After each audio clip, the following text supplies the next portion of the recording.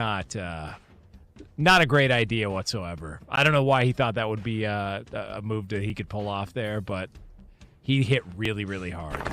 Oh, Jesus. It's so loud because he's got the mic on him. So you hear that goes flying off too. I think that's what messed him up. You hear the impact and everything. Oh my God. Oh, Jesus. Wait, Lorena, you think that's what messed him up? He was nowhere close. You're right. He didn't. It looked like it was like properly. a slick floor. Yeah, that too. Oh, that's awful. So why would you try to perform that on a slick floor? Like, why? Like, why would you try that of all things? The Savannah Bananas, man. Like, they do it different. You know? It's a different spin on baseball. Gotta happen. What else we got, Bree? Alrighty, so Coach Bill Belichick was at ACC Media Day, and he kind of just explained the difference between coaching college players versus professionals. He said, quote, "The great thing about working with college players is the growth and development to see how much they improve. And the difference between coaching professionals is that they're kind of set in their ways, but also they're open to willing to learn, just depends on who they are." I can't wait to see how this works. Yeah, I'm fascinated, man. It's awesome. And then I've already seen there was some report out that's saying that North Carolina might look to join the SEC. Like that's already started to trickle out. So take that for what you will. But at least we're past him dating a smoke show that's in her 20s. That's good news for everyone. Yeah, that's a good point. That didn't really come out. Pro Savings Days are back at Lowe's. Right now, get a 4-piece GE kitchen suite for under $2,000. Plus, get a free DeWalt 20-volt Max XR 8-amp-hour battery when you buy a select DeWalt tool. Save big with deals that work as hard as you do. Shop Pro Savings Days in-store or online today. Lowe's, we help, you save. Valid through 8/1. Selection varies by location. While supplies last. Discount taken at time of purchase. See sales associate for details. The success you've already had matters at University of Maryland Global Campus because we're a school for real life. An accredited state university, UMGC lets you earn up to 90 credits toward a bachelor's for prior learning and relevant life and work experience, or transfer up to 12 credits toward a master's. We offer affordable tuition and online and hybrid courses. Classes start August 13th. Apply now and save with no application fee. Learn more at umgc.edu. Certified to operate in Virginia by SCHEV. Hey, Kansas City, it's Dusty Likens, and in case you didn't already know, I'm here to tell you that you can watch all the shows here on 96.5 The Fan across all our social media channels. That's right. If you want to see our smiling faces as we talk about the best sports fans and teams in the country, subscribe to our YouTube channel or watch on Twitter, Facebook, and Twitch. Wake up with us, eat lunch with us, and go home with us. Your home for Kansas City sports, 96.5 The Fan. Mama, what does the chicken say? Chicken. Oh, okay. When the wolf? Oh, a wolf. Ooh! What about the tiny dog? Cat. Owl. Ooh, ooh, ooh. Dolphin? What does the turkey say? A whale. Yeah, whale sound. Do the giraffe. Giraffe, really? Okay. Giraffe. You're not going to get it all right. Just make sure you nail the big stuff, like making sure your kids are buckled correctly in the right seat for their age and size. Get it right. Visit NHTSA.gov/the right seat. Brought to you by the National Highway Traffic Safety Administration and the Ad Council. It's time. Time for the pro to get everything for the entire job, all from one partner. To get access to over 3 million products, including many products you won't find in our stores. It's time to get delivery on your schedule or next day on over 50,000 products. And time to get dedicated support on the job site or in our stores. From ordering to planning, we've got you. One partner, any job, all in. Ask about all we can now do at the Pro Desk. The Home Depot Pro, it's about time. Our daughter Jessie loves playing detective. A clue. But since we discovered she has sensitive skin, we've been playing detective too. We thought the problem was our puppy. But it was actually our old detergent. Aha. So we switched to Tide Free and Gentle. Tide Free and Gentle provides an excellent Tide clean, and it doesn't leave behind irritating residues like dyes or perfumes. So it's gentle on your skin. Case closed. If it's got to be clean, it's got to be Tide Free and Gentle. When I wake up The best mornings in the morning light, start with Wrangler. I pull on my jeans and I feel alright. Jeans, jackets, and shirts that get your day started.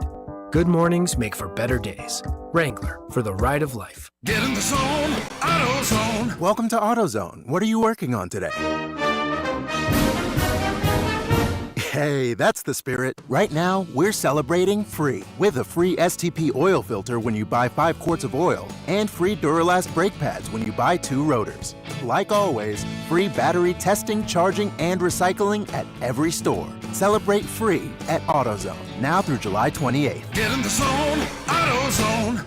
Restrictions apply. When I wake up The best mornings in the morning light, start with Wrangler. I pull on my jeans and I feel alright. Jeans, jackets, and shirts that get your day started. Good mornings make for better days. Wrangler, for the ride of life. Thursday, August 7th is officially Travis Kelce Appreciation Day on Fescoe and Dusty. We'll celebrate the greatest tight end in Chiefs history with interviews from teammates and coaches. Plus, all-time highlights as called by Mitch Holtis. Caught by Kelce! Touchdown!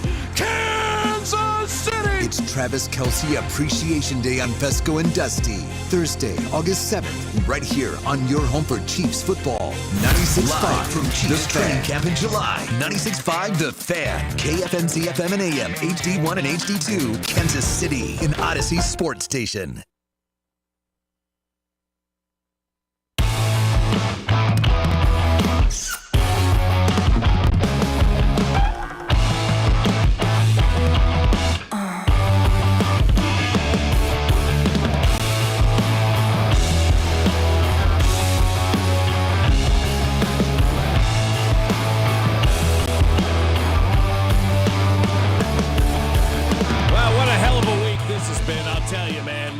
Every morning you're waking up and somebody else is passing away that was part of the childhood, at least of my childhood. I don't know about Mac's childhood anymore because he's got 20 years before me or after me, I should say, on that. But my God, every morning you're waking up and somebody is dying. And yesterday it was Hulk Hogan. I mean, you talk about a week where the children of the 80s, like myself, we've basically lost our entire cast of characters that passed away this week. And Hulk Hogan was the latest one to go. Obviously, earlier in the week, we had Malcolm Jamal Warner pass away, and then middle of the week we had Ozzy Osbourne pass away, and then yesterday we have Hulk Hogan pass away at the ripe old age of 71. And I'm thinking to myself, my God, of all these celebrity deaths, man, which one has hit you the most? And then Chuck Mangione dies yesterday, and of course, you know, who could create a number one hit with just a trumpet?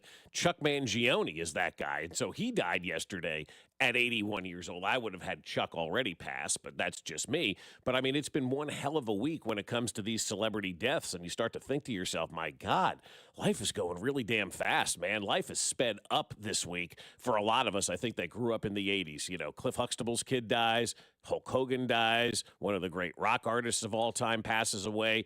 And here we sit going, my goodness, man, life is a very, very, very, very, very, very short period of time, and you need to enjoy every minute of it because you never know when it's going to happen. Did the Hulk Hogan death hit you yesterday, or are you kind of aged out of that Hulk Hogan era where he was a big thing for your childhood? He wasn't a big thing for my childhood, but it hit me. I mean, he's a pop culture icon. Everyone knows him, right? Everyone knows who that is in the line of kind of what we talked about with Ozzy Osbourne, right? You know, even if you don't know him, you know him. Yeah.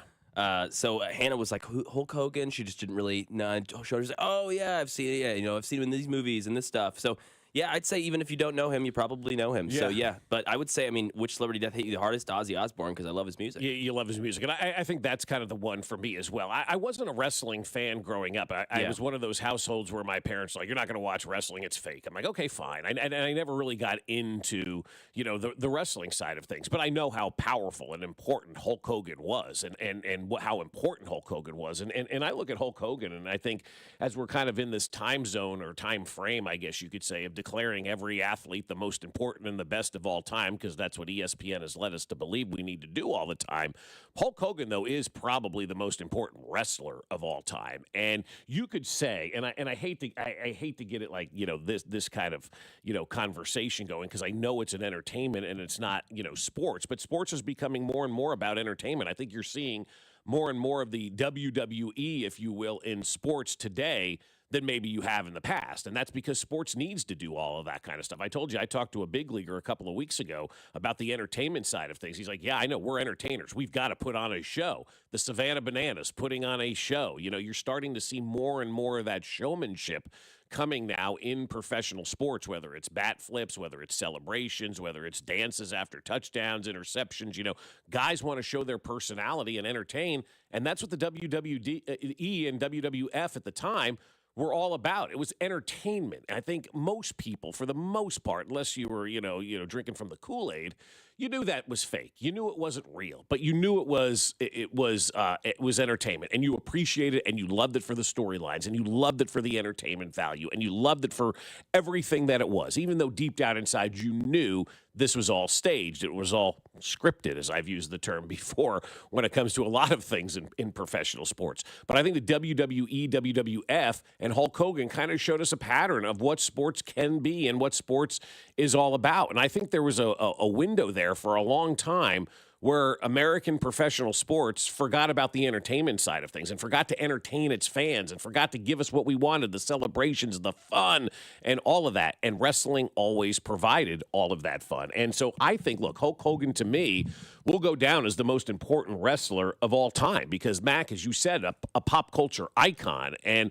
my kids are high school age right now. And I said, you guys know who Hulk Hogan is? And they went, no. And I showed them the picture, like, oh, yeah, I've seen that guy before. Exactly, yeah, right? Yeah, yeah. Okay, I know who that guy is. Yeah, I've seen him before. And, he came onto the scene when kind of wrestling was in that, phase of needing somebody to come onto the scene. He came on the scene as a hero, left as a heel, switched leagues all the time. It was always in the headlines, was always a guy that was kind of making noise and becoming one of the more popular wrestlers. And he really got people, attached to wrestling. And like I said, I wasn't a wrestling fan growing up, but everybody knew who Hulk Hogan was because he was that pop culture icon.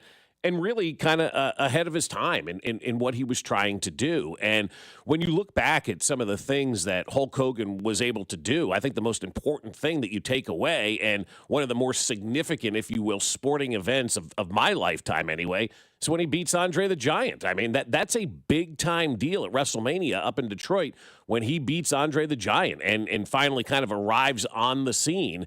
And I was reading something about that, that match yesterday, and Hulk Hogan was saying, like, we had the script figured out. We knew what was going to happen. I just didn't know if Andre the Giant was going to follow through with the script and allow me to kind of take over the mantle in that situation. And obviously we know what happened. He beats Andre the Giant. And here we sit. Hulk Hogan, arrives on the scene.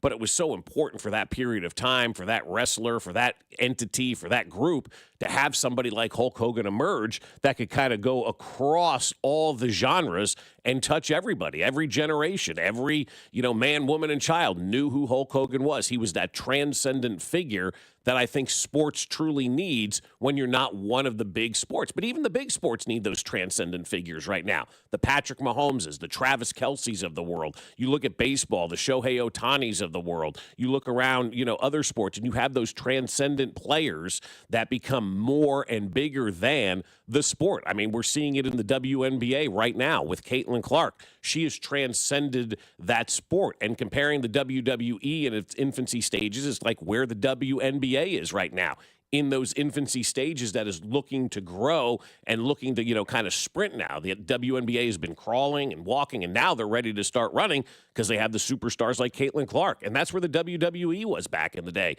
They were there. They were on the scene. People knew about them. Then Hulk Hogan came onto the scene, and he transformed everything. And sometimes you have these transformable, if you will, as a word, athletes that come onto the scene, and all of a sudden, there's that resentment that builds up. Again, as we're seeing in the WNBA. And I'm sure there was resentment for Hulk Hogan at the time. But people realized if you embrace Hulk Hogan and you embrace what's going on with him, we're all going to be good for it. And we're all going to make money. And that's what happened. That WWE league, however you want to describe it, it grew, it took off, it became huge. They're selling out arenas for 100,000 people to go watch, WWE Raw or whatever the hell it is that they have every single year. People want to be part of that. They're in the stadiums. They're selling out Jerry World multiple nights in a row, and that's why people want to build dome stadiums. And it's always about hosting WWE events, WWF events is what people always say. Well, we could never have a WWF event here, a WWE event here, if we don't have the Dome Stadium. And you look at these Dome Stadiums, they get 100,000 people to watch this. Hulk Hogan had a major impact on that sport, as big as any quote-unquote athlete has had on a sport. Hulk Hogan did. And so when he passed away yesterday, part of your childhood goes away, part of a legend of how to do it and how to grow a brand grows away. Hulk Hogan was more about wrestling. He was about brands. He was about growing brands. He was about entertaining, and he did all that. And you can say what you want about his out-of-the-ring stuff. I'm not going to get into any of that. But Hulk Hogan, from an on-the-ring, in-the-ring standpoint, was a pioneer, and this dude was really, truly ahead of his time. Yeah, you got to separate some of the art from the artist and just look at what Hulk Hogan did in the wrestling world, and it was remarkable. I mean, he changed the sport, like you said. He was the beginning of something new for wrestling. He was able to kind of break that fourth wall almost with that wrestling. With just on TV, too, I watched the Vince McMahon documentary, and obviously it covers a lot of Hulk Hogan and his leaving the WWF and him coming back and him and Vince's relationship. And just Vince talks about his ability to connect with the audience member that's there in person live, which a lot of wrestlers can do, a lot of performers can do, but the ability to connect with them over the TV, Hulk Hogan, and Vince goes into it pretty eloquently of just about how he's able to grasp that viewer over the television. It was really cool to watch, and I mean, even just watching reruns, you're into it. You're like, damn, what's he gonna say next? What's he gonna do? I'm rooting for him, right? Like he had that sort of ability to get you locked into what he was saying, even if it was nonsense, which it is. Right, it is. And to this day, everybody walks around and goes, brother, there are just lines that you take from Hulk Hogan, like his walkout song, I am a real American, like everybody knows that song. And they even turned it into a Blaine Gabbert song back in the day. So very, very, very upsetting week, I think, for a lot of us children of the 80s with Ozzy and now Hulk Hogan passing away. And, of course, Malcolm Jamal Warner earlier in the week, and then I throw in Chuck Mangione yesterday, too, out of nowhere. Like, say celebrity deaths come in threes, right? We've had 4 celebrity deaths this week here, in the United States. So who knows what's going on? But man, the celebrities, the kids we grew up watching, the guys we grew up watching in the 80s, they're dissipating like the snow, man. So we've got to kind of keep thinking about it. And it's weird how we take things for granted, I guess. Was anybody thinking about Ozzy Osbourne or Hulk Hogan this week, or even Malcolm Jamal Warner? Like, when was the last time you thought about the Cosby Show, right? So nobody's thinking about this, and then all of a sudden these guys are dying. And you're like, damn, I had forgot about him. I forgot about this person. Forgot about that person. And so it's a cycle of life, man. What are you going to do, right? Brings back a flood of memories, too, that you may have not associated with that person or with what they did in their life, too. Ozzy Osbourne, I mean, we didn't even get to talk about how he had his last performance just a couple weeks ago. And it was almost like he wanted to die on stage, man. I mean, he just wanted to do everything he could to get back out there. And his last performance was so kick-ass. So that was cool that he got to do that one last time before he passed as well. And I mean, even Hulk Hogan performing up until the last couple of years, and still making people entertained. So doing what they loved until the end, that's cool. Yeah, that absolutely is cool. Got a lot to get to today. Obviously, the trade deadline is looming for the Kansas City Royals. We'll tell you what the latest is coming up with that all morning long. We've got, obviously, Chiefs camp going on. We'll keep you updated and abreast on everything that's going on up there in St. Joe. And don't forget to join us, 96.5 The Fan, live at Hollywood Casino on Friday, August 8th. Cody and Gold plus The Drive will be broadcasting live from the sportsbook inside Hollywood Casino. We'll be registering fans to win a signed Charles Omenihu football. And here's the other thing that we want you to do. We want you to follow Hollywood Casino on all the socials. You'll have an opportunity to win some great prizes from Hollywood Casino as well. You can follow them on Instagram, Facebook, and X, and you can enter their giveaway on August 7th for a chance to win $100 in pen cash on August 8th every hour from 10 a.m. to 6 p.m. So you got to follow them on Facebook, Instagram, and X. That's Hollywood Casino and Cody and Gold broadcasting live along with the drive, and they're going to be giving away some Chiefs-Colts tickets as well. So you'll have the opportunity to enter to win those at Hollywood Casino also. So coming up here on 96.5 The Fan, Chiefsaholic has a buddy. We'll tell you who next. You're listening to Fescoe and Dusty. Whoever that bozo was doing the armpit fart thing, come on, man. Catch Royals insider Josh Fernier every Monday at 8:20, right here on your home for Royals baseball. 96.5, The Fan. Well, guys, it is summertime, and you know what summertime means. It means long days. It means long nights. It means a lot of fun. It means hanging out outside with your friends, and it means love, right? And date nights. But erectile dysfunction can ruin all of that. Look, if intimacy feels stressful because of performance issues, you're not alone. And more importantly, guys, there's help. It's Heartland Men's Health.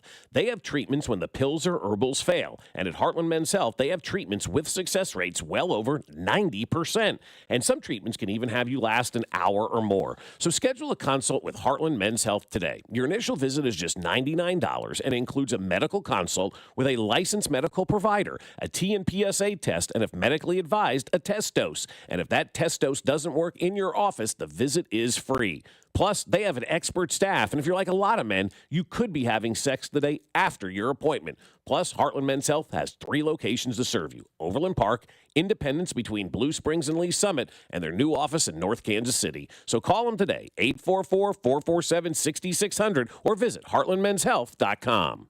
Ready for your dream Las Vegas vacation? Enter BetMGM's Your Legendary Vegas Getaway, and you'll have the chance to win a customizable Las Vegas experience. It's easy to enter. Just sign up for a BetMGM account and download the app or log in with your existing account. Then place your bets on your favorite sports to earn up to 25 entries. You could win a trip to Vegas that includes an MGM Grand Stay, travel accommodations, resort credit, and your chance at an exclusive sports, entertainment, or club experience.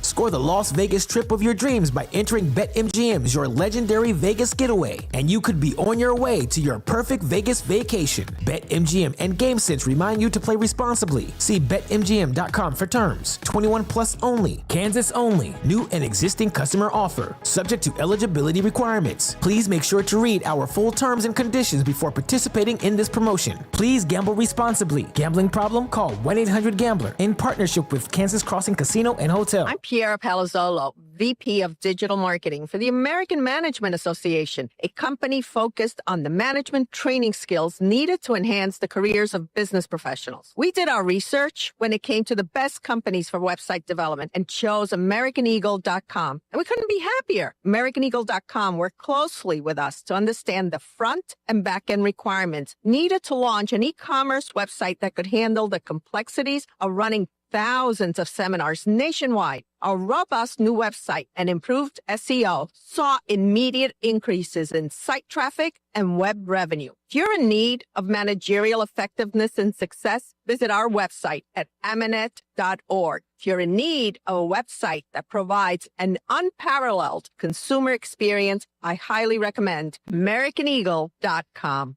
Transform your business today. Dial 877-WebNow1 for a free digital consultation with AmericanEagle.com. This is the story of the one. As a lineman, he does whatever it takes to keep the power on in his community. And he wants a partner like Grainger who does the same.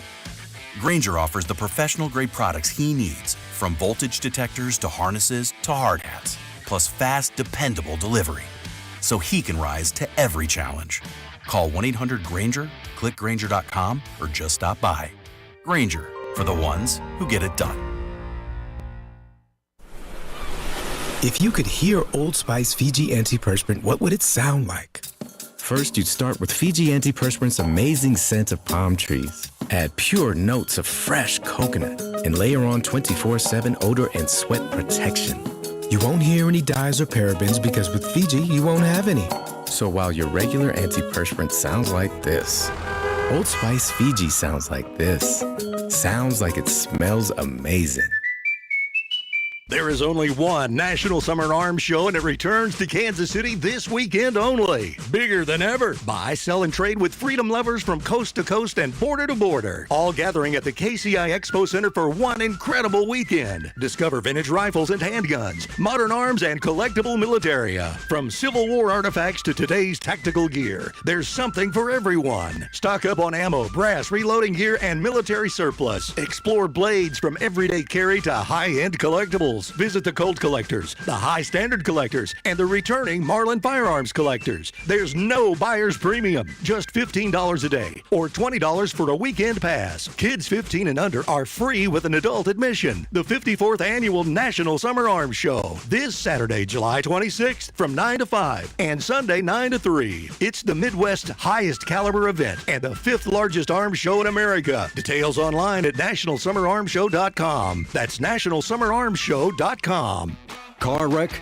Get the money you deserve. Mike's got this. Paid for in client portrayal and endorsement. The choice of a lawyer is an important decision and should not be based solely upon advertisements. Give me one good reason why I should call DM Law. How about 3 great reasons? 1, it's easy. 2, it's fast. 3, the results. Mike's got this. 816-888-7500. Mike's got this.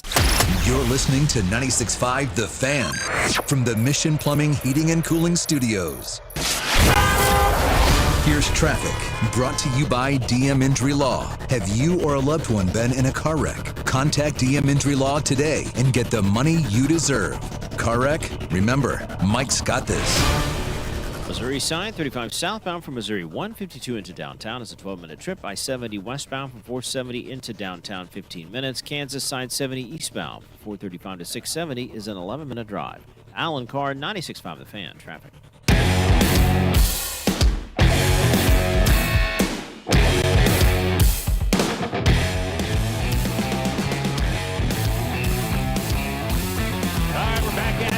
Friday morning here on 96.5 The Fan. Fescoe and Dusty with you. Dusty is off for the rest of the week. That is today. We have reached Friday. He'll be back on Monday. Mac is in as well as we are kind of coasting, I guess you could say. Cruising towards the weekend. And it's going to be a rainy one, it looks like, in the area today and maybe even tomorrow. But Sunday it should be nice. Too? Yeah, it's supposed to be nasty all weekend long, I guess, up here. So yeah, it's gonna be a washout. Not it looks for the Royals like game though, right? I don't know. I'm not Please a no. meteorologist. I'm just looking at the AccuWeather forecast. It looks like gotcha. rain, for the next couple of days. But yeah, big weekend series for the Royals. We'll get into that coming up in a couple of minutes. But yesterday, I don't know about you, dude. I was just captivated with Chuck E. Cheese getting arrested yesterday. Like that was amazing. I mean, the picture of him getting escorted out by the cops in the Chuck E. Cheese, rat suit, leaving the pizzeria yesterday. Rat head on and everything. And the rat head was like bowed down, like in disgust, like he knew that he had done,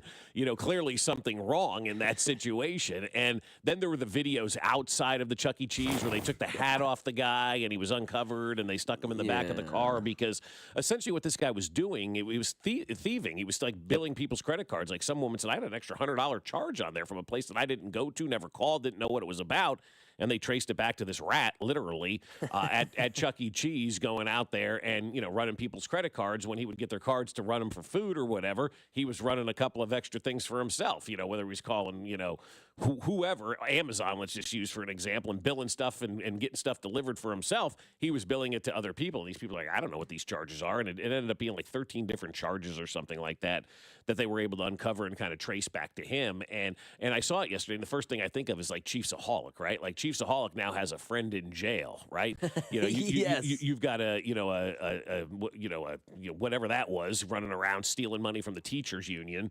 And then you have this guy out here, running around stealing from people at Chuck E. Cheese. And so you got 2 creeps, 2 jerks, 2 losers. A wolf and a rat. Yeah, that can absolutely spend some time together behind bars. I did see some stuff yesterday about, oh my God, why are they doing this in front of the children inside Chuck E. Cheese? And I always think to myself, number one, it's not the world's job to kind of police your children, right? If something happens, you need to be a parent, step up, tell them about what's going on, and tell them what's right or wrong. It's up to you as a parent to educate your children. It's not society's problem, okay? So if this guy's stealing at Chuck E. Cheese, it's not about what are the children going to say. I think it's a great lesson for children. I really do. I think you can look at that and say, see, this is what happens when you don't obey the law. It doesn't matter who you are. It doesn't matter what's going on.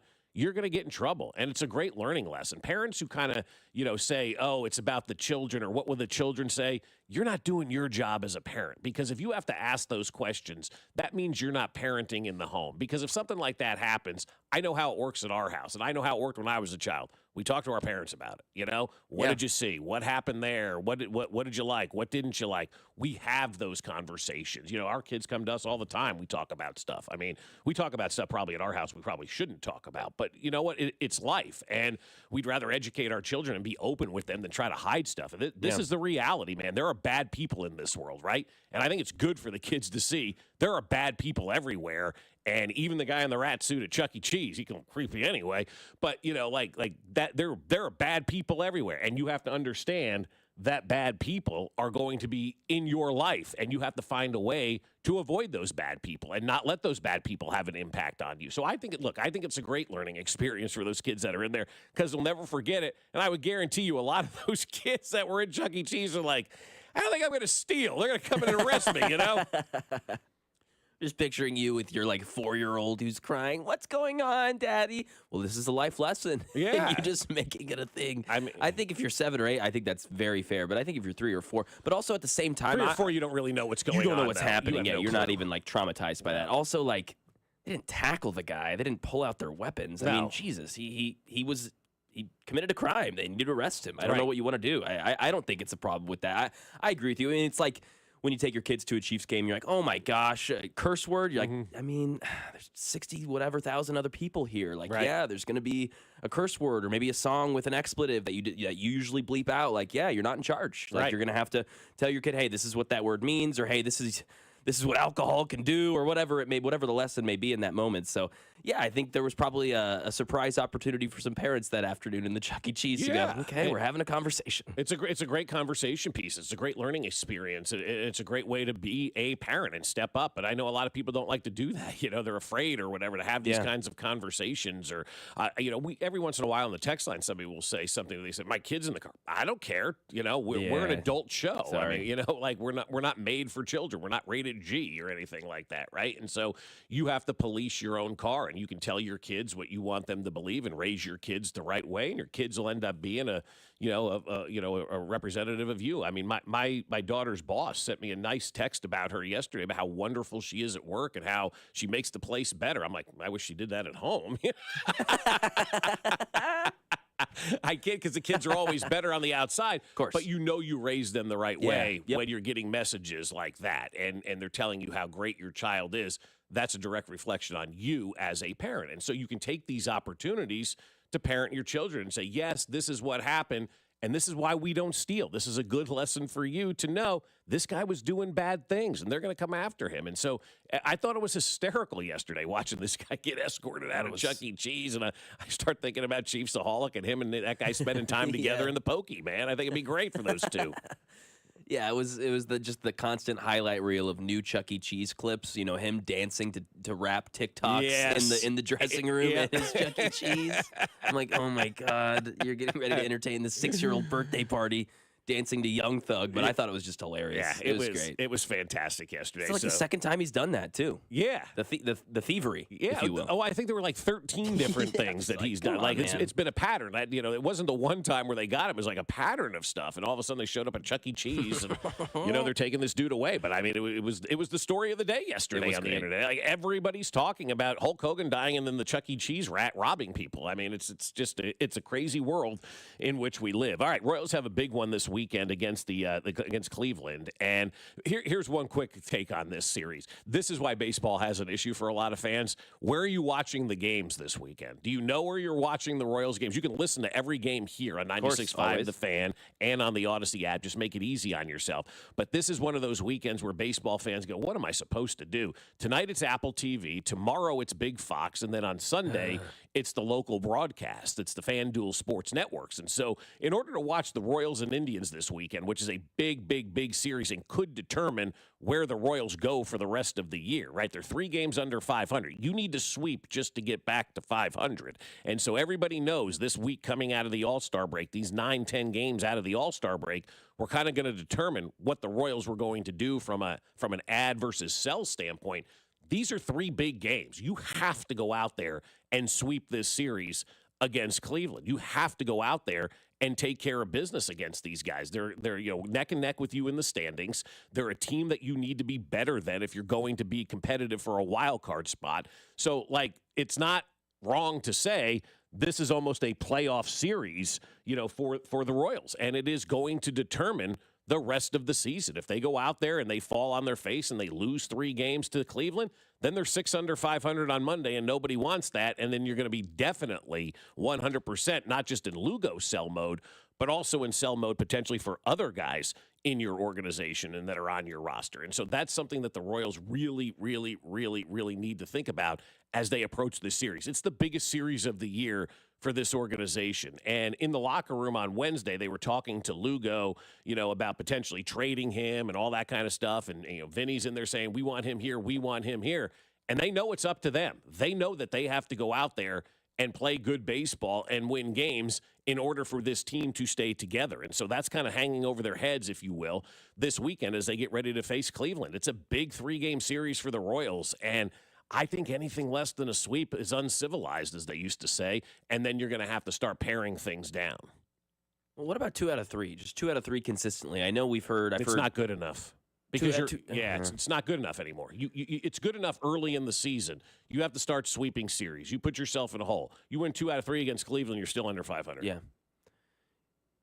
You are for the next, and if you do that 2 more times, then you're not. But I understand if you did it just one time, you'd be even closer. No, I get where you're coming from. I just think I've heard most people say that a winning streak is needed. I was just seeing if there was any wiggle room. Yeah. I do agree with what you're saying, though, because if you look at the schedule, too, a lot of it's NL teams for the next couple of weeks. So even getting those sweeps, winning those 2 out of 3s, you're not gaining as much ground as you would be if it were the AL. So you really, even more so, kind of have put pressure on yourself if you're the Royals to win these games. Yeah, I mean, you've made this hole right now from where you are. And so, every game is magnified now as we look at, 60 games to go, for the rest of the season. It's a sprint to the finish line right now. This is not the second half of lollygagging around and you've got time. There's no time anymore, right? Time is not of the essence. We've got to move. We've got to sprint. We've got to say, okay, we had the first 100 games of this season. You could afford to make mistakes and whatnot, and you did. But you made those mistakes early. You now can't afford to make those mistakes. You can't afford to lose these games that are out there. And again, if you want to be a playoff team, you have to be a legit playoff team. You can't win 2 out of 3 or 1 out of 3 or, sweep or lose a series and get swept or something like that. You got to go out there and control the narrative right now. And that's what playoff teams do. They'll show us if they're a playoff team this weekend. They go out there and they take 3 from Cleveland. Hey, that's a playoff team that we can start talking about now. Now you've put yourself in the mix. And so until you put yourself in the mix, you're not considered a playoff team. And sometimes I think what you're doing right there is what I hope the organization isn't doing too. And that's a little false hope of where this team is, because there are still a lot of teams to climb over. There's still a lot of teams that you need to pass in the standings just to get back into that wild card conversation. And sometimes we let that games behind number kind of blur where this team is or where your team is in the standings. And you have to look at it and go, okay, yeah, they may be 4.5 behind the wild card or whatever the hell it is. How many teams do they need to jump before they get into that wild card position? And for the Royals, it's quite a bit. It's quite a few teams that they still need to jump to get into that wild card spot. But it's all on them, man. It all starts tonight for them, and they have a great opportunity to go out against the team that's ahead of them in the standings, and they have an opportunity to go out there and show some people that, hey, we are a playoff team. We do have the opportunity to go out there and compete in the postseason. A lot of smoke yesterday about Seth Lugo. We talked about a potential trade yesterday that I came up with of sending Seth Lugo to the Red Sox for Jarren Duran. And that took off a little bit yesterday, too. A lot of people started linking him here to Kansas City. Thank you for listening to all of those folks who are linking him here now to the Kansas City Royals. But another place where he's been linked a lot has been to the Mets. And we found this podcast yesterday from Sportsnet New York, which is the Mets flagship station, talking about the possibilities of them adding Seth Lugo into the mix. Can get it done. He's a playoff caliber pitcher. I think that the line there in the American League is Cleveland, where they are in the wild card race. They've played themselves into it over the last few weeks, even after that long losing streak. I don't know if Kansas City's done enough. We got a few more days here, so we'll see. But I'll tell you what, he was a wily veteran, Seth Lugo, in the locker room afterwards. I was trying to get it out of him, and he's just kept on saying, I want to stay here, I want to win here. Vinny Pasquantino was looking over and pointing at his locker. I want that guy in royal blue next week. I want him in royal blue. But he did say it's up to us. They've got to get to 500 or better by next week, I think, for JJ to think that way. But this guy is going to be a free agent more than likely. I just feel like you could get something for him. So I think he's more likely gone than not. That's Jesse Rogers of ESPN talking about the possibilities of trading Seth Lugo and where he could potentially end up, and touched on a lot of different things there, some of which we touched on as well. You've got to be 500 by the time Sunday rolls around or Monday rolls around for this organization to be even in consider buy mode right now. But I also think, too, that regardless of what you do this weekend against Cleveland should not determine what you do with Seth Lugo. I think the right thing to do, the smart thing to do, the best thing to do for both the current day and the future of the organization is to trade Seth Lugo. I think that is the most sensical move that the Royals can make. You're not really hurting yourself right now, because I want you to ask this question. Do you think this is a World Series team right now with Seth Lugo on the roster? No. No. Definitely not. No. Do you think this is a potential playoff team with Seth Lugo on the roster?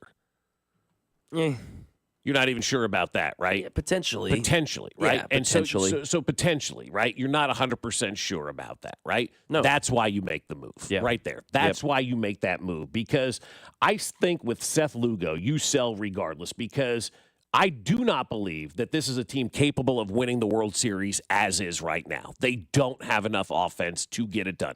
Even though pitching dominates in the postseason, I don't know that the Royals right now have enough offense to get to the postseason with Seth Lugo, right? They are capable of making the playoffs without Lugo, but they're not capable of winning a title with Seth Lugo because they still need more offense on this team. And they really, what they want to do, what the Royals want to do in a perfect world, which I think we'd all like to live in, is they want to set their organization up to be a team that's never under 500, that's never going to be behind the eight ball. And the way that you do that is constantly making those moves throughout the course of seasons that set you up for the future. We talk about it all the time with Brett Veach and the Kansas City Chiefs and the way that they go about, picking draft picks. They always draft somebody. You go, why do we have this guy drafted? He doesn't need to be on this team right now. And then you realize it's a fill for the following season, and you're always thinking about today with an eye on tomorrow. And that's where I look at Seth Lugo right now. Yeah, you can think about today with Seth Lugo, but you should have a bigger eye on tomorrow. And what can Seth Lugo do for us as he continues to pitch at a dominating level, a playoff level here in Kansas City? We can flip him. We can get a bat. We can make our organization better going forward. And so I think right now that's the best opportunity for this team. And a lot of people around baseball are clamoring for Seth Lugo, whether it be the Mets, whether it be the Red Sox, whether it be the Cubs. I saw obviously in the mix a little bit for Seth Lugo yesterday.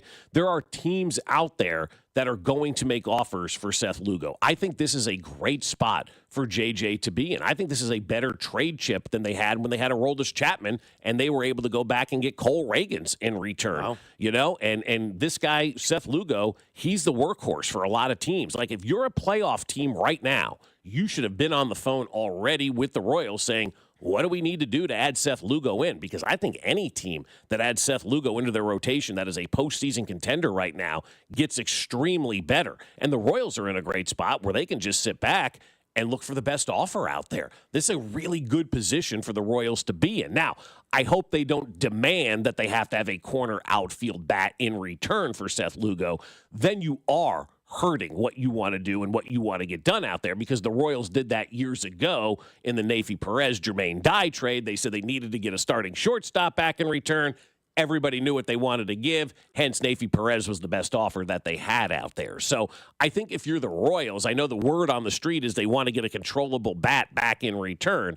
But that also can't be the end-all, be-all that you want to get back in return. You have to go out there and look for the best offers out there that are going to set your organization up for future success. And that's what you have the opportunity to do with Seth Lugo. That's how you have to use your players. You have to use them as collateral. And I know a lot of times people don't like to kind of talk like that and look at players as their pieces to a puzzle and whatnot. They're human beings and they're players, and I understand all that. But they're also assets that you can use. How are you going to best use this Seth Lugo asset that you have at your disposal right now? And I think the best way to utilize him is to send him somewhere else and get pieces back in return that can help you sustain your ball club and make it better moving forward.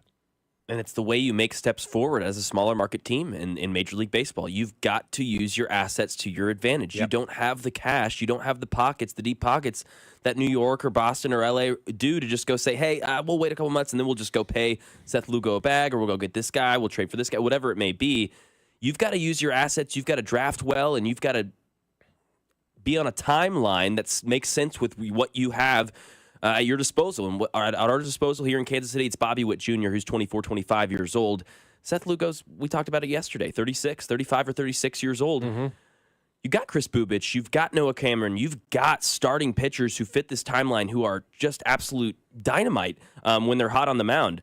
So I think we talked about it yesterday, man. It's sell high. This is a sell high moment. You've got to capitalize because you do. You talked about it yesterday, and like you said, it erupted around baseball world yesterday, just as far as Seth Lugo. He's a hot button topic, and a lot of teams want him. You brought up that Mets podcast, man. They think he's a high value option. Yeah, they really do. I think that this is a guy that a lot of people in New York even want. He's been fantastic. Obviously, was a Cy Young candidate last year and another good season with Kansas City. They're one of those teams that is just on the bubble. Are they going to buy? Are they going to sell? But if he is available, I would be very interested in Seth Lugo because I think he provides exactly what the Mets need in the rotation, which is floor and innings. And so if Seth Lugo is available, I don't think he's off the table for the Mets at all. And I would be personally very interested in bringing him back and letting him kind of fulfill what he always wanted, which was be a starter for the Mets. He seems to be the number one trade target out there right now. Seriously. In Major League Baseball. Awesome. I mean, he really does. I mean, I know Naylor got traded yesterday overnight from Arizona to Seattle, and they get a first. That's a huge trade for Seattle. I mean, that's a big move. That's a big move for Seattle. Seattle's like, all right, we're ready to go. We're ready to win this division. We're going to go out there, and we're going to unload our arsenal, and we're going to go get Josh Naylor. That's a big move. That's just the kind of the tipping point of moves that I think we're going to see. I think Suarez still gets moved out of Arizona as well. He'll probably end up with the Yankees. They'll trade their whole franchise to make sure that they get him, and he's playing third base for them. But I think right now Seth Lugo is the hottest name out there, the most coveted name out there, because I do believe he is the best available starting pitcher on the market right now. And when you have that opportunity and you're holding that lottery ticket, which I think the Royals are, you have to go out there and sell. And it kind of reminds you when like crypto was really hot, right? Get in, get out really fast, right? Yep. You're holding a good stock right now. You have Amazon in the early days, sell it, get out. You know, you've made your investment, cash in, and, you know, take your money and run. That's the way that you have to look at this. The Royals have already gotten everything they needed out of Seth Lugo. He's done a great job here in Kansas City. He's been an amazing pitcher, amazing leader of this rotation and everything right now. He's stabilized things here in Kansas City, but now he has an opportunity to do even more for you. I mean, look at what the Zach Greinke trade brought you back in return. Not that Lugo's going to bring you back your entire roster, but right now, if the Royals have 10 minor league players that are worthy of anything, you know, of prospect status, I think that would be a lot right now. I think their minor league system needs help. Their major league team needs help. And if one player can bring you all of that back in return, there's really no need to keep him around. And I still maintain if Seth Lugo is not traded, I do think the Royals have made a major mistake in that, because you have the opportunity to truly flip this ball club and get some pieces back and players back and an opportunity to move forward and do some really good things. And it's also not an admission that the season is over if you trade Seth Lugo. It means you're trying to get better as an overall organization. Coming up here on 96.5 The Fan, we need your help with some of these over-unders that they have listed for the Chiefs, because there's one out there that has a lot of people scratching their heads. We'll tell you what it is next. You're listening to Fescoe and Dusty. Hey, what go up, man? On your home for Kansas City sports. 96.5 The Fan. Baseball season is in full swing, and that means the summer heat is coming. The guys at Climate Control have been serving KC homeowners for over 35 years and know how to get your cooling system ready to handle our scorching hot summer weather. Stay cool and comfortable this summer. Call Climate Control today at 816-265-2830 and schedule your AC system tune-up for just $59. Don't wait. Visit ClimateControlKC.com today. Climate Control Heating, Cooling, and Plumbing. It is out of here. Man, if your strain isn't as strong as it used to be, or you're taking more breaks to the bathroom than the seventh inning stretch of a televised baseball game, We'll be back after this. it's time to get checked. An enlarged prostate, or BPH, could be the cause, and Kansas City Urology Care is here to help. Fast answers, trusted care. Don't wait. Come see Kansas City's largest, most experienced, and most advanced urology team. Visit kcuc.com today. At KCUC, you see the best in KC. Lowe's knows big savings make a big difference, especially when you're shopping for appliances. Hurry in to get up to 30% off select major appliances. Plus, My Lowe's Rewards members get free delivery, free haul away, free installation and parts on purchases of $2,500 or more. Lowe's, we help, you save. Valid through 7/30. Selection varies by location. While supplies last. Price, delivery time, and vehicle availability may vary based on order size and location. Exclusions apply. See Lowes.com/delivery for more details. The success you've already had matters at University of Maryland Global Campus because we're a school for real life. An accredited state university, UMGC lets you earn up to 90 credits toward a bachelor's for prior learning and relevant life and work experience, or transfer up to 12 credits toward a master's. We offer affordable tuition and online and hybrid courses. Classes start August 13th. Apply now and save with no application fee. Learn more at umgc.edu. Certified to operate in Virginia by Chev. DQ presents How to Make Your Summer Take Flight. Just head into DQ for our new Superman Cake Batter Cookie Dough Blizzard Treat. Treat your inner hero to an epic mix of sugar cookie dough, sprinkles, and cake batter flavor. Blend it all with legendary DQ soft serve, and it's enough to tempt Superman himself. Fly into DQ for our new Superman Cake Batter Cookie Dough Blizzard Treat before it's gone. And don't miss Superman, only in theaters July 11th. DQ, happy tastes good. Only at participating locations. You ever try fixing your car and realize you're missing that one part? Yeah, been there. That's why eBay's my go-to. They've got millions of parts, guaranteed to fit. I'm talking brake pads for when yours have seen one too many miles of stop and go. Oil filters, cause you don't mess around with your engine care. Even got this cold air intake on my watch list. I might just go for it. To keep the ride cool and your DIY streak hot. Find all the parts you need at prices you'll love. Guaranteed to fit every time. eBay. Things people love. Eligible items only. Exclusions apply. This is the story of the one. As a lineman, he does whatever it takes to keep the power on in his community. And he wants a partner like Grainger who does the same. Grainger offers the professional-grade products he needs, from voltage detectors to harnesses to hard hats, plus fast, dependable delivery, so he can rise to every challenge. Call 1-800-GRAINGER, click Grainger.com, or just stop by.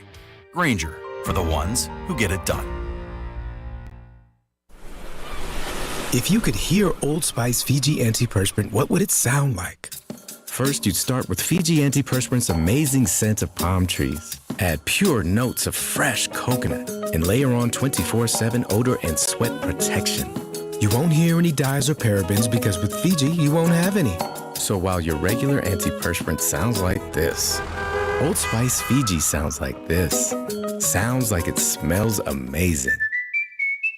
Would you be impressed by a factory copy of the Mona Lisa? Of course not. So then why are we supposed to be impressed with so-called designer jewelry? This is Gene at House of Diamonds. Big-name designers create one original piece, then manufacture thousands of copies, pricing them like they were all originals. That's not how we do things at House of Diamonds. Each piece of jewelry we create is an original, designed and crafted by hand, just for you. No copies, no mass production in an overseas factory, just one of a kind, like the love of your life. And our clients know they'll never see their design on anyone else. They also know that unlike big-name designers, we'll never use lab diamonds to pad our profits. Why pay for factory-made designer copies when you can own a handcrafted, one-of-a-kind original for the same price with real diamonds and gemstones? House of Diamonds, one-of-a-kind jewelry for your one-of-a-kind love. For over 30 years on the southeast corner of College and Quivira. Robsite Ford. Non-commissioned staff, low prices, best trade-ins, and the biggest selection. Visit robsite.com. Shopping for a new Ford? Go where it's easy. Rob Sight Ford. Non-commissioned staff, huge trade-in values, and Kansas City's top-rated Ford dealer. Rob Sight Ford. ROBSIGHT.com. Here's traffic, brought to you by DM Injury Law. Have you or a loved one been in a car wreck? Contact DM Injury Law today and get the money you deserve. Car wreck? Remember, Mike's got this. On the Missouri side, I-70 westbound gets heavy around Jackson Avenue, stays pretty slow over to 23rd Street, getting into a construction zone with the left lane blocked. It also slows briefly as you cross over into the downtown loop. Alan Carr, 96.5 The Fan, traffic.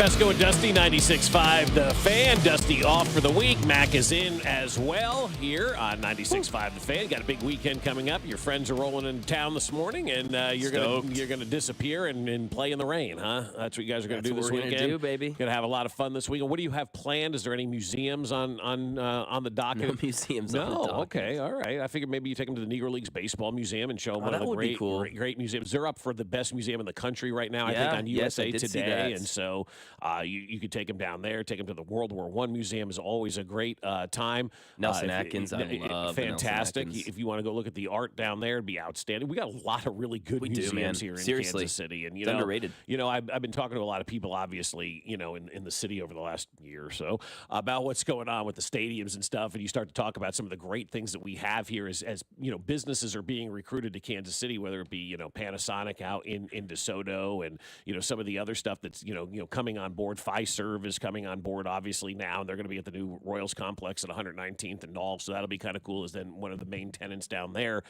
for the Royals when all that gets straightened out and all said and done. And they're moving a lot of people here, and people want to know, what do we do here in Kansas City? The Panasonic plant is moving in. I heard this story the other day. 250 families from Japan who have never been to the United States before. They're getting transferred over here to work at the Panasonic plant in DeSoto, Kansas. So they have to learn the lifestyle of America right now too. So they're teaching the lifestyle of America to all these families that are moving over here. And so eat, watch TV, sleep. I mean, thank you.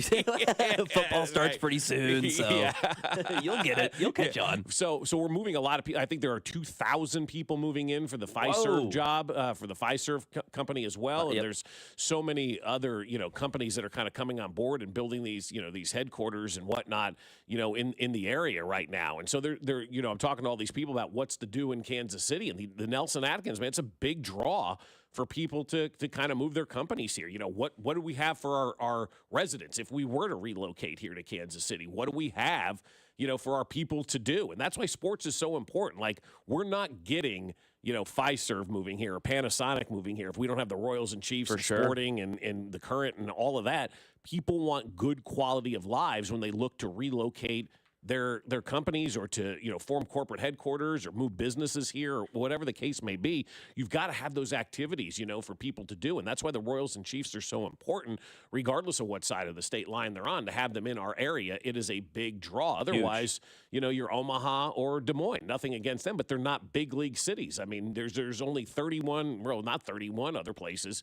You got 32 NFL teams. You've got 30 NFL markets. So there's only 29 other markets really that can go out there and say, hey, we're an NFL market, we're an NFL city, bring your company here. And that's a big quality of life thing that we have going for us right now. And having the World Cup coming in next year, and obviously the new airport was the reason why we were able to get the World Cup, or one of the biggest reasons why we were able to get the World Cup. If we don't have the new terminal, we're not getting the World Cup here in Kansas City. So long story short, there's a lot to do with your friends if you're looking for something to do this weekend. And there's plenty to do, especially if it rains out there. So I know. I hope the Royals night game Saturday stays clear, because that's our plan Saturday night, and then we'll head to a casino and just play some blackjack and gamble. But and then Florida Saturday night. I'm gonna get low.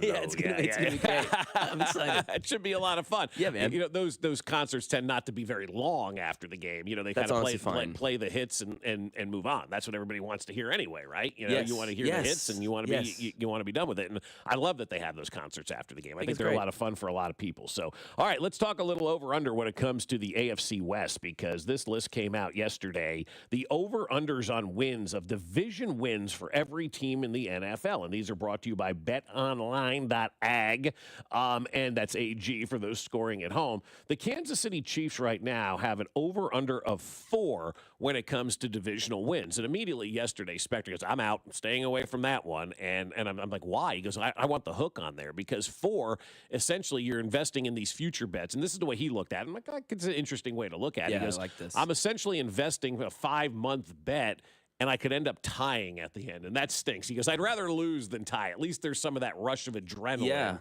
that you're going to get. He goes, I don't like the fact that there's not a hook on that at like either 3.5 or 4.5, you know, for when it comes to divisional wins, because 4 seems like a really good number for the Kansas City Chiefs when it comes to divisional wins this year, because you're going to have Week 18. They're probably not going to be playing for something, right? So there's one. There's one right there. And somebody may get them along the way, For right? sure. So it may happen this year. The teams are. I saw a lot of Raider love yesterday too. Just after we talked about that, shockingly, again, you know, a lot of people were saying coincidence. Yeah, I said I'm kind of scared about what's going on. I don't like the vibe that's going on out there in Vegas, and saw a lot of that yesterday too. Oh, it looks good out here in LA or Vegas or wherever the hell they're having training camp.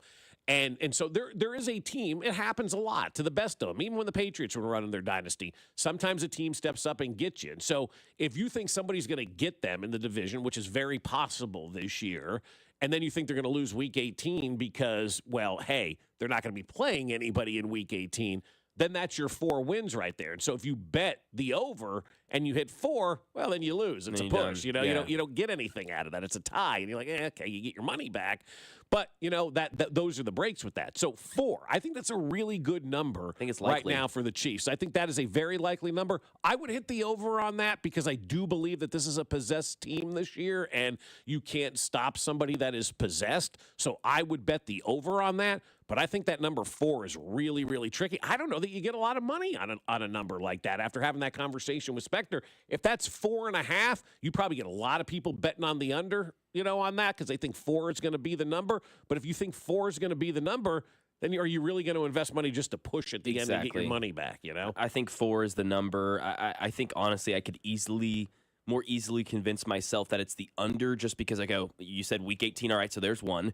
Week 1 in Brazil, super weird. That could be 2. Right off the bat, you start with 1, you end with 1. Right there in the middle, you just need another. The Broncos, you play twice there in the middle of the season, who we've talked about, maybe the best defense in the NFL, so it would be plausible that they get a win, but I'm not betting the Chiefs go 500 in the division either. Right. That hasn't happened really maybe ever in the Andy Reid era, especially in the Patrick Mahomes era. So, yeah, I think 4 and 2's it's the second highest total for division. You got the Ravens and the Bills both at 4.5. But, yeah, most everyone else as far as leading their division is 4 wins. Houston there at 3.5. Yeah.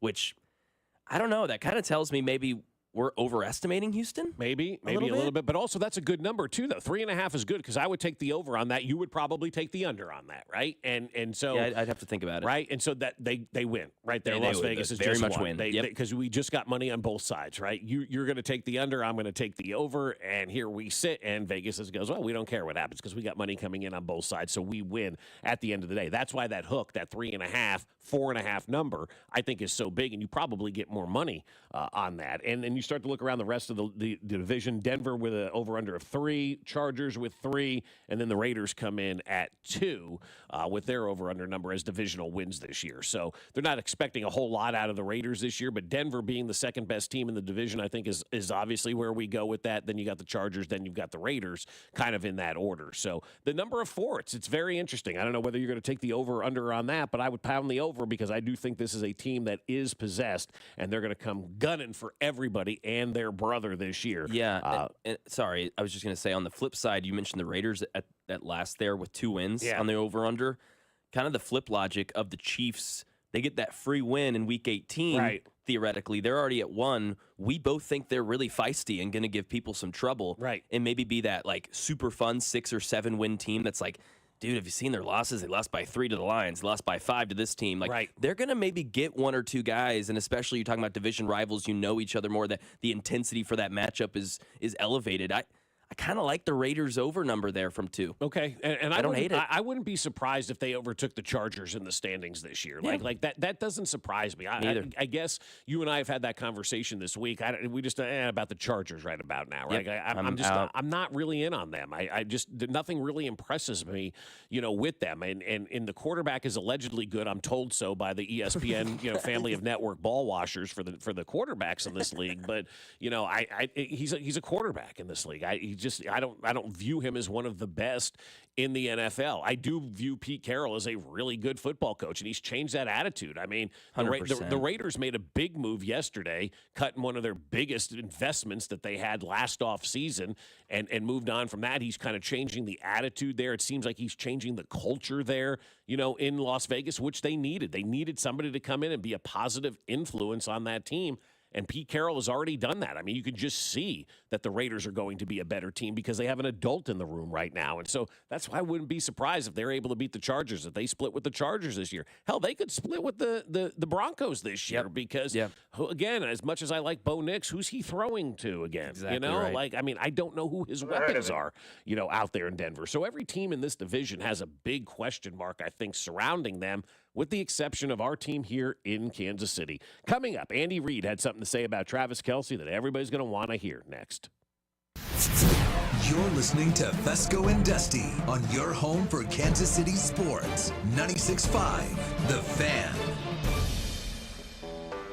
When you're hiring, have you ever felt like you're missing out on meeting truly great candidates for your roles? It seems impossible to find them, but they have to be out there somewhere, right? Well, they're not hard to find when you know where to go, and that place is ZipRecruiter. And right now, you can try ZipRecruiter for free at ZipRecruiter.com/free. ZipRecruiter helps 10 million people with their job search every day. And because these people are actively looking for jobs just like yours, it's easy to find the right person right away. In fact, 4 out of 5 employers who post on ZipRecruiter get a quality candidate within the first day. But if you're not using ZipRecruiter, you're missing out. So see what it's like when the impossible is easy. When you go to ZipRecruiter.com/free right now to try ZipRecruiter for free. Once again, that's ZipRecruiter.com/free. ZipRecruiter.com/free. Never miss out on great candidates with ZipRecruiter. At CertaPro Painters, we know that a happy place comes in many colors, like ones that inspire a sense of wonder, or a new flavor that makes life just a little bit sweeter, or one to celebrate those moments that lift you to new heights. With thousands of 5-star reviews, you can trust us to bring happiness home. CertaPro Painters. That's painting happy. Each CertaPro Painters business is independently owned and operated. Contractor license and registration information is available at CertaPro.com. It's been over 2 years since Bobby Carpenter had regenerative treatments at QC Kinetics. He needed relief from knee pain, but he wanted to avoid surgery. I thought I might have to have my knee scoped, had some injuries, some lingering pain from stuff that I had been dealing with from years of playing professional football, and things had kind of flared up again. I started talking to a friend of mine who's orthopedic, and he was like, well, try to avoid surgery if you can. And you absolutely can avoid surgery. QC Kinetics provides patients with state-of-the-art regenerative treatments, orthobiologics from your own body that help heal and restore damaged, aching joints. And we'll let Bobby tell you about that. It was all of a sudden that one day, a couple months later, I was, let's go jog, let's try to see what I could do. And the more I did, I was pain-free with it, and it was actually a pretty remarkable process. Before going under the knife, see if you're a candidate for non-surgical joint pain treatments at QC Kinetics. Call them today. Call QC Kinetics, 816-412-6299. That's 816-412-6299. 816-412-6299. This is the story of the one. As a lineman, he does whatever it takes to keep the power on in his community. And he wants a partner like Grainger who does the same. Grainger offers the professional-grade products he needs, from voltage detectors to harnesses to hard hats, plus fast, dependable delivery, so he can rise to every challenge. Call 1-800-GRAINGER, click Grainger.com, or just stop by. Grainger, for the ones who get it done. Febreze. As a rideshare driver, I love keeping my car smelling fresh and clean. So when I'm driving, I only trust Febreze car vent clips, featuring 3 distinct intensity settings, because it's that little touch that sets me apart. I can turn the intensity down for subtle freshness, or I can turn it up for when I want lots of scent. So whether it's set to low, medium, or high, with Febreze car, I know my car's going to smell amazing.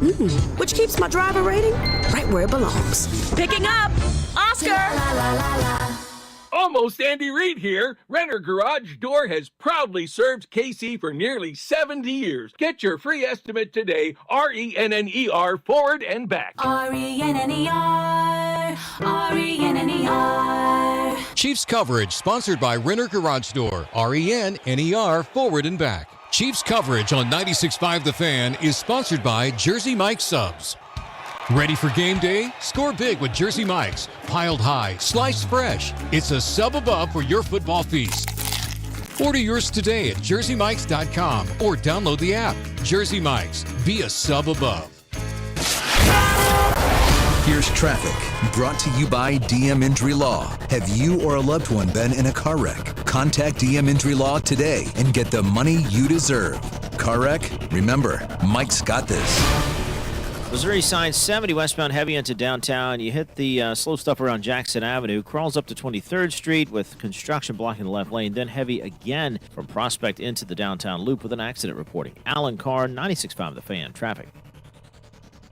Cody and Gold, live from St. Joe at Chiefs training camp all summer long with exclusive access and interviews with the reigning AFC champions. Right here on your home for Chiefs football, 96.5 The Fan. KFNZ FM and AM HD1 and HD2, Kansas City, an Odyssey sports station.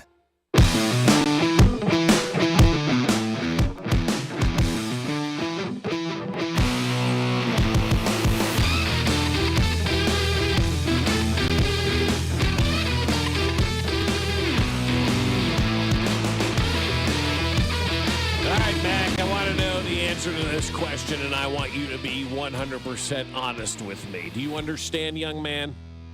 Yes, sir. Where were you 45 years ago today? Damn it. Come on.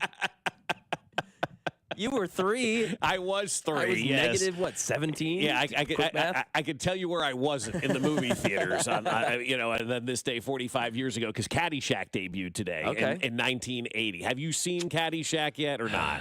You have not seen Caddyshack yet. Okay, that is a must-watch for the weekend, okay? I'm giving you a homework assignment. I know your friends are in town. I don't care. Make them watch Caddyshack? Okay, you got to watch Caddyshack, okay? It is one of the all-time greatest, funny, ha-ha, slapstick comedies. So it would be good maybe with a few beers with the boys. Absolutely. Okay, yeah, great. I'm not so saying it'll fit the vibe. Oh, yeah, no, it'll be fantastic. Okay, awesome. Don't be offended by it. I'm sure there's some moments in a movie from 1980 that may, offend people today and whatnot, but, Caddyshack is, I don't think there's much offensive stuff in that movie at all, but it's great. You got to watch it. So 45 years ago today, Caddyshack came out, and my friends and I, we still quote the movie. And I was 3 when the movie came out, so that shows you again kind of that transcendent nature of movies and entertainment and stars and some things like that. Like, some movies carry their weight, right? Some movies stand the test of time. Some movies are, awesome, and you can watch them all the time, and it doesn't matter how old you are or anything like that. Some movies do not stand the test of time. Look, I don't know if Caddyshack truly stands the test of time, but it is an all-time classic. It is one of the great movies in the history of mankind. Now, Caddyshack 2, that's a different conversation. That goes in the dumpster, right? Like, we want to throw that out. That's like almost every sequel ever, right? Just about every sequel ever. Other than like The Godfather. Yep. And people will use the Star Wars, trilogy at the time or whatever as movies that were good when it came to part 2, but there really aren't many good part 2s. Like even Naked Gun 2.5 wasn't that good compared to the original, and that new release is coming out. Also out today is Happy Gilmore 2. Happy Gilmore 2 came out 7 hours ago, so you'll have the opportunity to watch that, on Netflix 100%. As well. Because I think Travis Kelce's in that. I think he makes a cameo in that. So Happy Gilmore 2 came out today. Funny how Happy Gilmore 2 comes out on the 45th anniversary of Caddyshack. I guess they probably did that on purpose. I would imagine they probably did that on purpose, but who knows? Sandler usually is he knows about that sort of stuff. I think that would be pointed. Yeah, I think it probably is kind of some correlation there, but I think that's really cool. 45 years ago today, Caddyshack came out. Happy Gilmore 2 is coming out today. Yeah, I think Dusty said he's going to watch that on the flight back home this weekend, so that's his plan. Yeah, that's Happy Gilmore 2 on the flight home. Yeah, watch it. It's a good hour and a half or however long it is captive on an airplane, and you can watch it. So you got your work cut out for you this weekend. Caddyshack and Happy Gilmore 2. I'll see if I can get to Happy Gilmore 2 at some point today as well. So one of the great movies of all time, one of the most quotable movies of all time, and it's so fun. But the best part about it is, like, nobody got along with Chevy Chase, I guess, on the set. Him and Bill Murray don't get along, and like they did their scenes one day and that was it, and it was out. And I know a lot of people don't like Chevy Chase, right? On the set, people don't seemingly think a lot of him, like they don't like working with him, hard to work with type of guy, as I think a lot of us have experienced in our lives. And but the thing about Chevy Chase was most of that stuff was just ad-lib, man. Like that was just off the cuff. In most of his movies and everything that he did, he was just an off-the-cuff actor. They kind of gave him a little bit of a follow of a plot of what they wanted, and then he just kind of took it from there and did his thing. And so you have to kind of get these things done in one take because sometimes the one take is all you're going to get because you can't recreate what you just did, Yeah, and they don't like each other, so they want to get this over with. One take, let's do it. Yeah, and they wanted to get it over as well. So you have a lot to watch this weekend, Mac, and all your friends can enjoy it as well. Andy Reid spoke yesterday about Travis Kelce. Speaking of not Caddyshack, but Happy Gilmore 2, Travis Kelce, one of the stars of that movie, still playing for the Chiefs. Here's Andy Reid on Travis Kelce. Yeah, he's svelte right now. It looks like he's 20. He's doing a good job. He's in great shape, and I'm not sure he didn't come in first on the whole conditioning thing. He was right up front. You can see he's been working out.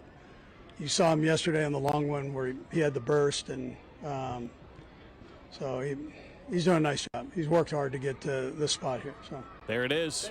That's all you need to know, That's right? exciting. He looks like he's 20. He's svelte. Andy looked good yesterday as well at training camp. I thought everybody looked good yesterday up there at training camp. And they're showing a lot of Travis Kelce videos as well. I mean, like I told you, I called what we were going to see this training camp, right? The deep ball and Travis Kelce doing all his stuff. And every day we're getting a deep ball and Travis Kelce. There was one yesterday. Nobody's sick of this connection. It's Mahomes to Kelce. Like you knew right away, of course, what it was going to be. And there's like 10 dudes around him, and they're all trying to stop Travis Kelce. It looked like kindergartners trying to bring down an eighth grader. I'm like, oh my God, like O'Doyle rules, and he's out there doing his thing. And I marvel at it because he is 35 years old. But I also keep telling you, he is going to have himself one hell of a season, which brings us to Mac's burning Chiefs question, because we're 42 days away from the first football game of the season that matters, 41 days away from the first football game that allegedly is on the schedule. But we're 42 days away today from the Chiefs. 6 weeks from today, we're kicking this thing off in Brazil. We're doing a pregame show in 6 Fridays, Mac. Get ready for that. I'm so excited. The Mac Attack. Let's go. Come on, We're baby. getting ready for pregame. Who are the two guys, if there are two, and your answer can be hey, there aren't going to be two. There's just going to be one. Who are the two guys for the Chiefs this year, Bob, to get 1,000 yards, receiving that is, 913-586-7965. Two guys to get 1,000 yards on the Chiefs. Who are they?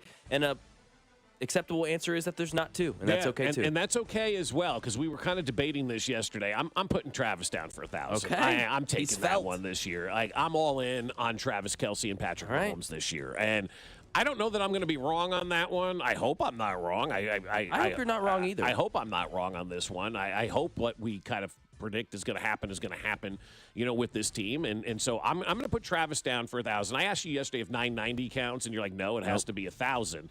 But if he gets 990, nobody's going to be saying, man, he had a bad season because he didn't reach 1,000 yards. So I'm going to go with Travis Kelce because I do think he's going to still be the biggest focal point of this offense, because no matter what's going on the field, no matter who's out there, that dude's always open, okay? And when you have, 3 or 4 different wide receivers and backs out of the backfield doing their thing, Travis Kelce's going to have a lot of one-on-one coverage, I think, this year. And they want to go out again with a bang. So I think Travis Kelce's one of those guys that's going to be over 1,000 yards. And then you ask me who the second one is going to be. If Rashee Rice wasn't facing a suspension, I would say he's a lock for 1,000 yards. Even if he misses 4 games, he could still go out there and put up 1,000 yards. He'd have to do about 80 yards per game, roughly, to get to that mark in 13 games. I'm going to go with Xavier Worthy because I know he's going to play a lot this year, and I think he's going to be involved in a lot of deep passes this year. I think they're going to set him up for the opportunity to kind of be the new Tyreek Hill in this offense here in Kansas City. So I'm going to go with Xavier Worthy, and I'm going to go with Travis Kelce as the two guys to get 1,000 yards this season. And I hope you're right with Carrington, Travis. where are you going? Okay. I hope you're right with Travis Kelce. I really do. And I don't think he's washed or anything. I think he's going to still be one of the best tight ends in the league. I just think he doesn't have that yak ability, and I don't think the Chiefs are going to go to him as much. He had 130 targets, almost 100 catches last year. I don't think that's going to be the case because they're going to have more weapons. They're going to be more fortified as their offensive weapons are concerned. I'm going to go Rashee Rice and Xavier Worthy. Okay. I think Xavier Worthy's, we saw him at the latter half of the last season, man, and I've talked about him progressing as a wide receiver. Everyone talked about the deep ball wasn't there. but he progressed as a wide receiver and Oh, became hell a yeah. full player. He's a route tree, man. He can run intermediate routes. He can run curl routes. He can sit in the zone. He knows what Mahomes wants. He talked about that on the Up and Adams show with Kay Adams about figuring out what Mahomes wants from me. It seems like he's taking that to the next level this season. So I think without Rashee Rice for 2, maybe a month, maybe 4 weeks there, I think Xavier Worthy gets 1,000 yards. And listen, man, even if it's 4 weeks for Rashee Rice and you miss week 18, that's 12 games, 83.3 yards a game for Rashee Rice to get 1,000 yards in 12 games. I think he's going to do that. I think he's going to get 6 to 10 targets a game. For 13 games. Yes, but if I'm counting week 18, no week 18 as well. You're not counting him playing in week 18. I'm saying the Chiefs are still the Chiefs, so I'm going 12 games. I'm going quote-unquote worst-case scenario, if you will, for Rashee Rice as far as games played. 83 yards a game out of 12 games. I think Rashee Rice can do that. I just think he's going to get the volume, and I've said this. I think he's a top 10 receiver in this league. And I think he's one of the better kept secrets in the NFL, partially because of the injuries and things like that. But people do not realize what the Chiefs have in number 4 right now. They really don't. I don't think they do either. Let me ask you this. What was the last time the Chiefs under Patrick Mahomes had 2 wide receivers with 1,000 yards receiving? 2022? Did they? I don't even know if they did. Was his MVP, I would assume. I don't, 2 wide receivers. No, but I don't think 2 wide receivers. I don't think he's ever had 2 wide receivers I get you. over 1,000 yards. So what I'm getting at is if he does it this year and has 2 wide receivers over 1,000 yards, the conversation's over about what the best wide receiver group is that the Chiefs have had under Patrick Mahomes. I believe it is this one. I think it is this one, too. Right? I agree. And you can make the case maybe that first year was Sammy in his prime, and, you know, they had some good wide receivers with Tyreek, obviously. But they've always really been very, like, we got a guy and then a bunch of other dudes. Yes. Now, they're solid all the way through. I mean, you got Xavier Worthy, Rashee Rice, Hollywood Brown. Right there. Those are 3 guys. We haven't even gotten into anybody else yet, right? And you're going to have other dudes out there, whether it's Remigio, whether it's Jalen Royals, Thornton, you know, name a guy here that could go out there and potentially make a play for you in that wide receiver room. And so they've got an opportunity for the first time to have 2 wide receivers over 1,000 yards. That's going to show you what kind of season. If they got 2 wide receivers over 1,000 yards and Travis Kelce sniffing around 900. Watch out. Watch out. I think I know that I'm hard. 2022 wouldn't have even been it just off the top of my head because that was post Tyreek. So that was just Travis had 1,000, probably 1,200 yards that year, and it was just Mahomes kind of dealing it out to everyone else over 4,000 yards or over 5,000 yards passing, I believe, that year in 2022. Some text coming in before we get out of here, Bob. I don't think they have 2, but Travis gets 1,000. Rashee, Hollywood, and Worthy combined for 2K. I kind of like that take from the 913. Okay. 913, if Kelce gets 1,000 yards this season but ends up not winning a Super Bowl, do you think he tries to come back? I don't know. Yeah, I don't know either. 816, Worthy should have 1,500 all-purpose yards. 816, Rice gets to 1,000 with less than a 6-game suspension. I love it. And 816, I think it's just Kelce. I think Mahomes is going to spread it out so much with all the others that they won't reach 1,000. There you go. I kind of like that one too. I think Travis is still going to be that main guy, and everybody else is going to get their share, right? And you're going to have like 5 guys at 750 or more, or something like that. Maybe I don't know. I'm just throwing those numbers out there, right? From a fantasy standpoint, this is not the team unless it's the quarterback that you're going to take, agreed. you know, and whatnot. So if you're thinking in fantasy terms and who's going to have the most, I don't know what the answer is to that question because they're going to spread this thing around like it's nobody's business. Hey, join 96.5 The Fan live at Hollywood Casino Friday, August 8th. Cody and Gold plus The Drive will be broadcasting live from the sportsbook inside Hollywood Casino, and we'll be registering fans to win a signed Charles Omenihu football and a pair of tickets to the Chiefs-Colts game. So be sure to follow Hollywood Casino on Facebook, Instagram, and X, and enter their giveaway on August 7th for a chance to win $100 in pen cash on August 8th every hour from 10 a.m. to 6 p.m. Coming up here on 96.5 The Fan, more conference realignment. Are you kidding me? We'll tell you who's on the move next. Hey, it's Vinny Pasquantino, and you're listening to Fescoe and Dusty on your home for Royals baseball. 96.5 The Fan.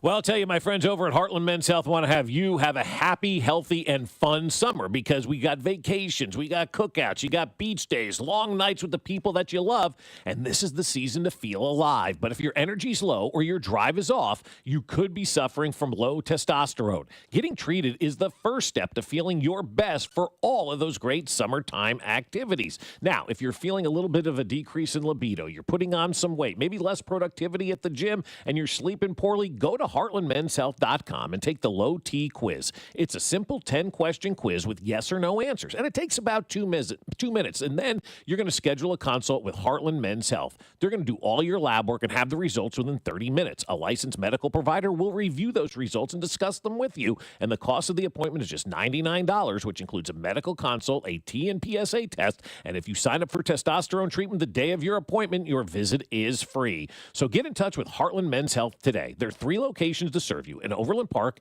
Independence between Blue Springs and Lee Summit, and their new office in North Kansas City. So call them today, 844-447-6600, or visit heartlandmenshealth.com. It's funny how one little light can stall out your entire day. I was already running behind, and now this, the check engine light. So I reached out to my go-to problem solver.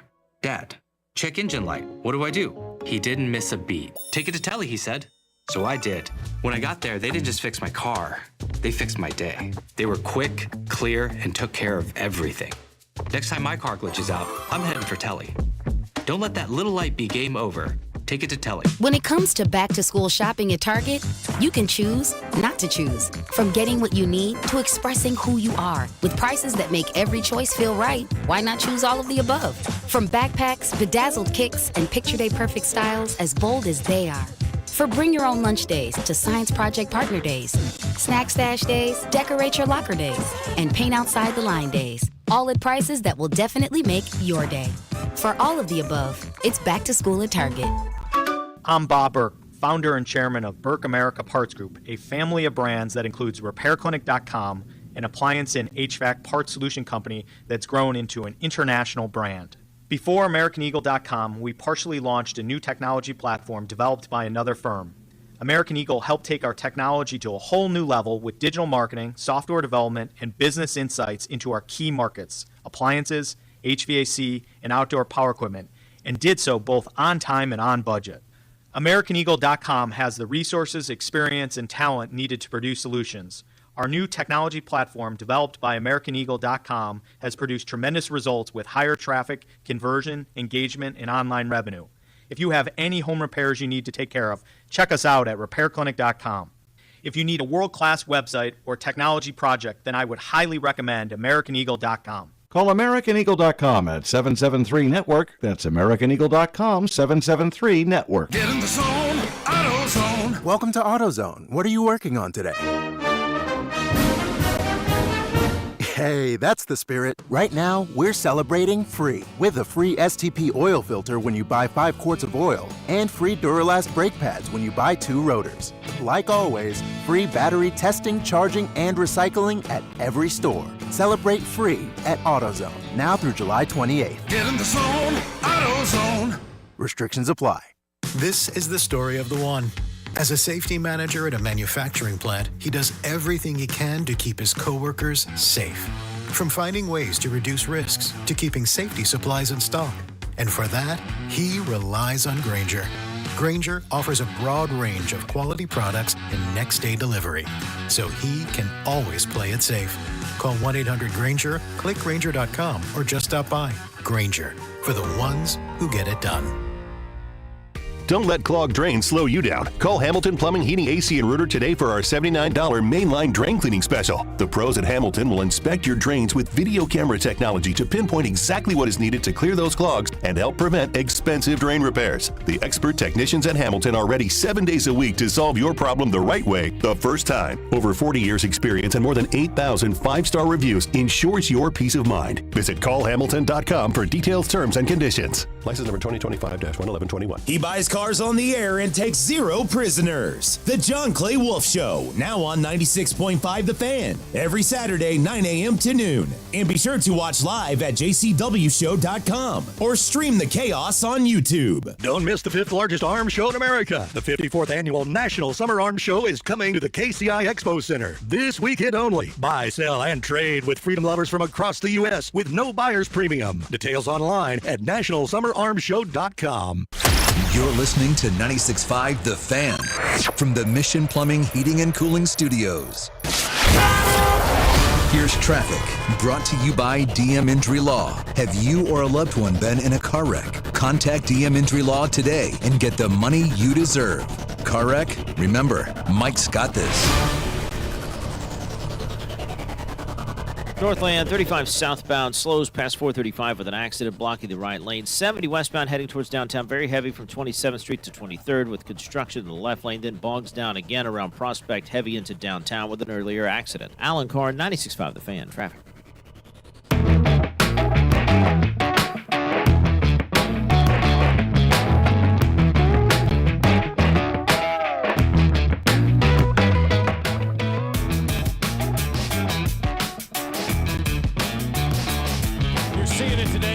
NFL ball washers are backtracking now on the Justin Fields stuff and everything that went down yesterday. As soon as they said carted off yesterday, you and I looked at each other and go, let's talk about carted off here. Yes. That's a buzzword in training camp. You're going to see it a lot. Teams do it all the time. They've been doing it for years. Reporters do it all the time because, again, it is a buzzword. It gets you to click. It gets you to react. It gets people to go, oh, my God, what's going on? So-and-so was carted off. And we said yesterday, a lot of guys get carted off here because they don't want to walk up the hill, or they don't want to walk. Or, hey, they're professional athletes. They may have been nicked up a little bit. Why make them walk a half mile to the facility? Stick them on the golf cart. That's why they're out there. And so, as we said yesterday when the Justin Fields news came down, this carted off stuff, I mean, that's a little bit of a buzzword for the NFL. So today, Ian Rappaport says a good sign for Justin Fields and the Jets. Yesterday's dislocated toe may even allow him to be on the field today in some form or fashion, perhaps doing individual drills. Either way, he'll be back sooner rather than later. And so that is the the kind of the CYA tweet, because yesterday every insider was like he was carted off the field and I'm trying to make big news out of it, and Mike Greenberg's melting down on the air and every Jet fan's losing their mind, and he's got a sore toe, and so he's gonna be fine. He took the cart back to the locker room because he didn't want to walk. It's 100 degrees in New York today. He's a professional athlete making a lot of money. They want to preserve him as much as possible, so they gave him a lift back to the locker room. Which I'm really glad to hear that he's okay. Obviously, everyone kind of had a freak out there for Kirk Cousins to the Jets. Obviously, we even discussed that for a hot second, and we're like, okay, let's hold our horses here. I think they're going to be the bad team beater. I think that's what the Jets are. They're a bad team beater. They're going to beat no good teams, but this is a great offensive line, and that Justin Fields, who's one of the better running quarterbacks in the league, and Breece Hall, who I still believe we've yet to see his potential as a running back. They're going to beat up some bad teams. Yeah, they may, and that's good. And I hope Justin Fields is able to play. I hope every quarterback in the NFL plays every game. And I know you're probably thinking to yourself, you're an idiot. Why would you want Josh Allen to play? Because the league's better when that happens. It's better for us as the fans and the consumer and those of us who enjoy Red Zone. I don't want to watch Nathan Peterman. No offense to his family. But I mean, like, I don't want to watch that guy play. I don't want to watch Minshew play. No offense to his family. Like, you want to watch the starting quarterback. I want to watch Minshew play. No, we don't. I mean, I can't name another backup quarterback. You don't want to watch that guy who was drafted by Cleveland in the third round play. Dylan Gabriel? Dylan Gabriel, yeah, right? He's my height. Nobody wants to see that guy on the field, right? We don't want to watch him.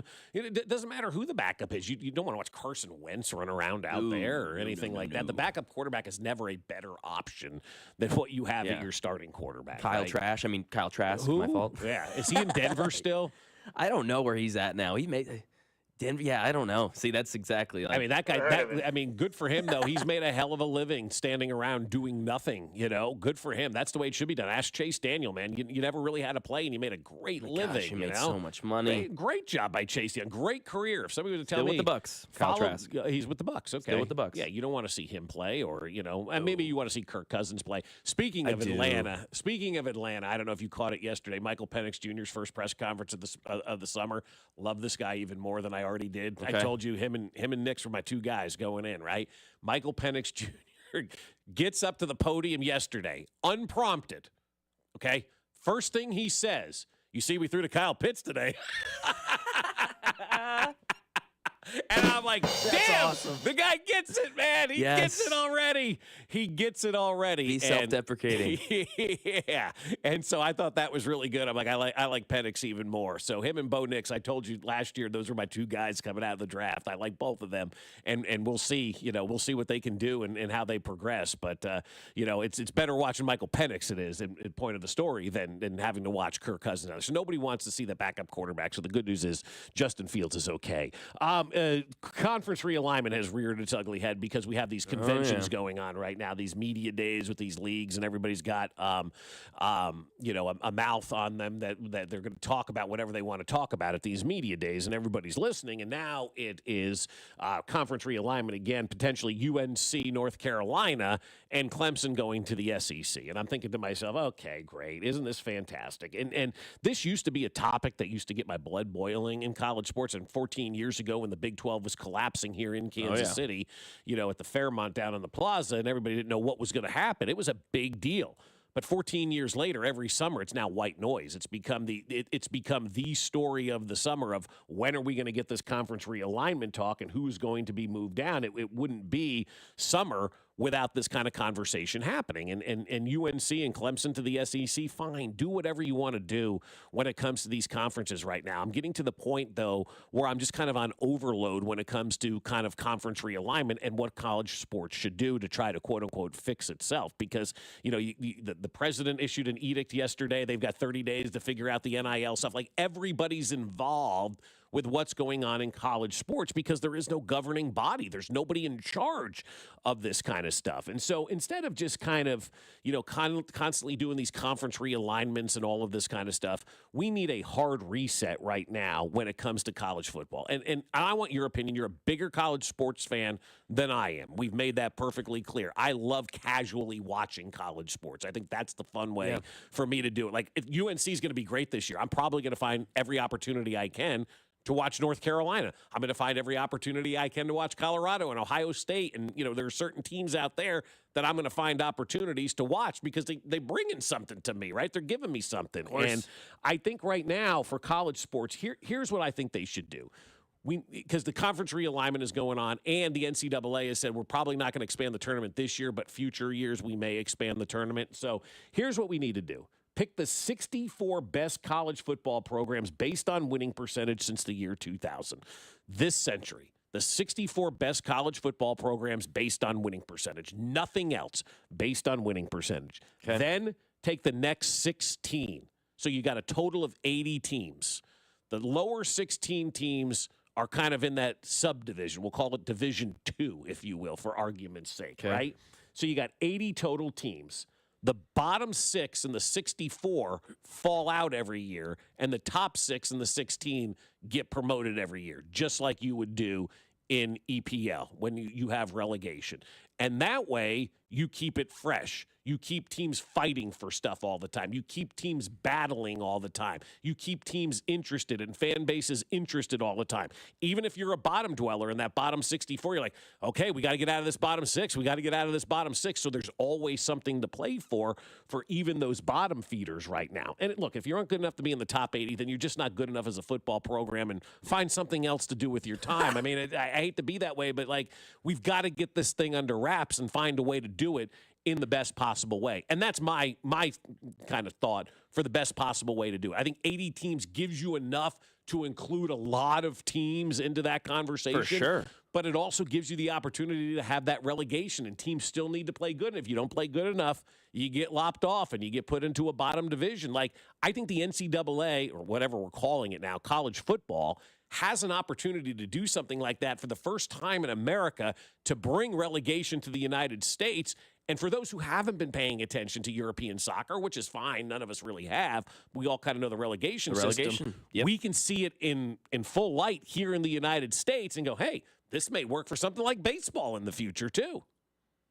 And I think it would bring back what I and so many others love about college sports, which is the rivalries, the tradition, the continuity. They don't have any of that right now. It's teams leaving conferences. The Pac-12's the Pac-2. The Big 12 has 20 teams, and the SEC has 22. The Big 10 has 18 teams. It's just, I don't even know who's in what conference anymore. BYU's now in the Big 12. It just doesn't make any sense. You've got teams in the West playing teams up in the Northeast. This all used to kind of be some sort of cultural battle, right? Because Michigan and Michigan State, they ate the same food, they grew up in the same spots, they knew the same restaurants, and now they're going to go battle each other. And that was what was really cool about college versus the pros. They've lost The majority Dude, of you're to the point of your age now where you really don't even remember Kansas, Missouri being a true rival. You're shaking your head. Am I right? Or I definitely remember it, but it wasn't like what it was. I mean, I remember I grew up a huge A&M fan. I remember that being really sad when they left the Big 12. Obviously, a great move long-term for them to go to the SEC. But the end of the Texas game. End of the Texas A&M game. My dad went to the University of Texas. That was the end of it for us. We watched that game every year together, and we're just like, F you kind of thing. And it was super fun. Father-son sort of tradition, but the relegation system would bring that back. I'm in full support of this. The only qualm that I'd have, the one change that I'd make here would be I would like it so there could be a chance for some other bottom schools to get into maybe that subdivision of the 16. Yeah. Maybe it could be once every 3 years we do a reevaluation of something. Fine. I don't care. I'm good with that. Yeah, because maybe there's that 85th team who has done a rebuild and now 3 years like after, SMU. Yes, like SMU. Exactly. Great point. Or whoever it could be. It could be Coastal Carolina or something has just gotten an NIL wave and they're sitting here, we've got guys. We're better than these teams. So other than that, dude, I am so in on this. Please sign me up right now. I think a lot of people, I'm looking at the text line right now, and there's not one person saying I'm an idiot. So, damn, Bob, did we just become best friends from the 816? I love it. But I mean, I think fans are ready for that now, right? I think fans are just to the point of we're tired of conference realignment. We're tired of all of this bureaucracy that's going on in college sports. And I think if they fix it the right way, give fans what they want, which is what baseball has done, guys, everybody will come back and be part of this thing. And I think 80 is a good number. And you know what? Survival of the fittest, man. Like, not everybody deserves a trophy. Not everybody deserves 100%. an award or an opportunity. You have to create those opportunities for yourself. I was talking to my daughter about that, last night, and luck and stuff like that. I said, you create those opportunities for yourself by putting yourself in good positions and doing the right things and working hard. Like, you create your own opportunities. And if you're one of these bottom feeder football teams in the Big 12, Pac-12, whatever league you're in, and you're not included in this, that's on you. That's on nobody else but you. You should have done better at that sport. And so I think right now 80 is the perfect number. Relegation would be a lot of fun, and fans would enjoy the hell out of it. One word. First name is Blake, and he goes on a cruise. He goes on a Caribbean cruise. Katie Holmes. No. Ah! Are you listening? What's your least favorite thing about working with yourself? Body odor. You get one word. On the count of three, name your favorite dinosaur. 1, 2, 3. Velociraptor. This is one word on Fescoe and Dusty. I'm going to jump in real quick before you get to one word, Mac, because I love this text from the 913. I'm 30 years old. Do you think this will happen before I die? No. I think we'll all be dead before we see anything like this happen in college sports. But it's good to talk about it, give them ideas.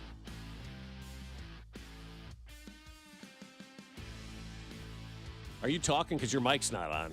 Gosh, I hate when I do that. All right, let's get to... It's hard. I know with that earphone going, the way it is. It really is. It feels like I'm talking because I can't really hear myself, and plus I'm all congested. It's weird. Okay. Did you take your Dayquil and NyQuil like I told you yesterday? I did, and I passed out, buddy. Let me tell you. Because I was not going to be your dad and say every 4 hours send you a text, take your NyQuil. Take your Dayquil. Or your Dayquil, yeah. No, I did it. Took it this morning as well. Feeling better. Good. Sticking in college sports, over on the basketball side, some sad news yesterday. One word, Bill Self had some heart surgery, had a little bit of a complication, 2 different stents there yesterday. He is in the hospital.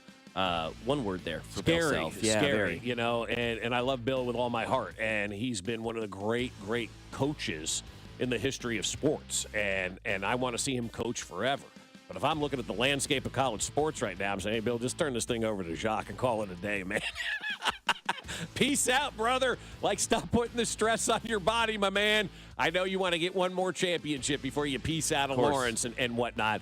But we kind of see Jock Vaughn in there for a reason, right? Be a great transition to Jock Vaughn when Bill Self is ready to do it. But I saw that yesterday. That's the first thing I thought of is I'm in my 60s. I've accomplished a lot. I'm Bill effing Self, man. I can peace out. I can sit front row in Lawrence all the time and do whatever I want. I own the keys to the state, the city, whatever it is. I mean, he's one of the most important people in our area. Get better, my friend. Get better fast. The procedure went very well over at Lawrence Memorial Hospital. He did have 2 stents inserted. He's expected to make a full recovery and released soon, and that was yesterday, so he may already be who knows, right? There, they kick you out of the hospital fast these days. They want to flip him. Yeah, exactly. Yeah, they want to flip the beds just like a hotel. Yes, exactly. Not making any money with you lying here. We listened to Andy Reid talk about Travis Kelce, describing him as, quote, svelte. He also got to talk about Chiefs legend and now retiree Tyrann Mathieu, the Honey Badger, on just some personality. Anyway, I could go on and on about him. The Honey Badger. That'll be part of the legacy also. He would sit on the bench there and he'd make all kinds of funny noises. You know, and not only did he have the blonde hair, but he'd be over there making all those noises. But what a great kid. Loved coacher. What's that noise? He'd be over there. I love it. He's a dog. He's a dog. Funny. That's the word I'll use for Andy Reid. I love when he does that kind of stuff. It kind of lets us behind the curtain a little bit as to some of the things that went on. He goes, yeah, I don't know. That guy sat over there and made noises. Yes. He'd be over there. That's fantastic, man. Well, it's also just he's letting guys be themselves. He's not going over there, what are you doing? Stop doing that. Or he's just like, yeah, okay, that's Tyrann Mathieu. Yeah. That's what he does. He makes dog noises. He's the Honey Badger. That's fine. You do you, man. Yeah, exactly. Hey, whatever works, man. Just go out there and make the next play, right? Exactly. Make a tackle. Royals, big series coming up, a game and a half back of the Guardians. I believe there's 4 teams standing in their way as far as the wild card standings. The Guardians, that initial team ahead of them, again, 1.5 games back from their division rival. One word on the Royals series against Cleveland this weekend at home. Playoff. It's a playoff-type series out there. It's not just a win 2 out of 3 type of series. You got to go sweep this series from the Cleveland Guardians. This is an opportunity to make up ground. These are the series that you have to take advantage of. These are the series that you look back on and say, damn, we didn't take advantage in August or at the end of July when we had the Guardians. They were right there in front of us by a game and a half. We had an opportunity to overtake them this weekend, and we didn't do it. You don't want to be looking back on that. So this is a playoff series for the Royals. Yeah, absolutely. I'll say Flo Rida. Okay. Saturday I like night. that. Let's go. One word, the Morris twins. We were just talking about Bill Self. How about some former players of his? Mark Heath and Marcus were on the podcast with Shaq and Adam Lefkoe talking about a fight between them and Nikola Jokic's brothers, who are mountains of men. I'll just say that I'm terrified of Jokic's brother. Wow. That one dude looks so enormous. He's with like the mohawk and the bigger they are, the harder they fall. Hey, we big too. Yeah. That's true. I'm 6'10", 270. It ain't like I'm a small guy. I'm bigger than them. We can arrange this. Yeah, for sure. Really? Please. One of them is a MMA fighter. Oh, so he'd have to he'd be wanting grabbing all that. Yeah, we ain't doing that. Can't do that, we can get it on. So only boxing. Only boxing, yeah. This could be done. We are in Vegas. Shaq? I'm going with the Philly boys. No, I wasn't asking who you're. I'm just saying you own everything. I feel like you could set this up. I'm not setting that up. I'm not setting that up, Shaq says. Shaq is trying to preserve people's lives in this one. I think so. The Jokic brothers are going down, brother. Oh, okay. You know, steal Hulk Hogan's line today. You're going down, Going brother. down, brother. Look, the Morais are scrappers, man. They will fight you anytime, any place, anywhere. Philly guys. And yeah, they are Philly guys. There's no doubt. And Angel will be there with her Bluetooth in as well. So I'm taking the Morais in this one, man. I think they go out there and they just wail away. And they're in better shape than Jokic's brother. I know he's a big dude. Those he's a guys are mountain of a huge. man. But they're in better shape than both of the Jokic's, aren't they? Probably. Don't the Jokic's smoke cigarettes, like darts? They're burning darts on the sidelines, right? They can't lift as much as the Jokic brothers could, the Jokic's brothers. But if it's boxing, it's boxing, yeah. It's quick on your feet, That's fair. What did Muhammad Ali say? Fly like a butterfly and sting like a bee, right? That's exactly right. Yeah, he said, I'm 6'10", 270. I was like, okay, more like 6'7", 240. But either way, that's fine. Those guys probably are 6'10", 300 pounds. But that would be fun. I hope Jokic just set it up. And this just in before we get out of here. Adam Schefter says, one day after dislocating his toe, Jets quarterback Justin Fields back at practice. One word for Justin Fields. Good. Again, I want every starting quarterback to be there in the NFL for all 17 games all season long. The league is just better with that. And I want to see Justin Fields in New York all season long. I think that's going to be one of those where you kind of keep an eye on, all season long what's going on there. Because it's either going to be sink or swim. Either Jet fans are going to be melting down or they're going to be celebrating. Either way, they're going to make asses of themselves. Of course, always. And so we get that opportunity. So to see Justin Fields back on the practice field, good. Also, again, with these NFL insiders tweeting about, so-and-so took a cart off the field. Again, It's such an overblown term, carted off. But they use it because it's a buzzword, and people click on that, and they get all riled up. Got us going for a Got second. everybody going yesterday. Everybody thought the Achilles was blown, the knee was done, the leg was over. They're going to amputate this, and they had to go get Kirk Cousins. I mean, all of that happened in like that amount of time. Yep. Because he was carted off with an apparent leg injury. He walked off on his own power to a golf cart and sat shotgun. Right. And that's literally what happened. And that's what happened. But they use the term carted off because that's what these NFL ball washers do. So be careful with that term during training camp. Coming up here on 96.5 The Fan, we'll get you our out-of-field left question. We do that next. You're listening to Fescoe and Dusty on your new home for Royals baseball. 96.5 The Fan. I'll tell you, my friends over at Park & Go are making life easier for everybody flying in and out of Kansas City, because you just go to Park & Go and park your car under that covered parking spot, and you're right to the airport, and you take your flight just in time like you always would, and Park & Go gets you there in no time at all. I love Park & Go. They make it very easy for everything. I always make my reservation at Park & Go at bookparkandgo.com, and I do it as soon as I book my flight reservation. That way I remember to make my parking reservation as well, and then I prepay, because when you prepay, you're going to save money at Park & Go and get their lowest rate. Then on the day of your parking, or your flight, I should say, you show up, you scan your reservation, and they direct you right to the covered parking spot that they reserve for you. And in seconds, the van meets you and takes you right to the airport terminal. You're not running around the lot looking for a bus, calling on a phone, hoping somebody shows up. Park & Go is there the minute you need them. And when you land, it's awesome. I keep telling the story of last weekend. We pulled up to the gate at 4:28. By 5:20, I was in my driveway in Overland Park. That's how quick the service is from the time you get pulled to the gate, the time you're in your car. It's right away. So join their frequent parker program and earn points towards free parking. Reserve your spot today at bookparkandgo.com. The best deals in parking. Bookparkandgo.com. Park & Go, family owned and operated. It's the summer sales event at Robside Ford. Your chance to upgrade without the stress. Robside joins me now. Rob, what's the offer? 0% financing, $0 down, and 0 payments for 90 days on nearly the entire Ford lineup. That's a serious summer deal. Sure is. And unlike your brisket last weekend, these deals aren't dry. Okay, that's fair. These savings are definitely juicy. And we're backing it up with 2 years of complimentary maintenance, a non-commissioned sales team, and top trade-in values. No pressure. No gimmicks at Robside Ford. The way car buying should be. We're Kansas City's top-rated Ford dealer. 4.8 stars, nearly 3,000 Google reviews, and a better experience from start to finish. So skip the smoke and the dry meat. This summer, start at Robside Ford. 135th and State Line or robsighc.com. 0% financing, $0 down, 0 payments for 90 days, and 2 years of complimentary maintenance. Robside Ford. Buy right. Drive happy. And next time, maybe stick to potato salad. Today we're constantly taking photos and videos to remember our favorite moments. But what about those captured before the smartphone?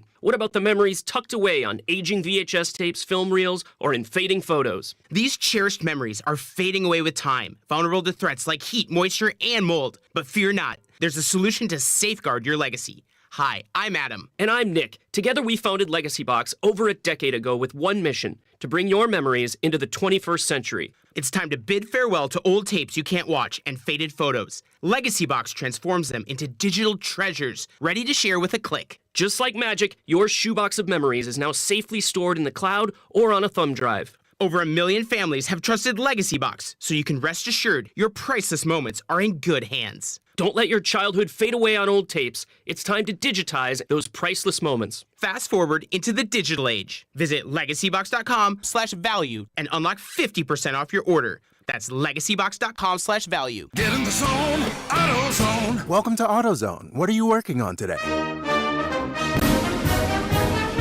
Hey, that's the spirit. Right now, we're celebrating free with a free STP oil filter when you buy 5 quarts of oil and free Duralast brake pads when you buy 2 rotors. Like always, free battery testing, charging, and recycling at every store. Celebrate free at AutoZone, now through July 28th. Get in the zone, AutoZone.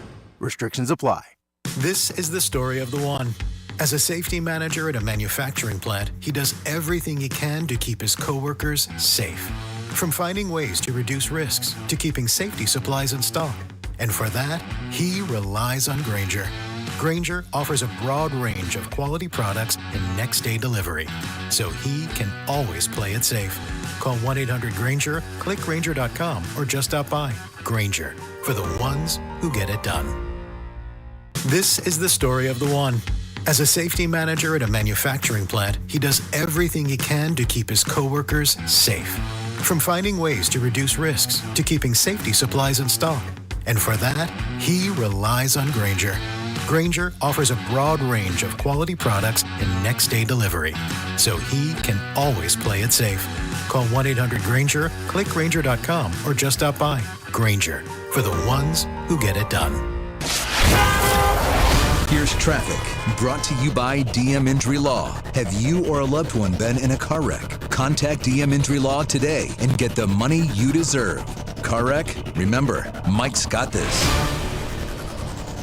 East side, 435 northbound, heavy from 40 highway up towards 23rd Street with an earlier accident. 70 westbound into downtown, very slow from 27th Street, just crawls up to 18th Street, getting into a construction zone with the left lane blocked. Then slow again from Truman into downtown with an earlier accident. Alan Carr, 96.5 The Fan, traffic.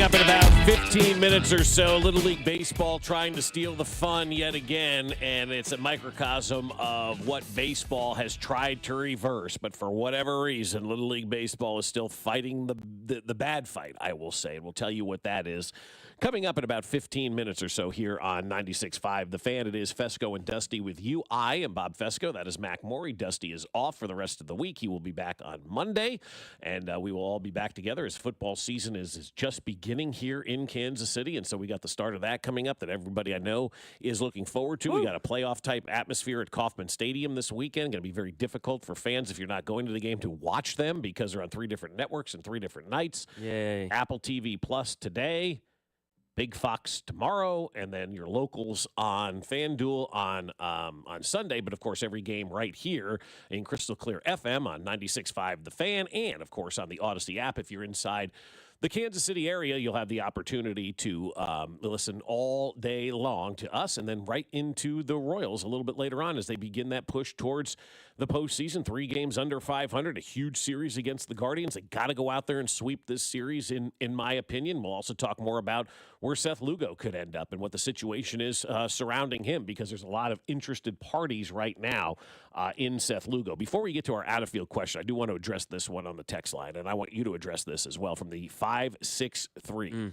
It seems everyone is rooting for Justin Fields to succeed. Kind of feels that way this year, doesn't it? Like it feels like everybody wants this guy to go out there and play well. I'm not rooting one way or the other for Justin Fields. It's an AFC team and the Jets, and so I don't really care, particularly what happens. But I am very curious to see what Justin Fields can do in a different type of situation now. Now, look, he's had opportunity after opportunity after opportunity. This is going to be the last one. And it's tough because not only are you in New York, you're under the microscope because you're the Jets, and everybody always thinks you're going to be bad, and everybody has a bad attitude going in because that's a Jet fan for you. But it does feel like from the outside world, though, there's a lot of people that want Justin Fields to have this success in the NFL. I think he's by all accounts just a really good guy. He seems really cool and kind of got like the short end of the stick last year. Like he started off the season, I think people forget, started off the season really, really well last year. And then Mike Tomlin, the rest of the Steelers organization wanted to stick with him. And Mike Tomlin said, I really want to go with Russell Wilson. And that's what they did, and we saw that work. That was fine until the last 4 weeks of the season when they played real teams and they went 0-4. So I think Justin Fields, with a good O-line and a good running game, I don't think he's going to be a great quarterback or a franchise guy, but he's serviceable. I think 913 Justin Fields with weapons, a serviceable quarterback. I think he's fun to watch. I think he's electric. And by all accounts, a good guy. My motivation for Justin Fields is pretty much solely fantasy football related. I think he's just a dynamite draft pick, and we'll get to that. August 10th, by the way, everyone. Fantasy Football Sundays do start with me from 9 to 10 live right here on 96.5 The Fan. August 10th will be our first show. Will you be on YouTube for that as well, streaming live and everything? Streaming. So we'll have it all streaming good. So you can subscribe to our YouTube channel right now. Again, this week, Mac and I are each getting $5 a piece from Spectre for every YouTube subscription that comes in this week. So we need you to subscribe to our YouTube channel so it's always at the top and you can watch us right away. And then, I'm sure my mother will tune in. She thinks you're cute. Let's get to our out of left field question today. Out of left field question, sponsored by Nobody Yet, but somebody could step up here on a Friday. 913-586-7965. Please be a part of the conversation. What is something you're terrible at but wish you could do well? We've only got 5 minutes, Bob. Okay. 913-586-7965. Something you're terrible at but saying, damn it, I wish I could do that better. Sports talk radio. Oh, shut up. Come on. Singing. Oh, okay. Singing. Yeah, that's a good one. Yeah, I'm terrible at it. I write good songs. You do. You can play You're a Preston lyricist. Road for the people, and they'd like to hear that a little bit later on. We'll get it. But no, singing. I wish I was more musically inclined. You know, I always talk about my old piano teacher, Mrs. Sauter, and how she was a great teacher for me. I realized that like yesterday because she used to try to keep me engaged with the piano with songs and stuff that she knew I would be interested in, right? Like take me out to the ball game and the Cheers theme and stuff like nice. that. And, you know, try to keep me interested because she knew I had no interest in doing that. And as a kid, you're never interested in what you should be interested in, right? Piano, I wish I would have stuck with it. And Same. you know, I have a piano at the house now. I sit down and I play a little bit and whatnot. And I may try to teach myself again through the YouTubes and That'd be cool. of Yeah, that little nature. Joe Burrow action. Yeah, kind of got the idea from him. I'm watching. I'm like, I could probably sit down and do something 30 like minutes that. even. Just kind of clear your mind a little bit. Yeah. So I do. I wish singing better at the piano probably than where I am at it. What about you? I mean, we talked about art yesterday. Art's definitely one for me as far as just like drawing, paint. I mean, from a little kid on, I just didn't like it. I hated it. Sculptures, any of that sort of stuff, I was just awful with. We're getting multiple texts, and I got to agree with this. Golf. Yeah. I mean, the few times I've golfed, it has been rough. From the 816, drink a beer every time someone texts in golf. You get the rest of the day off. I didn't even see that. That's fantastic. That is so good. We would be hammered by 7:57 if we were drinking a beer for every time somebody typed in golf. Yeah, we're all bad at golf. Besides Dusty and a few others, we're all pretty bad. Okay, so I love it. Drink a beer every time someone texts in golf. That's so good. Golf is the obvious answer here from the 816. Yeah. I think the other answer for me would be learning languages. I don't know if I was actually terrible at that, but I didn't give it enough effort, and I don't think I legitimately don't think my brain works as easily that way with just learning different languages. But that's something, man. I wish I was bilingual at least. I wish I knew a few languages. That's something. When I have kids, I think I'll try and implement that early on. We made our kids start taking Spanish at like 3 years old. That's smart, man. And they're always like, oh, I don't want to be in Spanish anymore. And I'm like, okay, you're still taking it. You're still taking it. I resisted it as well. When I was a kid, we didn't start taking Spanish till 7th or 8th grade. By then, it's too late. You got to take these languages early. And so I think learning that foreign language is a good one. It can really open the door to the world, and I don't mean that as a pun or anything like that. There's so many different job opportunities you could have by being bilingual, being able to communicate multiple languages. And, I still go back to sitting at the University of Kansas when I was a junior in high school, and Dean Dana Liebengood told me, he goes, you need to take Spanish when you get back to New Jersey and enroll in your senior year. I'm like, no. He goes, you're going to be covering baseball. It's trending towards a lot of Latin American players in the game. And I'm like, oh, okay, this was 1994 maybe, 93. And he had seen that. Yeah, I mean, that's why you got to listen to the older people that have experienced these things. They know what they're talking about. So take Spanish, kids, or French, or learn that second language, man. Seriously, be fluent in dude. that second language. Drawing's a good one, too. 816, the answer is simple. It's sex. Yeah. I just want to win, Joe. I'm pretty good at it. I don't need to get better. 816, I suck at the Rubik's Cube, but thankfully my 13-year-old son is teaching me. Yeah. That's from Nick. Way to go. Yeah, my brother's insanely good at the Rubik's Cube, like under 10 seconds. Really? It's crazy, dude. No, it's nuts. Yeah, it's nuts. Here we go. I like this one who says, I wish I could speed read. I kind of like that one, too, from the 913. Yeah. I'd read a lot more books if I could speed read, I mean, I'm reading just Bill Simmons' book of basketball right now because, I'm a dork, but I find myself having to reread a sentence like 7 times just because my ADD or ADHD is just like, is what it is, right? Yeah, right. And I'm like, damn it, I only got done with 5 pages or whatever it is when I should have read more. Drinking in moderation from the 816. Yeah. Hey, it's Friday. That's Not right. time for that. From the 816, parenting for sure. Yeah, look, you never think you're doing a good enough job as a parent. I question it every day that I drive to work. Am I being a good dad? Every day you wonder if you're being a good parent. And, if your kids are there and they love you and they're, good citizens and whatnot, you're doing a good job, man. You're doing a good job when you hear from other adults that your kid's good. Like I talked about my daughter's boss sending me a text yesterday about how great she was. I'm like, thank God. Must have felt good. It did. Yeah. Okay, I'm doing something right. Yeah, because I'm like, I don't experience this at home, but whatever. At least she's good at, at her job. 913, I'd love to be able to focus. The 816 says, I wish I was better at first-person shooter games. Yes, I'm terrible. I wish my memory was actually useful. Yeah, all the stuff you remember that means 100%. nothing. Yeah, 100%. Yeah. That's why I'm thankful I have this job, because my memory is pretty much only good in the sports world. Yeah. As Hannah could attest to. I do like this from the 816. I wish I was a better movie watcher. I'm with you. Oh, there you go. I'm a terrible movie watcher, terrible show watcher. Just not my thing. Kind of that attention span. Yeah. 913, only good parents ask themselves that, Bob. You're a good one. Well, I There you go. appreciate that. That's Yeah. nice. Yeah. That's probably partly true, too. Yeah. From the 816, working on cars. Oh, man, great one. It's a great one, but they've made cars so damn hard to work on today. Like you can't even replace your own battery anymore. Nope. Sucks. Yeah, it's under the seat in the back. What? What? All right. Whatever. So that's our out of left field question. Something you're terrible at, but wish you could do well. You can continue to weigh in on the Jays Southland Tow Service text line. Coming up here on 96.5 The Fan, Little League is trying to steal the joy from kids. We'll tell you why next. Hey, it's Matt Quattrero, and you're listening to Fescoe and Dusty on your home for Royals baseball. 96.5 The Fan. Well, my friends over at Aspen Lawn and Pest Control were out yesterday, and they gave our grass that fresh cut right before the rain, and it was perfect. It looked awesome when I drove up to the house yesterday, and I still can't believe I'm pulling into the right driveway going, this is my lawn now. It has been so bad, so awful for so long, but the college-educated professionals at Aspen Lawn and Pest Control have made it look awesome, and they've done so much for the outside of our house, and they've done so much for us, too, because on weekends, we don't have to worry about the grass. We don't have to worry about carving out time to cut the lawn and to trim the yard and to do all of that kind of stuff. Aspen Lawn and Pest Control takes care of all of that for us. And with the mosquito dome now over our house, we're able to sit outside and enjoy these summer nights and these fall nights that are be coming up and not have to worry about those mosquitoes or the ticks or the fleas in the yard getting all over us or all over our pets. Aspen Lawn and Pest Control has changed our outdoor life, and they can help you out as well. They offer full-service lawn care, irrigation, and pest control. And right now, if you mention this ad, they're going to give you up to half off your first application. So visit them today at aspenlawn.com. That's aspenlawn.com. At Uline, they know going the extra mile takes hard work. For companies pushing to go further, Uline will go the distance with you.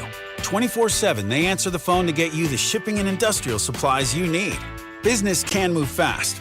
Unexpected large orders, adverse weather, new safety guidelines, and changing economic trends. Uline works hard keeping 41,000 items ready to ship, minimizing detours on your way to the extra mile. Visit uline.com. Baseball fans, BetMGM is giving you the chance to win a prize every day during the baseball season. Step into the batter's box for BetMGM's Swing for the Fences free-to-play game. Log in every day for your chance to win. All you need to do is pick an area of the strike zone and take your best swing. If you get a single, double, triple, or home run, you'll receive a prize. Smash a home run to collect a bonus bet on us. Just log into your BetMGM sports account to get started. Then, visit your promotions section to access the Swing for the Fences free-to-play game. You'll score a prize if you hit a single, double, triple, or home run. There's nothing more exciting than going yard, so swing for the fences with BetMGM. BetMGM and GameSense remind you to play responsibly. See BetMGM.com for terms. 21 plus only. Kansas only. Existing customer offer. Subject to eligibility requirements. Rewards may vary. Bonus bets expire in 7 days. Please gamble responsibly. Gambling problem? Call 1-800-GAMBLER. In partnership with Kansas Crossing Casino and Hotel. Hi, it's Mitch Holtis, voice of the Chiefs. Be a part of history by attending Chiefs training camp in St. Joseph, Missouri this summer and see the Chiefs up close. Make the trip to St. Joe something for you and your family to remember. Go to stjomo.com to view or download a free visitor guide and plan your trip. It's where the Pony Express started and Jesse James ended. That's stjomo.com for all the details to make your trip. Chiefs training camp in St. Joseph, Missouri will be one you'll never forget. Produced in cooperation with Visit Missouri. Ring the bell. We've done it again. Golden Oak Lending has lowered rates to 4.875 fixed. Lower your monthly payment, get cash out, pay off credit cards, and best of all, make no mortgage payments for 2 months. Lock in this incredible 4.875 rate and get your cash in as little as 14 days. Call 913-890-GOLD. Golden Oak Landing cured my blues. 5.81 APR, FHA, 15-year, 20% equity qualified credit. Additional terms apply. NMLS 114937. Brought to you by America's largest pickleball festival, PickleCon. PickleCon will feature 100 courts, 3,000 players, 80-plus vendors, with something for everyone. Youth tournaments, charity games, and parties that glow. PickleCon, August 7th to 10th. Register at picklecon.com. This report is brought to you by O'Reilly Auto Parts, your professional parts people. Visita O'Reilly Auto Parts y llévate gratis un set de balatas al comprar 2 discos de freno. Aplican restricciones. Detalles en la tienda. O'Reilly Auto Parts. Here's traffic, brought to you by DM Injury Law. Have you or a loved one been in a car wreck? Contact DM Injury Law today and get the money you deserve. Car wreck? Remember, Mike's got this.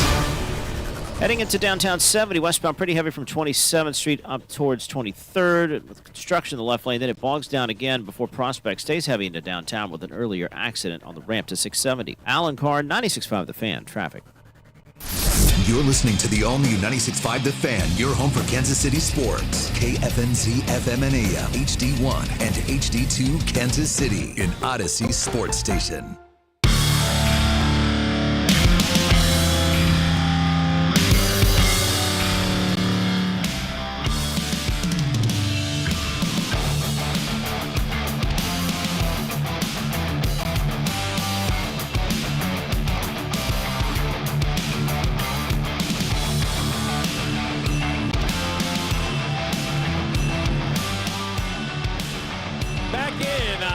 Friday, Fescoe and Dusty with you on 96.5 The Fan as we roll through the final day of the week. Dusty will be back on Monday. We'll all be back together as we get excited for the beginning of football season. And so I saw this story the other day. My dad sent this one to me because he was, I think, I don't know how he reacted as a 75-year-old to this one. I'm sure he probably had, kind of thoughts on both sides of the equation. But what has happened is a 12-year-old baseball player in New Jersey in Little League, he's at the center of a legal battle right now because what had happened was a week ago, he hit a big-time home run and did the bat flip and was ejected from the game, which means he's suspended for the next game according to Little League rules, right?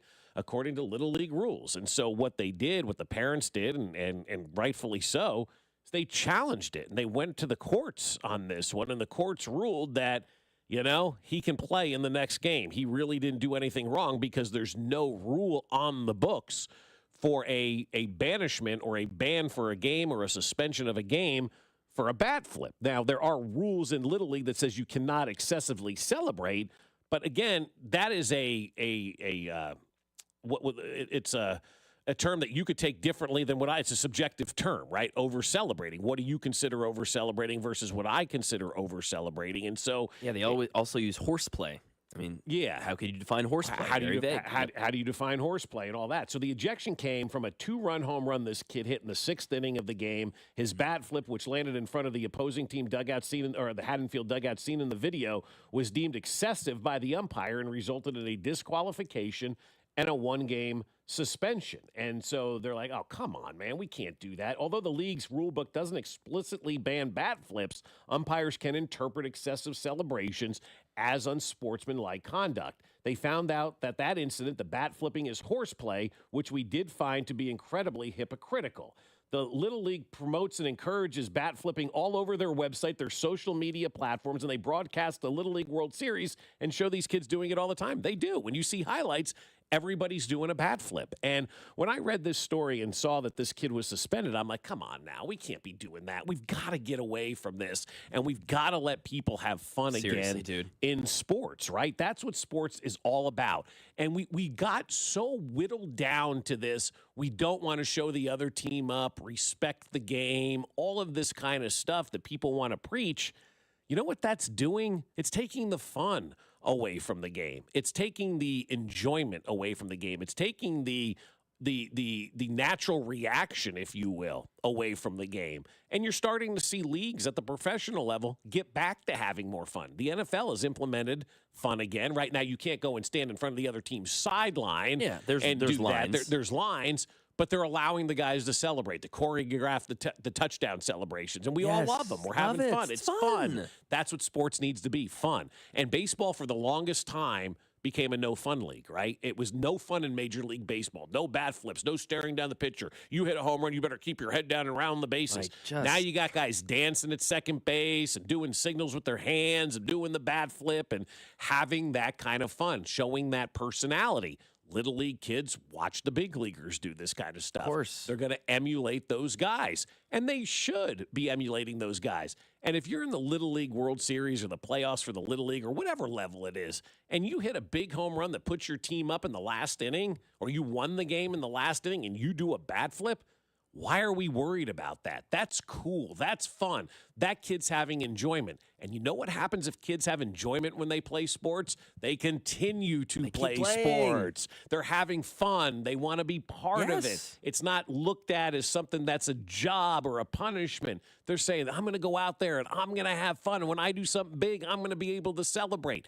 It's okay to allow this. We got into this rut for a while, for like 20 years, where having fun in sports was seen as wrong, and we can't have fun, and we can't celebrate, and we can't show the other team up. The other team doesn't want to be shown up. Play better.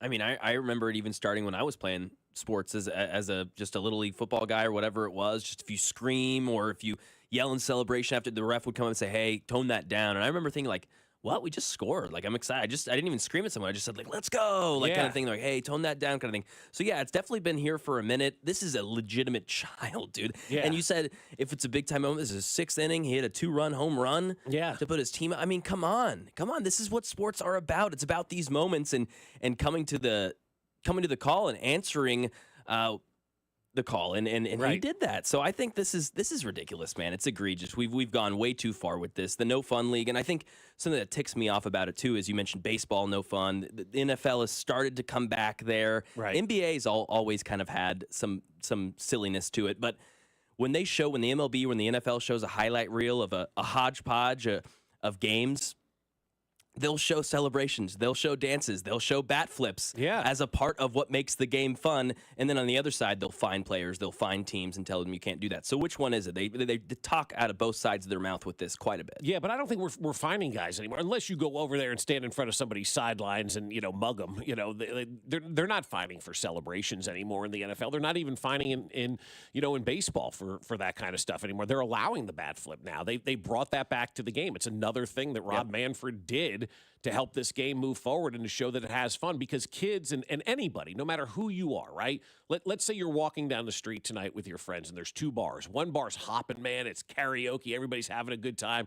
And the other bar's dead and nothing's going on inside that bar. Which bar are you choosing? The bar that looks like it's having a good time, or the bar where there's a dude sitting there with a fake leg on the bar, scratching his nub, smoking a cigarette? Well, Savannah Bananas has kind of showed you this in real life, right? Exactly. They fill up stadiums. You want to go to where the fun is. You want to be part of that. Everybody, whether they're a kid or they're an adult, wants to be somewhere where they feel like everybody's having a good time. You want to be part of that. And so if you're going to try to outlimit this fun and not let these kids have fun, you're essentially chasing them away from the game. We want kids to embrace sports right now, right? We want kids to be playing. We want kids outside. We want kids active. We want them to know sports is a lot of fun. And if you say, yes, you can go out there and have these moments, but you can't celebrate, you worked hard for that. I don't care if you're 12 years old. That's you're still working man. hard for all that stuff. You've got to be able to have a little bit of a reward at the end. It's hard to score a touchdown in the NFL. Hit a home run in baseball. And when you do that, you've worked your ass off for that moment. Celebrate that moment. Well, yeah, it teaches you to value what you work hard for and what you succeed at. If you study for a test and you get an A, by God, man, go out and have a nice dinner with your family or with some friends. And if you're not 12 years old, go have a drink with your buds and celebrate that A or whatever it is. Like, yeah, that's the part of life that you work for. Like, the hard work is great, but the results and succeeding is really what we live for. And if you're not giving the kids the chance to kind of have that outlet of excitement and, hey, look at me, Mom, look at me, friend, like, look at what I did. I worked on this. I've spent the last few years refining my craft, and I've come up with a big home run, and that's really important to me.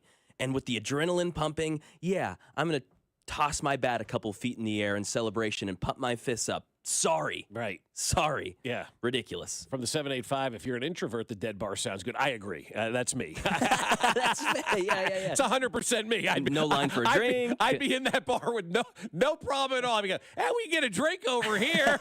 Exactly. But I'm not normal. I am the introvert guy. Yeah. I would sit in that bar by myself and be just fine with it because I could get a cocktail. The guy with the nub leg, you and him just talking. Just talking about whatever. You know, I'd be fine with that. 100% with you, the 785. I do want to address this one, though, from the 913. I love a nice bat flip, but where do you draw the line? I've seen kids throw the bat like 30 feet in the air and the bat lands by first base. Well, you draw the line, you pull the kid aside and say, don't throw it that far next time. Yeah. Or maybe, if you want to have some fun in practice, work on bat flipping.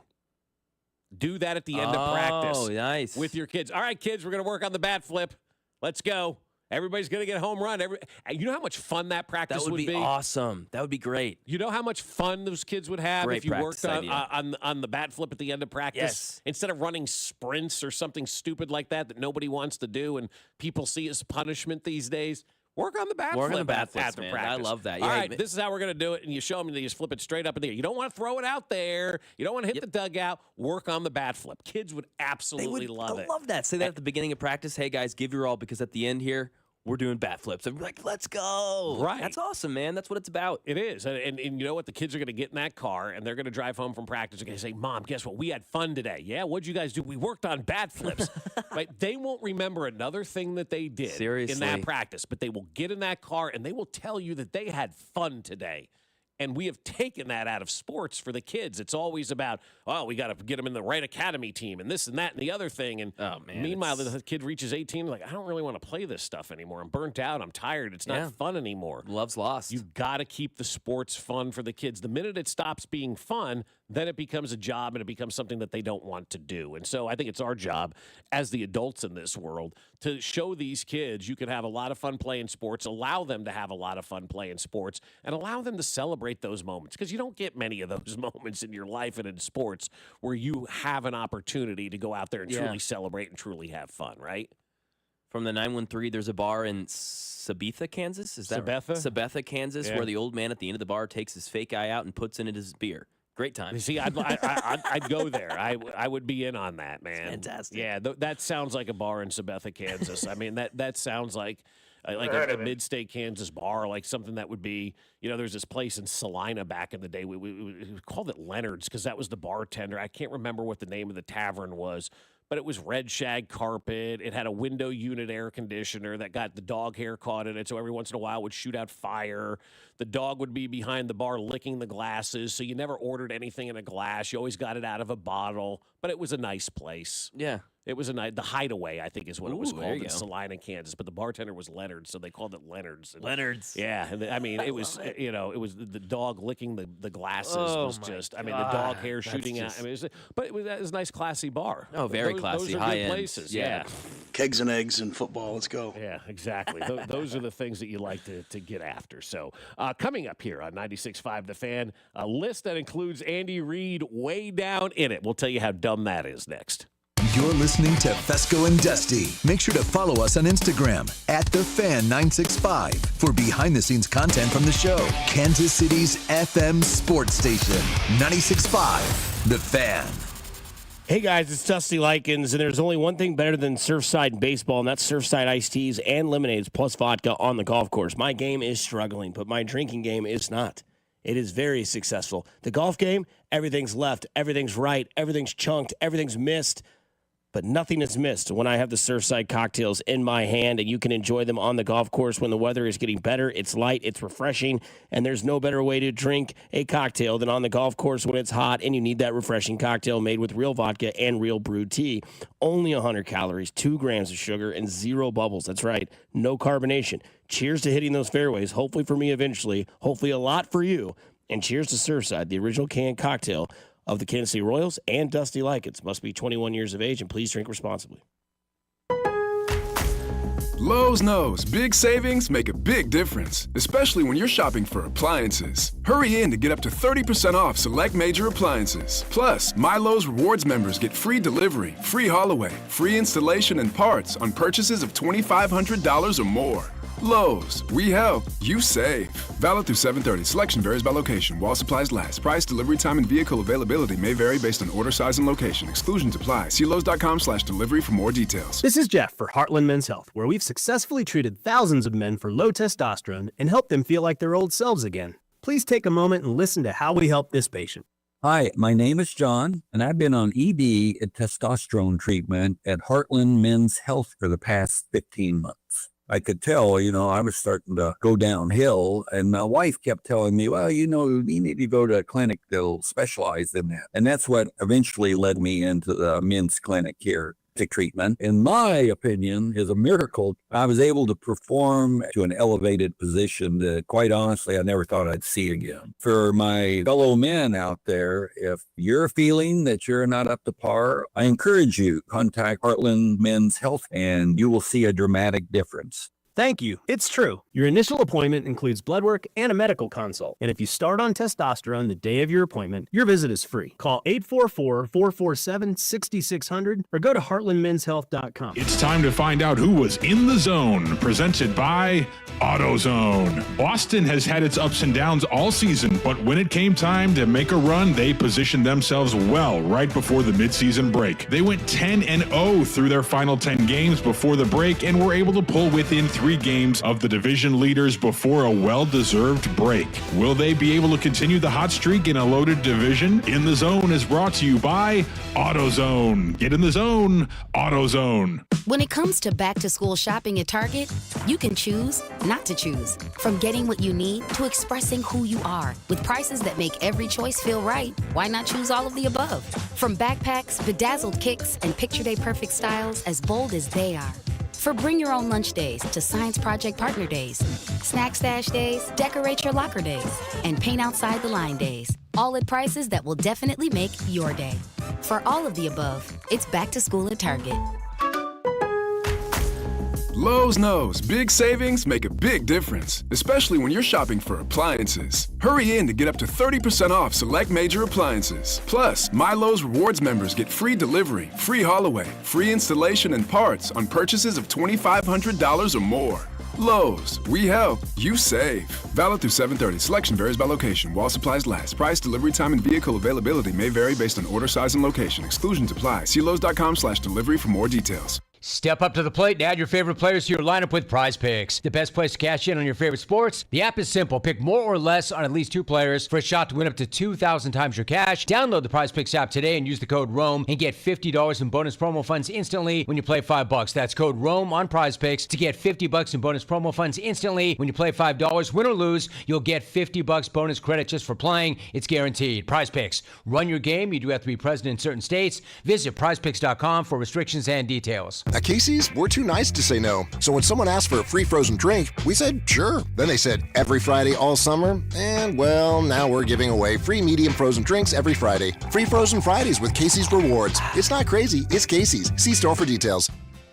Thank you, KC, for voting Century Roofing the best roofing company in the Metro in the Stars 2025 KC Favorites competition. After 35 years, we're giving back to you by extending our free material upgrade sale through the end of the year. Get a free upgrade to impact-resistant shingles with any roof replacement for better protection and possible insurance savings. Trust the best, Century Roofing. Visit CenturyRoofingKC.com for your free estimate today. Century Roofing, trust the pillars of strength. Century Roofing, we've got you covered, Casey. He buys cars on the air and takes 0 prisoners. The John Clay Wolf Show, now on 96.5 The Fan, every Saturday, 9 a.m. to noon. And be sure to watch live at jcwshow.com or stream the chaos on YouTube. You're listening to 96.5 The Fan from the Mission Plumbing, Heating, and Cooling Studios. Here's traffic, brought to you by DM Injury Law. Have you or a loved one been in a car wreck? Contact DM Injury Law today and get the money you deserve. Car wreck? Remember, Mike's got this. 70 westbound into downtown. You hit delays around Jackson Avenue. Stay slow past 23rd Street with construction in the left lane, then slows again from Brooklyn Avenue into the downtown loop. Alan Carr, 96.5 The Fan. Traffic.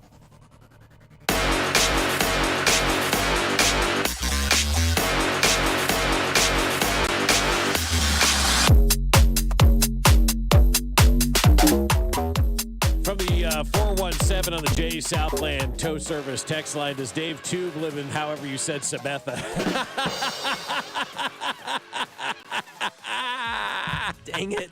Your microphone going away, your headphone too. That thing just snapped back golly. like your headphone did. Crazy back here. Growing boy needs himself some new headphones back there. And a new microphone for that matter. I guess so. I mean, my goodness back there. So congratulations to you for getting a new microphone and new headphones all in the same day.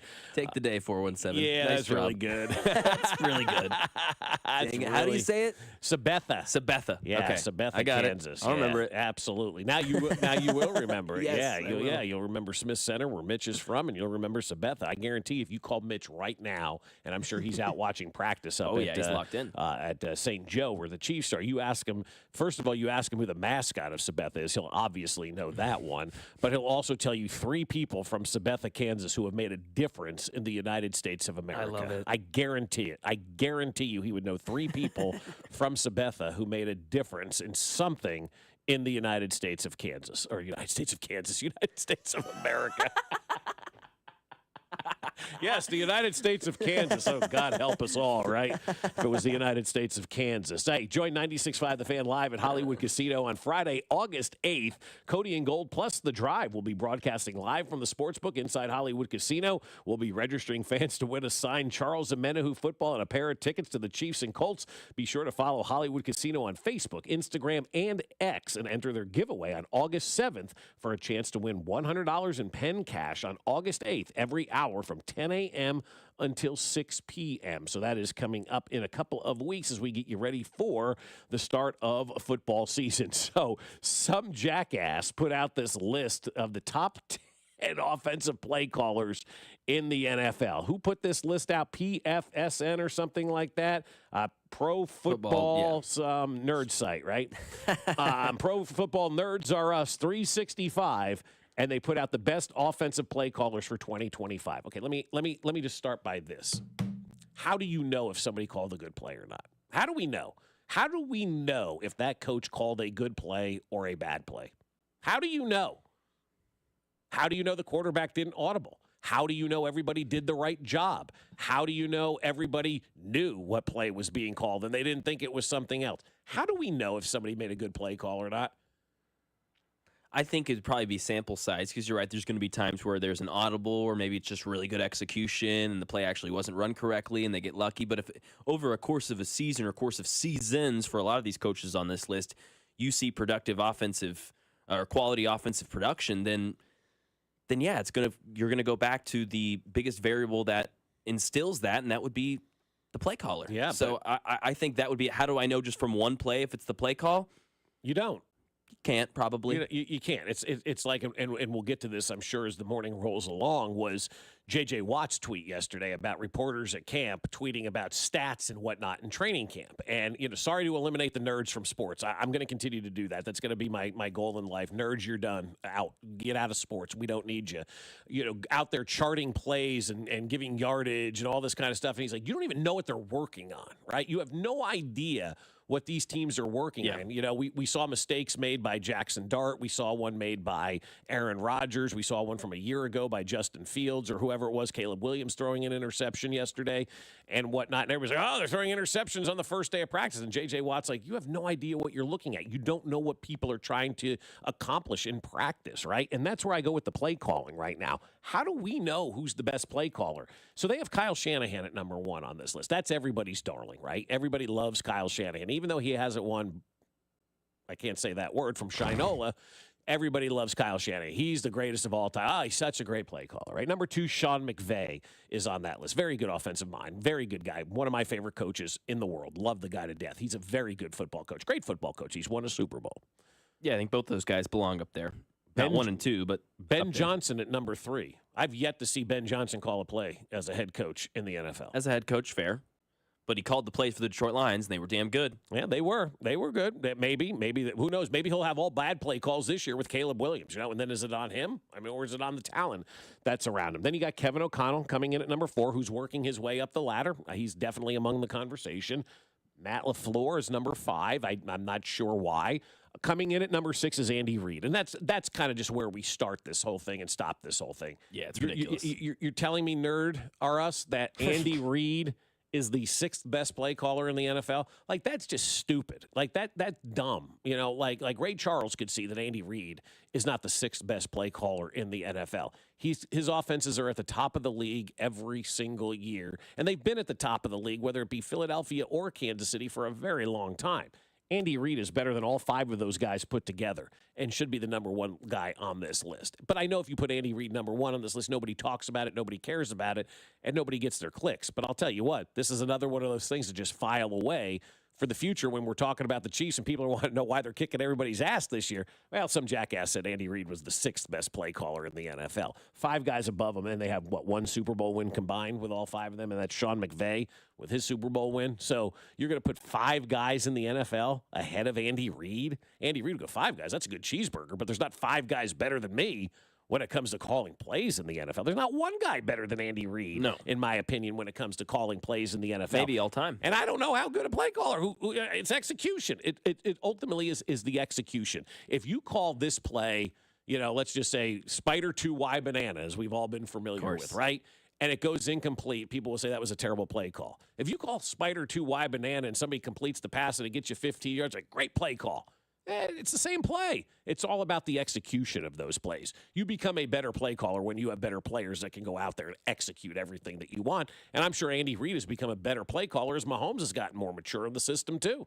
No doubt. I think watching the 2018 AFC Championship game, just randomly it came on, and I think it was when you were gone, I talked to Dusty about that, and I talked about how Andy Reid has learned as a coach how to play call with Mahomes. He had to teach himself some things because he kind of had a cheat code with Patrick Mahomes to say, okay, the normal rules that I follow for play calling, for time management, for my decision making, is not the normal rules anymore because I've got the anomaly of all anomalies out there in number 15. So he kind of had to reteach himself some stuff, which is what great coaches do. But yeah, he's the best play caller probably of all time.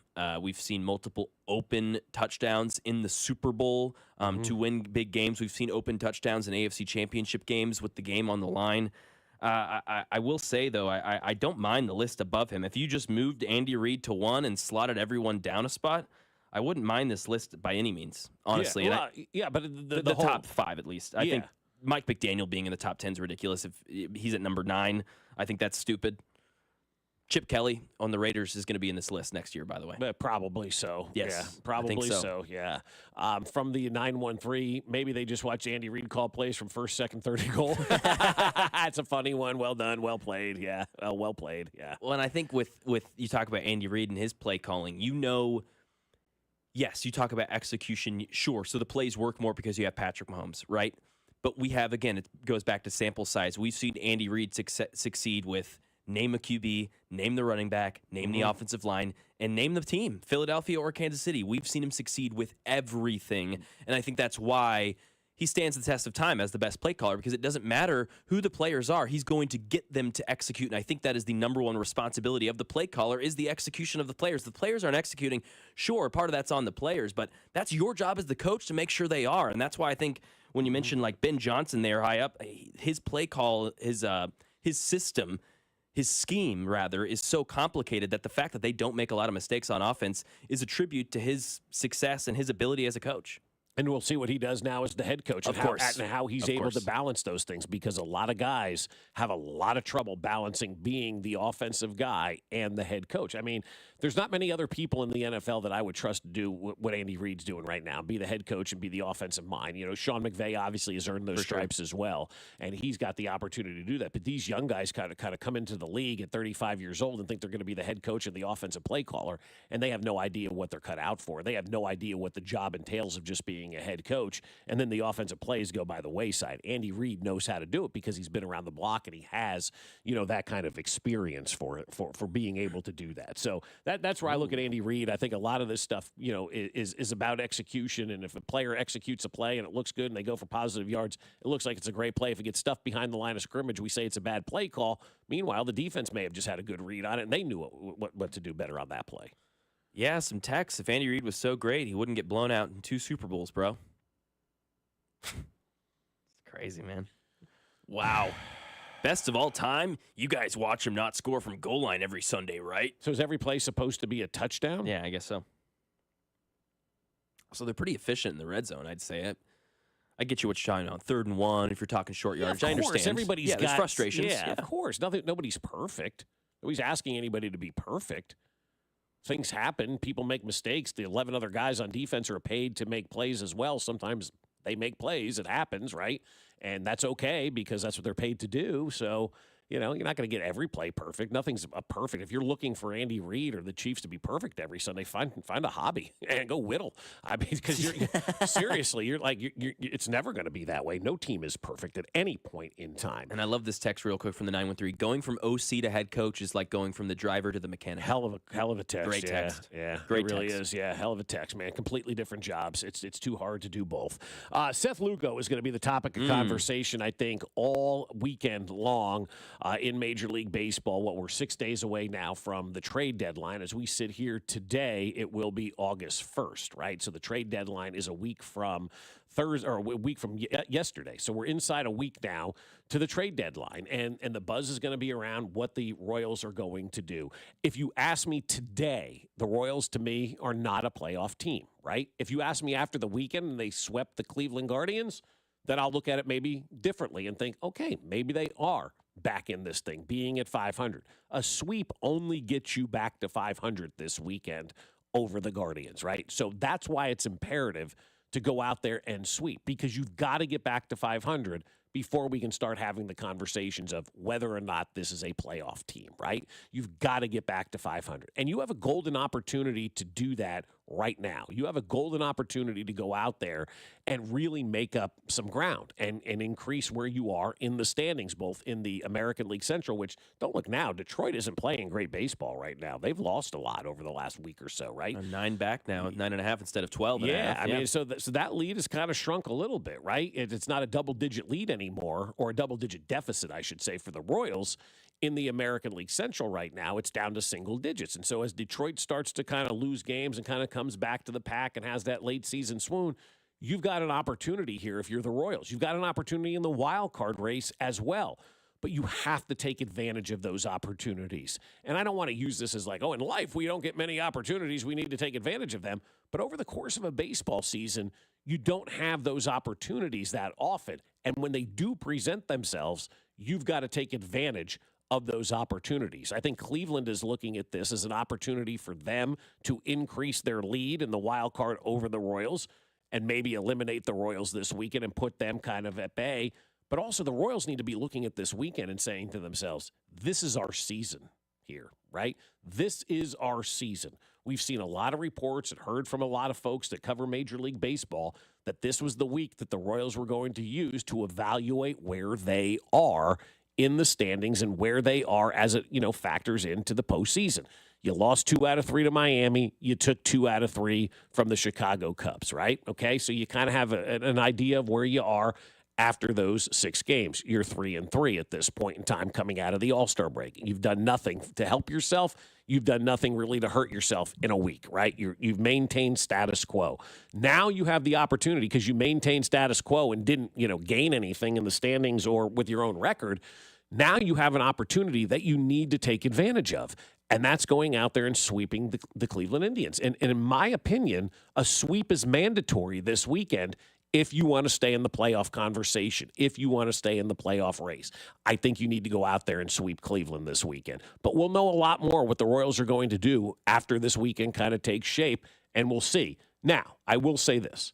Regardless of what happens this weekend, okay? Regardless if they sweep Cleveland, they get swept by Cleveland, they win 1, they win 2, whatever the case may be, whatever that scenario paints itself to be, Seth Lugo still needs to be traded. Whether it is a sweep, whether it's a getting swept, either way, Seth Lugo needs to be traded by this Kansas City Royals organization, because I do believe that Seth Lugo is the biggest chip that they've had in their arsenal this side of Aroldis Chapman, and maybe you even go back to a guy like Zach Greinke that could help you replenish your organization and to make your organization better. Now, I don't believe they're going to get a haul like they did for Zach Greinke, where you get your starting center fielder, you get your starting shortstop, you get some pitchers that you're able to move to increase your opportunity to get better pitchers in Davis and Shields and that kind of stuff.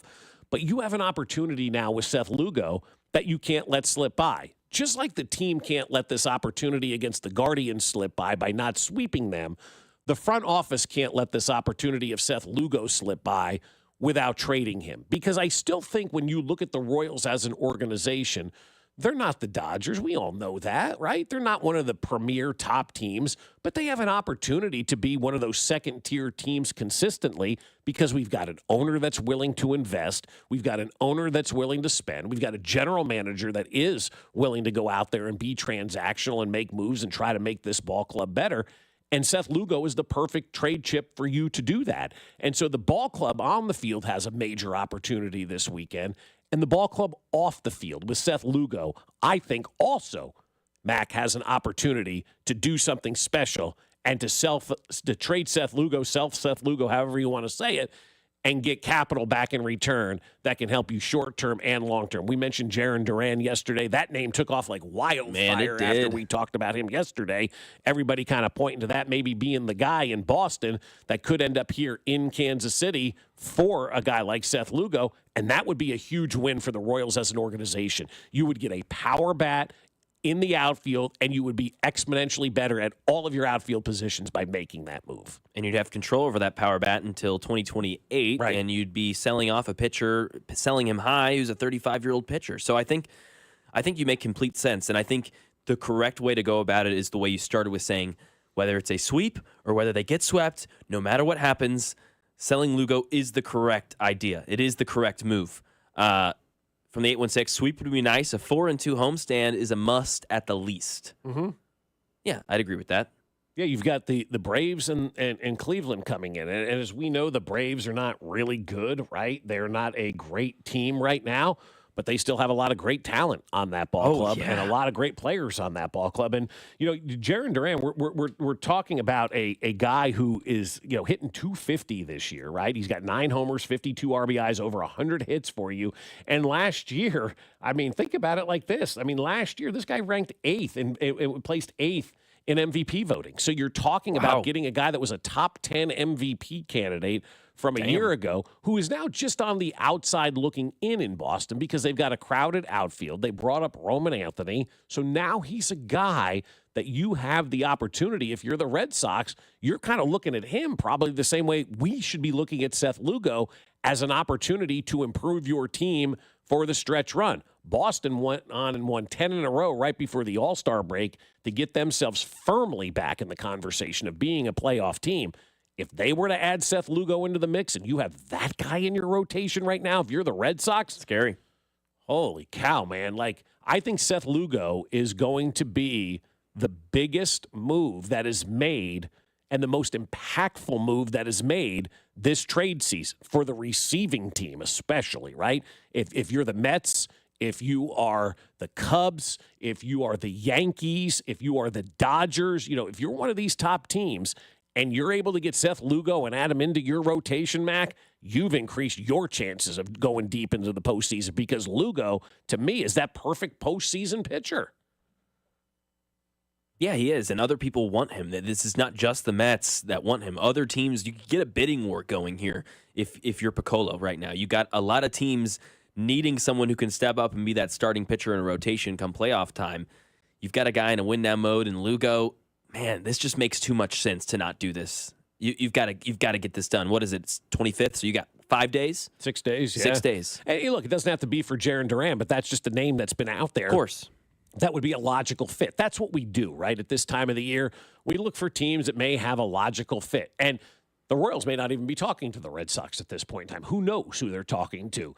But they need to be talking to everybody. And like, this is one of those deals where you give these teams, you have until Wednesday at noon to bring me your best offer for Seth Lugo. And do it like when you acquire guys from Japan. Everybody turns in an envelope. They open the envelope. The highest number wins, right? That's kind of, if I'm JJ, I'm calling any team that I've talked to about Seth Lugo. And I'm saying Wednesday at noon Central Time, so 1 o'clock on the East Coast, you have to bring me your best offer for Seth Lugo. I will open the envelopes, I will go through them, and then I will contact the team that I think is the best offer, right? And I know it's not done like that, come kiss the ring and things that sounds ridiculous. Of course. But that's kind of how I would do it. I'd like to see, give me your best and final offer, like a car dealership, right? You don't want to go down there and negotiate. Nobody wants to deal with that kind of stuff. Let's get to the end really, really fast. Let's speed date. We're in a world where we speed everything up, right? Like, we don't want to wait for anything. So I would imagine in sports it's kind of the same way. Give me your best offer, write it down, put it in ink, and we'll go from there. And then we'll say, this is the offer we're taking. This is your best. Yeah, it's best offer. Fine, deal done. And we'll move on from there. But I think that's the way that they need to approach Seth Lugo. I think he's too valuable a piece to keep on this team after the July 31st trade deadline. And again, it doesn't mean that you are giving up on life and waving the white flag on the season by any means, in my opinion, right? Some people will look at it like that. No. But you can still win and you can still get into the playoffs without Seth Lugo. I don't think you can get into the playoffs if you keep Seth Lugo and don't add a bat. I think either way you're building for next year, and so if it's playoffs this year, it's great. If not, it's not this year.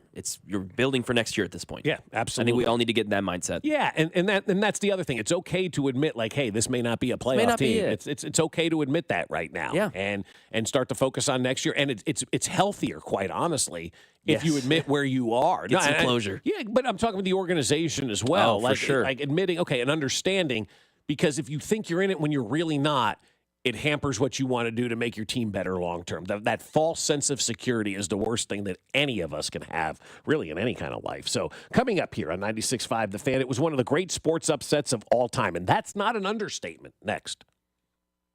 Hey, it's Michael Waka, and you're listening to Fescoe and Dusty on your home for Royals baseball, 96.5 The Fan.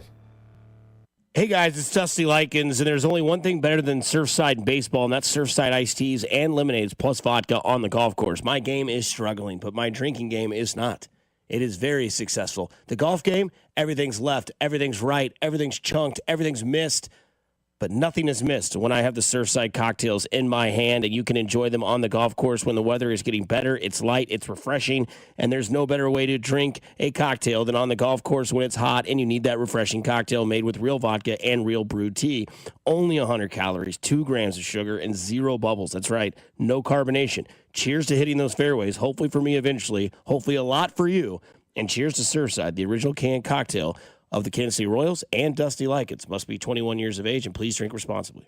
There is only one National Summer Arms Show, and it returns to Kansas City this weekend only. Bigger than ever. Buy, sell, and trade with freedom lovers from coast to coast and border to border. All gathering at the KCI Expo Center for one incredible weekend. Discover vintage rifles and handguns, modern arms, and collectible militaria. From Civil War artifacts to today's tactical gear, there's something for everyone. Stock up on ammo, brass, reloading gear, and military surplus. Explore blades from everyday carry to high-end collectibles. Staples. Visit the Colt collectors, the High Standard collectors, and the returning Marlin Firearms collectors. There's no buyer's premium, just $15 a day or $20 for a weekend pass. Kids 15 and under are free with an adult admission. The 54th Annual National Summer Arms Show, this Saturday, July 26th from 9 to 5 and Sunday 9 to 3. It's the Midwest's highest caliber event and the 5th largest arms show in America. Details online at nationalsummerarmshow.com. That's nationalsummerarmshow.com. If you love finding the deal and a bargain brings you bliss, the Hy-Vee 5-Day Sidewalk Sale is cause for celebration. This Wednesday through Sunday, stock up and save big on dozens of pantry staples, like Roma pizzas, 4 for $10, Pepsi 24 packs, $9.99, Frito-Lay's chips, just $1.99, Gatorade 8-pack bottles, just $5.99, and Sunbelt granola bars, 4 for $10. Hurry to the huge 5-Day Sidewalk Sale this week, only at Hy-Vee.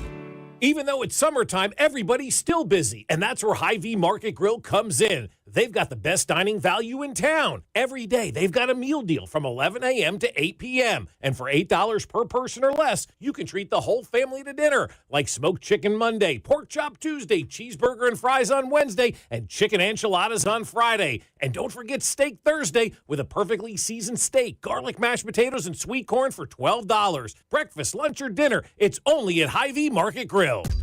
There's nothing like when you get that part from eBay and it just fits. Yeah, the first time. So you can do less of this and get right back to more of this. At eBay, you'll find all the parts you need, guaranteed to fit, at prices you'll love. Sounds good, doesn't it? eBay, things people love. Eligible items only. Exclusions apply. This is the story of the one. As a safety manager at a manufacturing plant, he does everything he can to keep his coworkers safe. From finding ways to reduce risks to keeping safety supplies in stock. And for that, he relies on Grainger. Grainger offers a broad range of quality products and next-day delivery, so he can always play it safe. Call 1-800-GRAINGER, click Grainger.com, or just stop by. Grainger, for the ones who get it done. Lowe's knows big savings make a big difference, especially when you're shopping for appliances. Hurry in to get up to 30% off select major appliances. Plus, My Lowe's Rewards members get free delivery, free haul away, free installation and parts on purchases of $2,500 or more. Lowe's, we help, you save. Valid through 7/30. Selection varies by location. While supplies last. Price, delivery time, and vehicle availability may vary based on order size and location. Exclusions apply. See Lowes.com/delivery for more details. Step up to the plate and add your favorite players to your lineup with Prize Picks. The best place to cash in on your favorite sports. The app is simple. Pick more or less on at least 2 players for a shot to win up to 2,000 times your cash. Download the Prize Picks app today and use the code ROAM and get $50 in bonus promo funds instantly when you play $5. That's code ROAM on Prize Picks to get $50 in bonus promo funds instantly when you play $5. Win or lose, you'll get $50 bonus credit just for playing. It's guaranteed. Prize Picks. Run your game. You do have to be present in certain states. Visit prizepicks.com for restrictions and details. It's funny how one little light can stall out your entire day. I was already running behind, and now this, the check engine light. So I reached out to my go-to problem solver. Dad, check engine light. What do? He didn't miss a beat. Take it to Telly, he said. So I did. When I got there, they didn't just fix my car. They fixed my day. They were quick, clear, and took care of everything. Next time my car glitches out, I'm heading for Telly.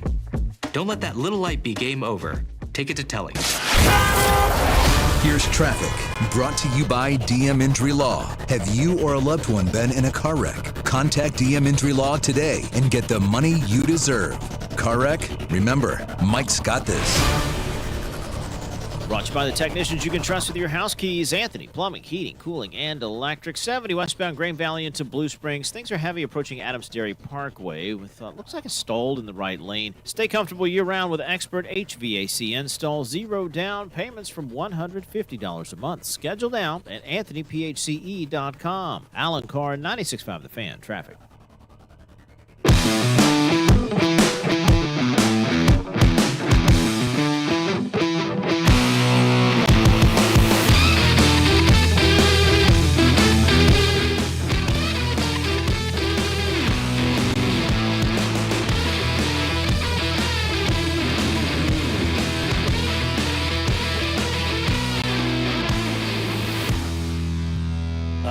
Back at it here on 96.5 The Fan. It is a beautiful Friday. It is Fescoe and Dusty, sans Dusty with Mac, because Dusty's on vacation. He'll be back on Monday, and Mac is here on Friday, and he's got his friends coming in, so there's no chance he'll be here on Monday. That's probably true. Did I get that all right? Yeah, No, I think you're right. I rolled through all of that, yeah.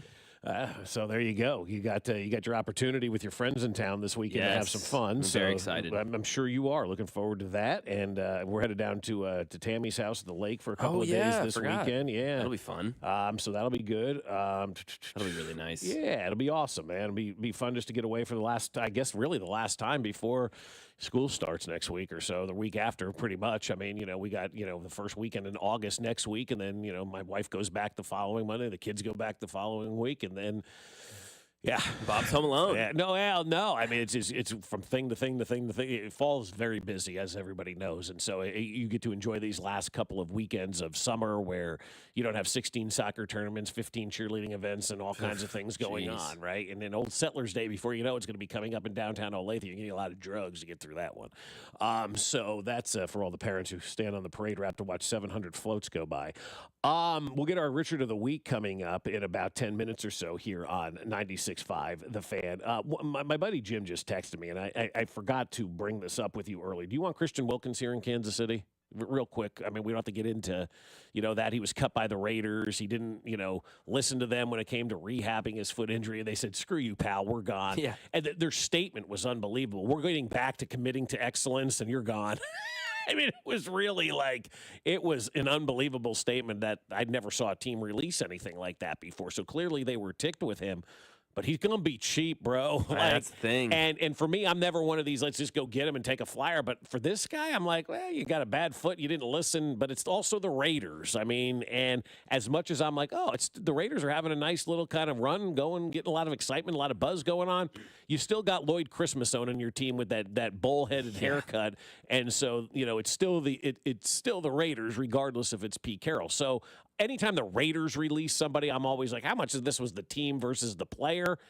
I don't know. What do you think? Take a flyer on this cat? Absolutely. Yeah. Why not? Literally. I mean, this is a former all-pro defensive tackle, one of the best at his position when healthy. I mean, I remember when they got him 2 years ago, it was like, whoa, him and Max Crosby on the same defensive line. It was going to be scary. And they got, they played 4 or 5 games, maybe 6 games together until the injury occurred. So unfortunate for the Raiders, really unfortunate for Christian Wilkins. If he is going to get back to 80% of what Christian Wilkins was 2 years ago, there's literally a no-brainer. He's going to be cheap. He's making a crap ton of money from this Raiders deal that they just bought him out on. So, yeah, come bring him in. Hey, you know what? If you've got bad blood with the Raiders and you don't like the way they just handled that, do you want to play him twice a year for the next couple of years? Yeah. Come on. I think so. Let's go. And look, we could use that guy, too, on the defensive line, right? Again, I don't know when he's going to be healthy. He's got somebody like Liz Frank on his foot. I don't know what that means, but, he didn't rehab properly or whatever the Raiders say. But, the other side to this is, and you don't see this often where players don't listen to the teams about what they want them to do for rehab, but the other side is, it's my body, and maybe it doesn't feel good doing it this way or whatever. I don't like what this doctor's telling me, or maybe you've got a foot specialist or somebody that's telling you, something else or whatever the case may be. Like, there are two sides to every single story. When a team releases somebody that we immediately are like, oh, the player did something wrong. He didn't want to rehab the right way. Well, maybe he was rehabbing the way that he felt was best for him and didn't like what they were suggesting to him. And so he's also the Raiders, and maybe he wanted out of there. Yeah, maybe he was like, this is actually a way for me to leave. Yeah. No, I think this is a no-brainer. You at least give him a call. You see what's going on with the foot, what it looks like, timeline, get your doctor's opinions on it. I mean, if everything's clear, and again, if he's just like going to be back and maybe not be 100%, but he's 70, 80% of what he was, this is a no-brainer. Yeah, no-brainer. Him and Chris Jones right next to each other, that's wow. Right. Wow. Yeah, exactly. That'd be awesome. That would be really good. Yes. And then don't I forget know that I'm hard. Jerry Tillery is still part of this team. For sure. And 2 big rookies are still part of this team. Yeah. We got Norman Lear and, the Norman other Lott guy. and Ashton Gelati. Yeah. So, you got 2 guys that you drafted that you love. You got 2 veteran guys in there. There's room for one more, especially 100%. A former Pro Bowler, 100%. And then add those edge rushers and Karlaftis and Aminihu. I mean, this could be scary. It's funny. I texted you yesterday. He'll be a Chief. He goes, is that coming from a source or is that your opinion? Like, You're like, is this real? I'm like, no, it's my opinion on this one right now. It's my opinion on that one right now. I was hopeful for a second. But you never know. I mean, it just sounds like a move that this team would make. They're always looking to make their roster better. It doesn't matter what position or how. A healthy Christian Wilkins makes your roster a hell of a lot better on the defensive line. And what makes it a Chiefs-type move is that it's low risk, high reward. Yeah. The risk Christian Wilkins would be $5 million, a few $1 million. Okay, it doesn't work. All right, you get $2 million of that. All right, we'll see you later. Or if it works, great. We just got a former All-Pro defensive tackle who's 30 years old and still just wreaking havoc next to the best at their position in Chris Jones. Yeah, I don't know how it works in the NFL, because in baseball, if somebody like gets rid of you, and trades you, you get the difference, right? They pick up the difference of the league minimum, and that's the prorated portion of the salary. I don't know how it works in the NFL with all that, because they said they terminated the contract because he wasn't listening. So they cut it off at the head. So is he a street free agent? He can sign anywhere for any amount. I don't know the inner workings of all of that kind of stuff. But if he's a guy out there and the Chiefs like him and they sign him, I'm all for it. I'd be all for that signing. I'm for every signing that they do, because they know what they're doing, right? They could sign you and I'd be like, okay, the Chiefs signed him. They got a plan. Brett's got a plan. Andy's got a plan. My routes, my shake move. They need some work. I mean, you can barely shake me drunk in a parking lot on a Thursday. BBL stinky. Yeah, you got that going for you too. So I said it going into break. This is not an overstatement, but when you look at Hulk Hogan beating Andre the Giant in the WWE, WWF back in the day. That's one of the great all-time moments, I think, in sports, one of the big upsets in sports, and really kind of put that league on the map, right?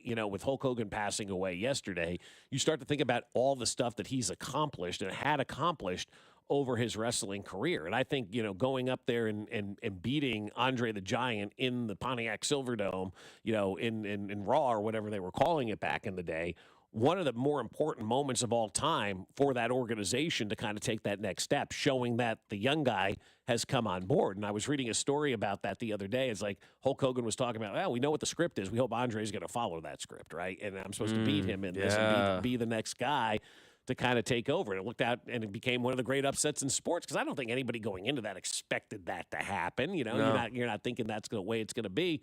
But they made it happen because they know they needed to change over. They know that they needed to evolve. They know they needed to move on. I think sports, the real sports, the actual games, not the wrestling entertainment side of things, to learn a lot from the WWE and the WWF. And if they haven't, then they're making big mistakes, because they have found a way to be sports and entertainment. Savannah Bananas, sports and entertainment. You find a way to entertain, keep people engaged. And the WWE had storylines, bro, well before the NBA and the NFL and Major League Baseball had those storylines. And what do we live and die on when it comes to sports these days? The storylines that aren't sports. I sent you that email yesterday of the most clicked on stories on The Athletic this week, right? How many of those involved the game? Zero. None. Yeah. Power rankings, trade targets, moves teams could make, all kinds of stuff like that. That was the drama of sports. That was the outside of the game type of stuff, the entertainment side of stuff that people really like, the storylines of sports.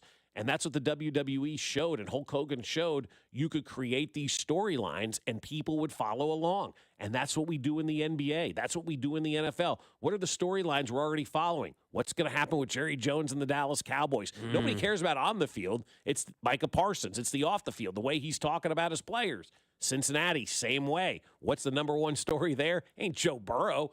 It's what's going on with their number one draft pick, right? Everybody's talking 100%. about that. It's all off the field stuff. What do people talk about? Power rankings, trades. That's what people like. And the WWE showed back in the day that storylines will ultimately sell when it comes to that sport. Coming up here on 96.5 The Fan, we do our Richard of the Week next. Fescoe and Dusty. Subscribe and watch the show on YouTube by going to our channel at The Fan 965, Kansas City's FM sports station, 96.5 The Fan. Well, I'll tell you what, this weekend is going to be easy for us. We're talking about running down to the lake for a couple of days, and you know what we're not going to have to do? Worry about who's going to cut the grass. Oh, my goodness. We can go away for a day or two and not have to worry about the lawn, because the folks over at Aspen Lawn and Pest Control have taken that worry away from us. They've freed up our weekends to do whatever it is that we want to do and have fun, because Aspen Lawn and Pest Control has been awesome since they've started taking care of our lawn back in March. The college-educated professionals know what they're doing. We tried for years to get our lawn the right way, and and we just couldn't figure it out. So I called Aspen Lawn and Pest Control, and they said, yeah, no problem. We'll take care of it. And they got it moving in the right direction. This fall, they're going to overseed that lawn, and we're going to have a beautiful green new lawn for spring. I can't wait to see what happens in the fall to our lawn from Aspen Lawn and Pest Control. And I know we can do it by sitting outside because that mosquito dome is over our house, and we don't have to worry about mosquitoes, the fleas, the ticks, none of that. It's all taken care of with that mosquito dome from Aspen Lawn and Pest Control. So get in touch with them now. They'll come out to your yard, they'll look at it, and they'll tell you what they can do for you just like they did for us. Visit them now at aspenlawn.com and mention this ad. They'll give you up to half off that first application at aspenlawn.com. Hi there, I'm Charlie. And I'm Carter. Our dad is Rex with Rex Buys KC. If you're thinking about selling a home in Kansas City and don't know where to start, our dad can help. Sometimes life throws curveballs, like moving for a new job, dealing with a divorce, or inheriting a house you weren't expecting. Dad doesn't just make offers, he talks with people to help them understand all of their options. No pressure, and it doesn't cost anything to talk with his team. He's a local home buyer who really knows Kansas City. If selling to him is the right choice, he'll give you a fair cash offer, and you can close on your timeline even in as little as 7 days. He buys homes in any condition. No need for repairs, no fees, no surprises. Just an honest, easy process so you feel good about your decision. Want to talk to him? Call 816-330-6000 or go to rexbuyskc.com. Rex Buys KC, helping people make smart choices one home at a time. It's almost Andy Reid. When I landed in KC, I started doing commercials, the whole playbook. That's how I teamed up with Renner Garage Store. For nearly 70 years, Renner has been serving KC with the latest styles, top brands like Delden, Amar, and LiftMaster, and the trusted service of a family-owned team. Get your free estimate today, and if you're looking for work, Renner's hiring installers with paid training. RENNER forward and back. RENNER, RENNER. I went hands-free. I went hands-free. I went hands-free. I went hands-free with Skechers Slip-ins. Join the millions of people who are celebrating going hands-free with Skechers Slip-ins. Footwear you just step into and they're on. It's crazy how something as simple as a pair of shoes have made my life better. After trying Skechers Slip-ins, I want all my shoes to have this technology. See what everybody can't stop talking about. Go hands-free with Skechers Slip-ins at a Skechers store, Skechers.com, or wherever stylish footwear is sold. Eat up, buddy. It's almost time for school. You take charge of your home. You take charge of your work. Don't forget to take charge of your gut health too with Nature Made Probiotics. Nature Made has clinically studied probiotics that work with your digestive tract's natural bacteria, so you won't miss a beat in your daily routine. Find us in the vitamin aisle. These statements have not been evaluated by the Food and Drug Administration. These products are not intended to diagnose, treat, cure, or prevent any disease. This report is brought to you by O'Reilly Auto Parts, your professional parts people. Get a $15 prepaid MasterCard after rebate when you buy 5 quarts of Mobil 1 full synthetic motor oil at O'Reilly Auto Parts. O'Reilly Auto Parts. Here's traffic, brought to you by DM Injury Law. Have you or a loved one been in a car wreck? Contact DM Injury Law today and get the money you deserve. Car wreck? Remember, Mike's got this. Heading into downtown, 29 southbound slows briefly as you cross over into the downtown loop. Same story, 71 northbound crossing into downtown. Kansas side, 635 southbound, still rolling from Shawnee Drive down to I-35. Allen Carr, 96.5 The Fan, traffic. Thursday, August 7th on Fescoe and Dusty is Travis Kelce Appreciation Day. Kelce near side, he makes the catch and rolls into the end zone off the right shoulder. Right here on your home for Chiefs football, 96.5 The Fan, KFNC FM and AM, HD1 and HD2, Kansas City, an Odyssey sports station. Oh, Richard, I'm so happy. Hold me. Richard of the Week. Not that guy, pal. Trust me, you're not that guy.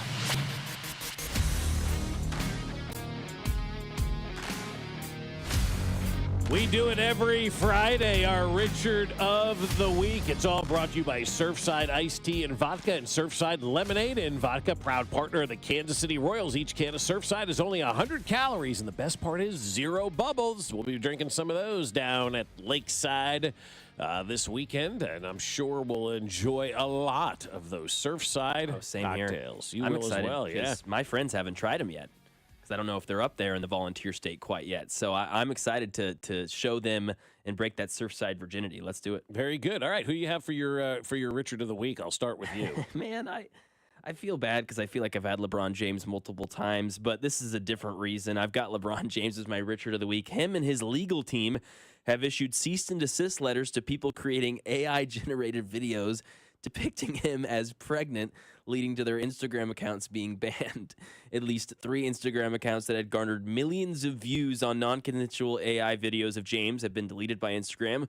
When asked by 404 Media whether it had received a cease and desist letter from James, Meta refused to comment. So look, I'm actually in favor of LeBron doing this. I think AI is the devil and it's going to ruin people's lives. I think AI is awful. Yeah. I think AI is awful.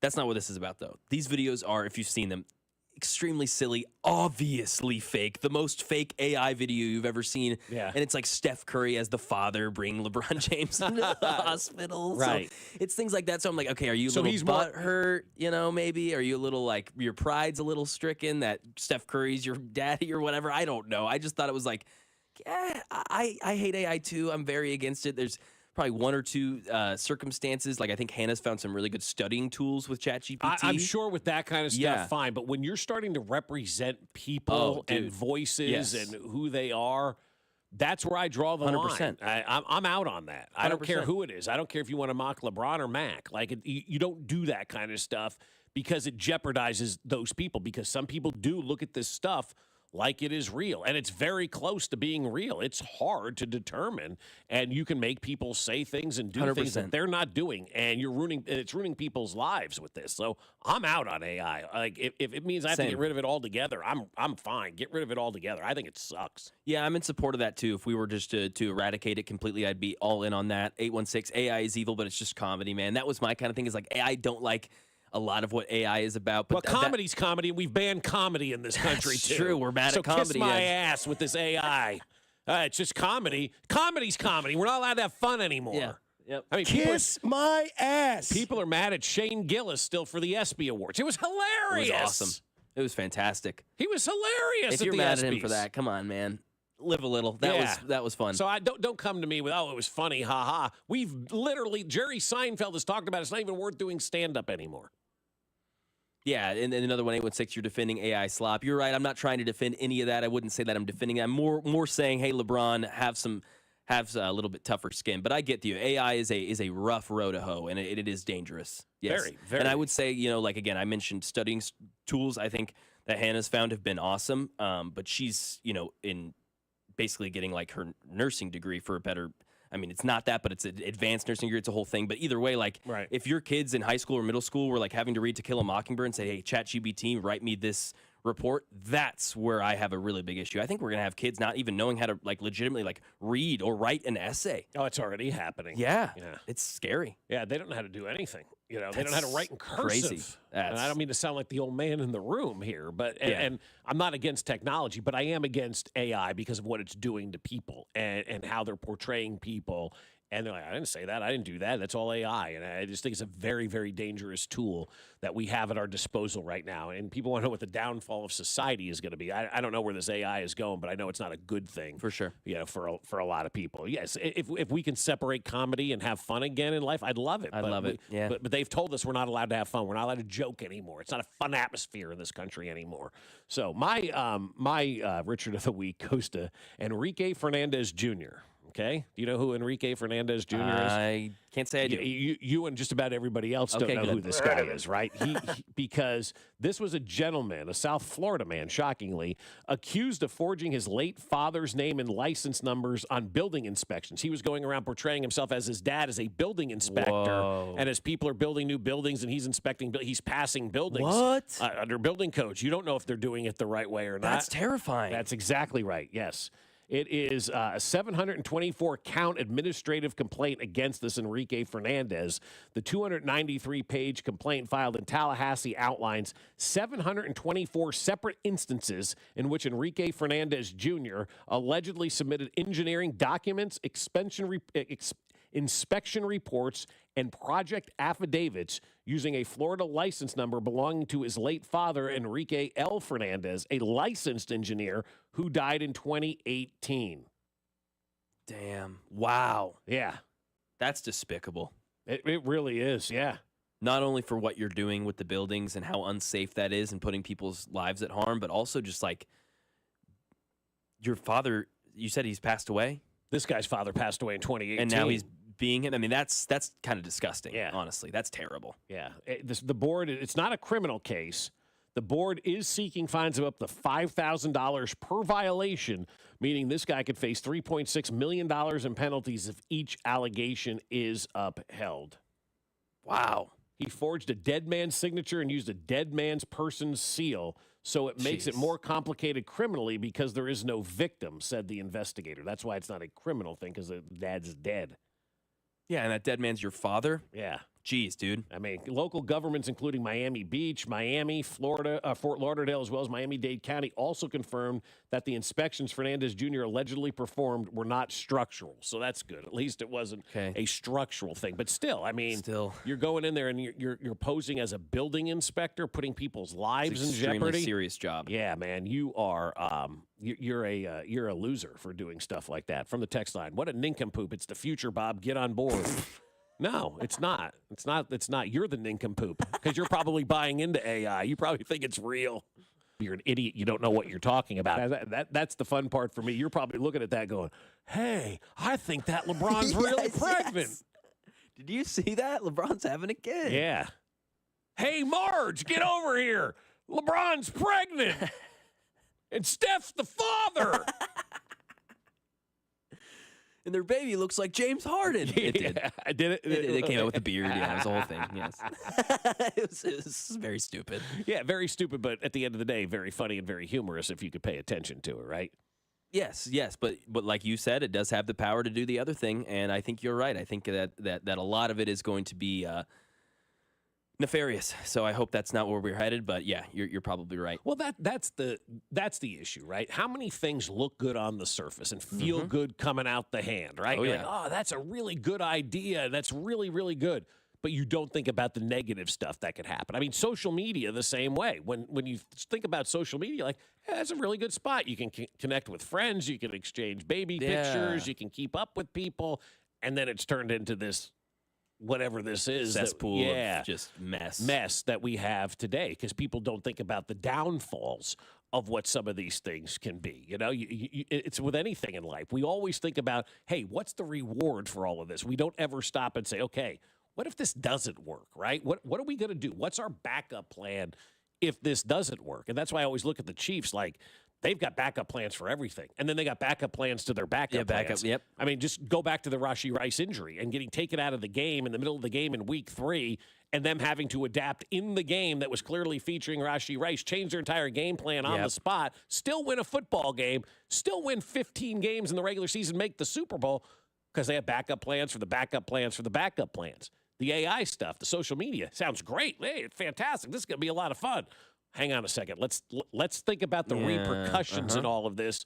And does the negative outweigh the positive? And if the negative outweighs the positive, then we got to bounce on this. We got to figure something else to do, right? The 816 says, dude's girlfriend is AI. You're ruining his life, Bob.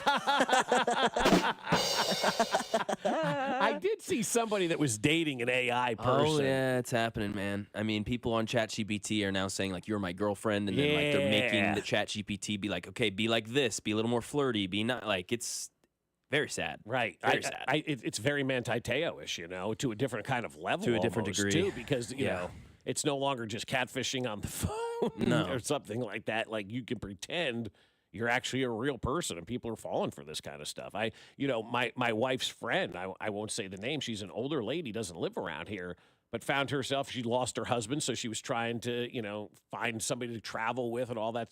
She was talking to an AI person, she thought, and then realized it, you know, after a couple of times talking to this person, realized this is fake. Wow. I said, you didn't give the guy any money or anything. She goes, no, but I could tell it was kind of getting to that route where, and whatnot. So people are falling into these traps. Scammers aren't even having to do it themselves anymore. Right. Just get an AI to do it. That's exactly right. Yeah. So that's why I hate AI. It's ruining people's lives. As somebody says from the 913, what about public endangerment? Mm-hmm. Yeah.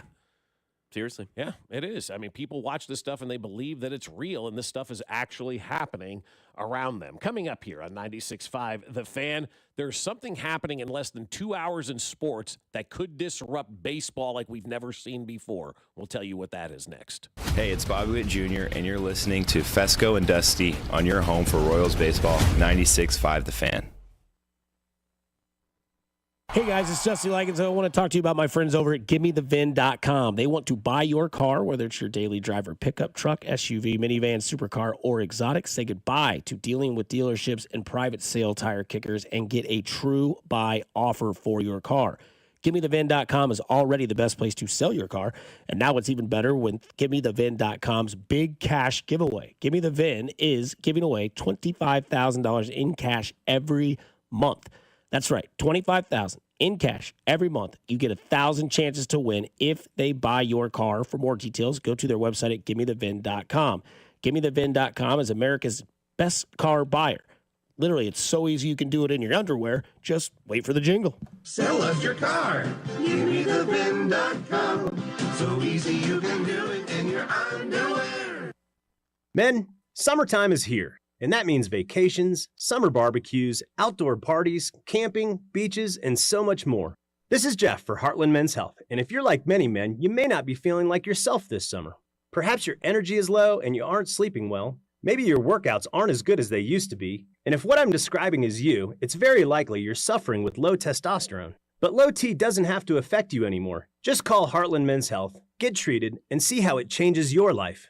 If you're like most men, you'll feel so much better. Deeper sleep, improved vitality and clarity, greater strength and energy, and an enhanced sex drive as well. So call us. Just $99 gets you a PSA and T-test and a medical consult. And if you start on testosterone the day of your appointment, your visit is free. Call 844-447-6600. That's 844-447-6600. Or go to heartlandmenshealth.com. We have 3 offices, Overland Park, Independence, and North Kansas City. It's time to build that dream deck over at All Weather Decks. Schedule a free estimate today at 913-206-1974 or online at allweatherdecks.net. All Weather Decks, the right deck at the right price. Give me those sauces, grab the chicken strips, let's dunk them in there. There's nothing like it. Hey, I'm Joey. And I'm Josh. And we're team members at our local Chick-fil-A. And a little thing you'll love about the Chick-fil-A chicken strips is dipping them in our sauces. My sauce is the barbecue sauce. If you wanted to add sweet, tangy flavors, there's nothing like it. I love the garden herb ranch sauce, but if you want a little bit more kick in the spicy side, you can mix it with buffalo sauce. Dipping them in our sauces, it is perfection. It's the summer of Chick-fil-A chicken strips and sauces. Order now on the Chick-fil-A app. Team members paid for their testimonials. Hey, listen to this. All it needed was a new starter. Got a great deal on eBay. Did it myself. Yeah, that's cool. But how about the soft purr of an upgraded exhaust when it fits just right? For me, it's the little things, like these new windshield wipers from eBay I installed. From small fixes to big upgrades, eBay has all the parts you need at prices you'll love. Guaranteed to fit every time. eBay. Things people love. Eligible items only. Exclusions apply. Get in the zone, AutoZone. Welcome to AutoZone. What are you working on today?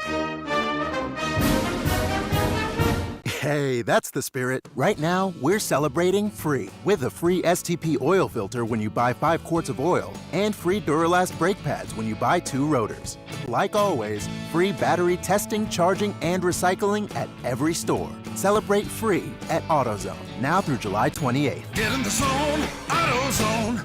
Restrictions apply. Some people just know they could save hundreds on car insurance by checking Allstate first. Like, you know to check you have your phone first, before the cab pulls away. Hey, thanks, man. No, wait, my phone! Come back! It's got my boarding pass, credit cards, phone numbers, my life! Come back! Checking first is smart. So check Allstate first for a quote that could save you hundreds. You're in good hands with Allstate.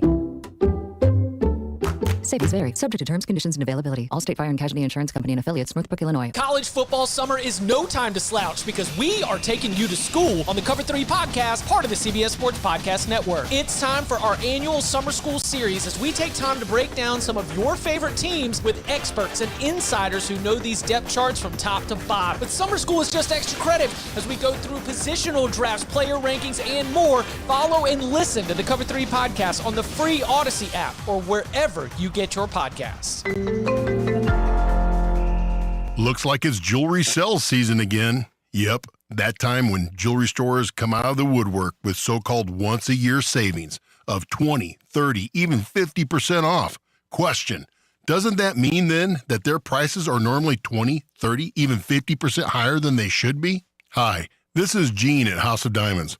We don't play those games. Our prices every day are like other stores' so-called sale prices. We buy our diamonds direct from the cutters, choose only the best 5% in each grade, and pass the savings on to you. Nearly all the jewelry we sell is designed and crafted right here in our shop. No big-name designer markups here. And our diamond jewelry comes with a double lifetime guarantee and more free Diamond Club services than I can list. So the next time you hear about a big jewelry sale, thank them for letting you know how much extra they normally charge, and then come see us at House of Diamonds. House of Diamonds on the southeast corner of College and Quivira. Today, expect possible showers and thunderstorms with a high of 86. Weather brought to you by Staples. Have you heard? The Staples Easy button is back with even more easy. Press it for custom prints, shipping services, even passport photos. Staples. That was easy. You're listening to 96.5 The Fan from the Mission Plumbing, Heating, and Cooling Studios. All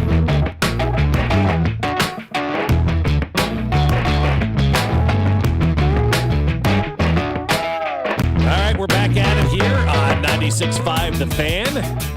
Your home for Kansas City sports. Don't forget to subscribe to our YouTube channel so it goes right to the top of our YouTube page. And Mac and I, this week, for every YouTube subscription, Spectre's paying us $5 a piece. So please subscribe to the YouTube channel multiple times, form fake email addresses so we can get $5 a piece for all of those subscriptions. I got in school suspension one time for creating a fake email address of my mom. Really? That's funny. Yeah, we didn't even have email when I was in school. I didn't get it until I went to college. Like, you need email. I'm like, why? What is that? Yeah, I'll never use this. Oh, here we go. I still have the same email account 30 years later. So nice. Email. Yes, sign up for it. From the 816, random statement: small sliders off 7 in Blue Springs is amazing. Okay. Perfect. Send in your random statements like that. I love that. That is not a random statement. That is a great suggestion for people. You got a spot for somebody to go. You think it's awesome. Feel free to text it in. We have no problem mentioning that on the air. So there you go. Good burger on a Friday. Friday. Small sliders off of 7 in Blue Springs is amazing. There you go. Go for it. You like burgers? Absolutely. You like food at a ball game? Of course. Right? You like hot dogs and popcorn and cotton candy and all that Dippin' kind of Dots. stuff. Had to say it. Dippin' Dots has been, posing as the future of ice cream for 4 decades now. The future is past. We're done with the future of ice cream, Dippin' Dots. But you are a child, so you're going to the game this weekend, right? I am. Weather permitting. Yeah. Well, okay. So you going to a game at Fenway Park by chance this weekend? No. Anybody going to a game at Fenway Park? Because my dad sent me this, and this is unbelievable. This will take baseball to a different level. Really? Okay. By noon today, Aramark and Fenway Park concession stand workers have a deadline to get a new deal worked out. If they don't, they're on strike. Whoa. The Dodgers are at Fenway Park tonight. Oh, my gosh. So what happens? 105-degree heat index today. Workers want higher salary, increased tips for premium workers, scheduling that respects the workers' seniority, and guardrails on automation. Oh, they don't want AI either doing their jobs. Yeah, right. Love it. These have been their demands for about the last 7 months, which is when their previous contract with the food and beverage company ended. It will be a busy game at Fenway today. The Red Sox face the Dodgers, but Aramark has said they have a plan in place if a strike happens to ensure the fan experience is not disrupted. What? Yeah, you're going to have a lot of managers in there working because scabs aren't going to cross the picket line. You don't do that. That's one of the first things my dad taught me. You never cross a picket line. ever cross a picket line and be a scab. And that's why I don't support fake players in baseball and football. And I'm a union guy through and through, always have been, always will be. The unions are so important in what we do every single day. You probably don't even know the 5-day work week and all this 8-hour day, like all this stuff that the unions have given. I'm a huge union supporter. I've been in a grocery union since the time I was 16 years old. And they originally wanted to hire me as a scab employee because the grocery union went on strike. My dad goes, you're not taking that job. You'll never cross that picket line. And so I've learned from an early age. That's awesome. Yeah, so I've learned from an early age. So you're going to have a lot of people, managers, I would hope, the upper crust going to have to come down and sell hot dogs to the masses down there. But I'm supporting the concession stand workers. They deserve everything. They work their asses off at Seriously, these games, dude. Well, and people suck, too. It's not like they say thank you or realize how hard they're working just to get you your hot dog in 105-degree weather over the fryer. Right, yeah, exactly. Yeah, come on, man. Yeah, so I'm all for that, yes. Yeah, so that's awesome. Yeah, it'll be great to see what happens there and see if this thing does have a strike and, if people are, going out of control. But they're not scheduled to meet today, and they're supposed to meet, 90 minutes is to noon on the East Coast. And so we'll see how that whole thing plays out. But I think it is a fascinating story to follow, and I'm all for the workers. Let's go, man. Keep moving in the right direction. Real quick, 816 says, back on small sliders. Yeah. Fun fact, Drew Brees is part owner of Small Sliders in Blue Springs. No kidding. I'll have to look that up. That's really cool, if that's true. Oh, you know what? I think I've heard about that because he's small, and he kind of slid. I'm not. Okay. Smaller QB slid down the draft. I vaguely remember that being a tie-in. I vaguely remember that. I remember somebody saying, he's got this place called Small Sliders. And so that, I think, that's kind of cool. Yeah, it is. Yeah, and you're right. That's exactly what it's for. The brand is known for s'morange colored can. Huh? S'morange. That's what they're calling this color. It's kind of like orange. Yeah, orange and what, though? I don't know. And smoss. They're pickles and they're smoss, not their sauce. Okay. Yeah. Buttered buns, cheese, pickles, and their smoss. I don't know. Sounds fun. Mm-hmm. Waffle fries. They have waffle fries. Waffle fries. There you go. All right. I like that because a lot of teams waffled on Drew Brees. Hey. And he was a small fry. Okay. And we're done. You want me to continue? That's all. They're going to offer ketchup because a lot of people couldn't catch up to Drew when he was running away from the pocket. And they also offer mustard because he put a lot of mustard on his throws. BBL Stinky. No pickles, though, because he never left his receivers in a pickle. Jeez. Kiss my ass. And I'll tell you can get onions because he had onions, man, when he needed to make a big play. Yes. That was a good one. Keep going now. There's cheese on it because every once in a while he would cheese it up out there on the field when he was celebrating. Yes. Am I forgetting any burger puns that we can use with Drew Brees or not? I don't know. You do some with sesame seeds. I was thinking that. Yeah, we're trying. Okay, yeah, you're already there. I couldn't think of the bun and anything Gotcha, like yeah. that. So I think they don't have mayonnaise because he's not like Will Levis. You could have done something there. I don't know. Yeah, you're better at this than me. Yeah, thank you. Yes. So anyway, we've got what's going on in college sports right now, which is I think look, it's interesting to watch what's going on. Obviously, the Bill Belichick thing. Did you see the people sitting on his knee yesterday as he was addressing the media? I mean, the crowd. Oh, yeah. The crowd Seriously.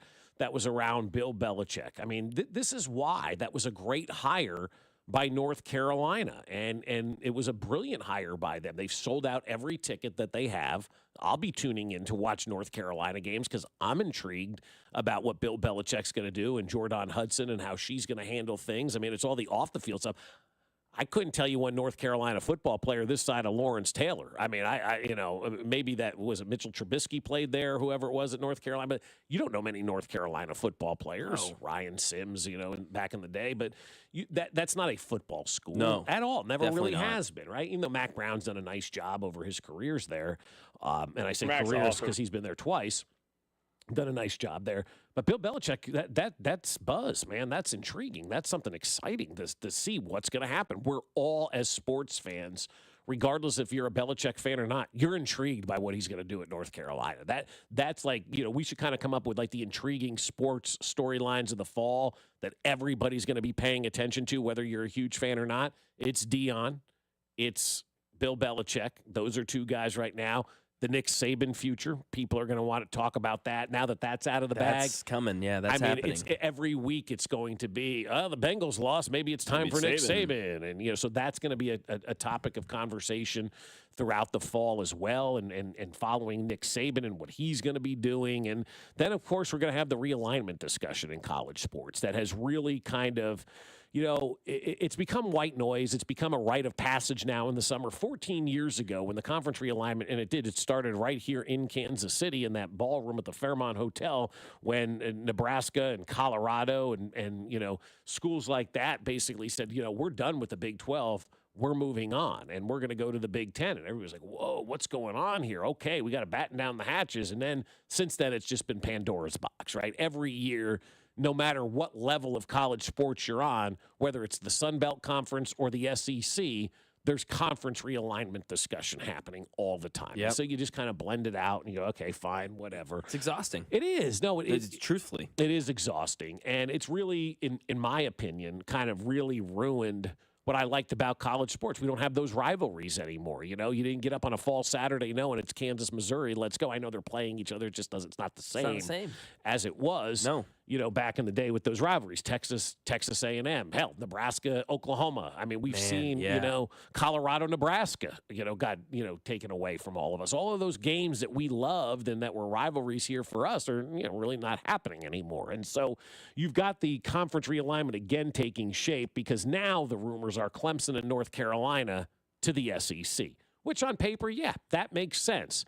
But I'm getting to the point now where I'm over this stuff. It's been 14 years of this. Every summer, we've got these conference realignments. And we were all nervous when it was happening to Kansas and Kansas State, Missouri. We didn't know kind of what the future was going to be. Now I'm to the point where I hear conference realignment. I don't care anymore. I really don't. I don't care what happens. Another conference realignment, oh, okay, it's summer. That's what we do around these parts, right? That now, time of year. It's summer. But I think what college sports really needs to do, and this is not they need to hit the reset button in all of this conference realignment stuff. And as we're dealing with the NIL and figuring all of that out and issuing, the president's involved now, Congress is like everybody and their brothers involved in the NIL thing. Too bad nobody was involved 50 years ago to get it worked out the right way. But while they're figuring out the NIL stuff, they also need to figure out a way that we're going to structure college sports and college football in particular, because that is the driving force when it comes to everything in college sports.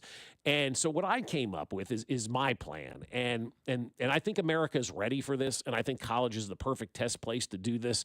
And it is to do relegation just like we see in European soccer. I love that so much for a number of different reasons. Number one, it forces these team owners to try to put together a good product every single year. So when you say, oh, my owner sucks and he doesn't want to win, well, now if he doesn't win, that's on him. He'll be dropped out to a second-tier team, right? You don't want to see that.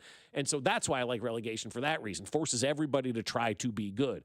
But it also makes games meaningful at the end of the year for bad teams, right? You want to stay in that first division. You don't want to lose and be relegated out.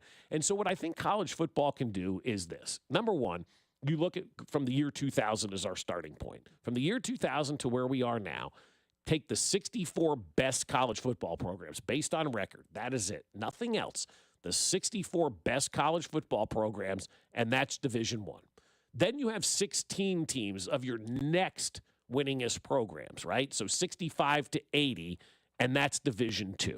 And the rest of you, sorry, do whatever you want. You're not part of the club. It's just the way it is, right? We're not giving everybody a trophy. We're not giving everybody admittance into the club. This is what we're going to do. We need to get this thing reeled in. And then every year, the bottom 6 of those 64 teams fall back to Division II, and the top 6 from that Division II field get moved into the field of 64. And so every year, you've got teams that are fighting to stay alive at the end of the season, and you've got teams that are fighting to be good, obviously, for the championship. But for the entire season, there's something to be playing for. And for that subdivision, that Division II, if you will, of those 16 teams, they're trying to be one of the top 6, so they have the opportunity to move up into Division I. And to me, there's just so much incentive out there for that, for the teams, number one. The TV contracts will be good because everybody's going to want these games. I've watched the last day of the EPL, Mac. I don't know if you've watched the last day of the EPL, but they're bouncing around. They're showing games. They're showing results. Everybody kind of knows what needs to happen. Keeps you intrigued on the last day of the season. Keeps teams fighting, on the last day of the season and all that kind of stuff and battling because you don't want to drop out. So that's what I think would be great for college sports. Be that first big entity that truly does bring relegation to the United States. Because I don't know one person who's watched European football, EPL, and said to themselves, I don't like relegation. I think this stinks. I feel like every American sports fan that watches it loves it. And if we brought it here, college is the perfect place to be able to do something like that. Yeah, I think you're right. I think it would be a good way to kind of introduce it to the United States. 10 years ago, if you would have said that, I think it would have been a resounding no from everyone here. Yeah. But because, like you mentioned, the EPL, we've kind of gotten warmed up. Even if we don't really watch, we know how it works. We've seen it in action now a little bit. Mm-hmm. You can kind of go, okay, I could warm up to that.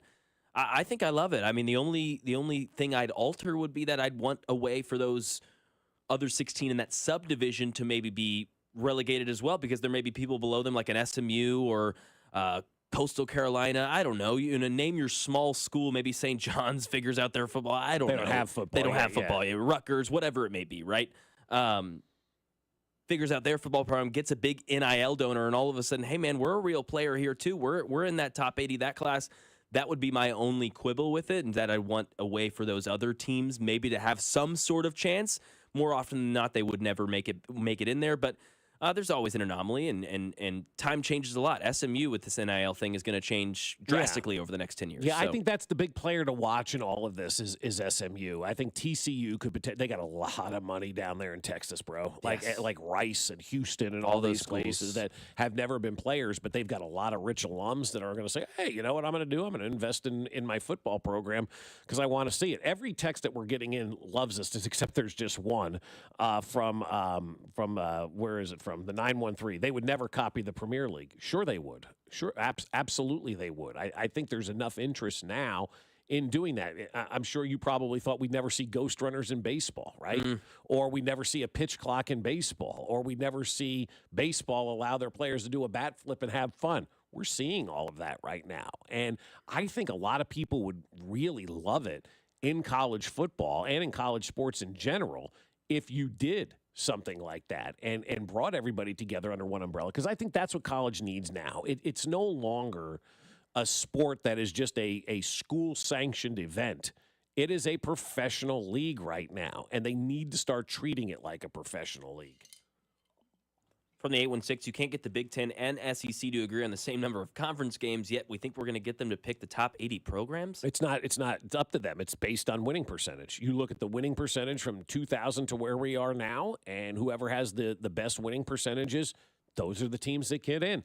I mean, you've got to start, looking at the tangible evidence here, right? Like, I know in sports, wins and losses don't matter. It's all about DVOA these days, right? Whatever the hell that means. But wins and losses actually still matter. Those are the things that are important. You reward the teams that have been consistently good. And if you haven't been good in football, tough. Yeah, it's tough. Get better. You've had opportunity to do so. It's not my problem that you've been, doing whatever you were doing and not paying attention to your football program. It's the way the cookie crumbles, man. I'm over this. Everybody gets a fair shake and a fair opportunity in sports. We've got to start separating the big boys from the not big boys and doing it the right way. And that's the way, in my opinion, to do it the right way. I think fans would love it. You get 64 teams, you break them down in divisions and things like that. You have your division games, and you do it. And everybody plays at the end of the year. I mean, you keep the playoff system the same way if you want to keep the playoff system the same way, but you just do away with the conferences and whatnot. And you create one, commissioner, as we've talked about for years, who that should be. Nobody has the right answer. That's the big issue with the power structure of college sports. Right. But you've got to find somebody that, is good for the players. You've got to find somebody that's good for the owners, the schools and whatnot, and find that perfect person, right, who's going to be in charge of running the college football side of things. Because I do think college football should probably just split off from everything, too, because they're the ones that are generating all the money, and it is its own entity right now. People watch college football. They watch some college basketball. and a little college baseball and softball here and there, but that's about it. That's about it. College football is the bread and butter for all of this. 100%. It's the moneymaker. And I think that's when we have this conversation, it always comes down to that, right? You're going to be in this room. You're in the room, Bob, with these college football bigwigs, the NCAA. Okay, they're all there. All the conference heads are there. You're in this room pitching relegation. Their one question, their one thing is going to be, okay, how does this make us more money? And if you can convince them of that, if you can sell that to these schools, then yeah, then it will happen. But I think to the 816's point, it's not about the Big Ten and SEC, but to their point, it is, like I said, you got to change the power structure of college football, of college sports before you try any of this. Because if you were to bring this up now, the Big Ten and SEC would say, all right, see ya. Yeah. See ya. We're going to go create our own league. Bye. But that's essentially what they're doing, though. They're creating their own league because everybody from the SEC and the Big Ten are probably going to be in the 64, power team. Well, at most, I would say. Sure. Maybe your Vanderbilts or your Rutgers or your Marylands and, nondescripts Yeah, or, maybe. kind of left the Northwestern or whatever. Would this just be football? Yeah. Okay. Yeah, look, we've got to start separating I agree. this stuff. I'm man. glad that you said that. Yeah, Yes, thank you. We've got to start separating this stuff. Football is not parallel to, tennis. And football is not parallel to basketball. Football is not parallel to anything in the sports universe, right? Here's what's going to have to happen for this to become a reality. And you're going to laugh, but this is what's going to have to happen. It's going to come down to ESPN telling them they're doing it. Okay. The networks. Yeah. The power brokers, No, the you're people right. who have the money. It's the money. It's the money. That's the money. Who pays for these guys, right? Who pays the freight on all of this? Whether it's the NFL or Major League Baseball or college sports.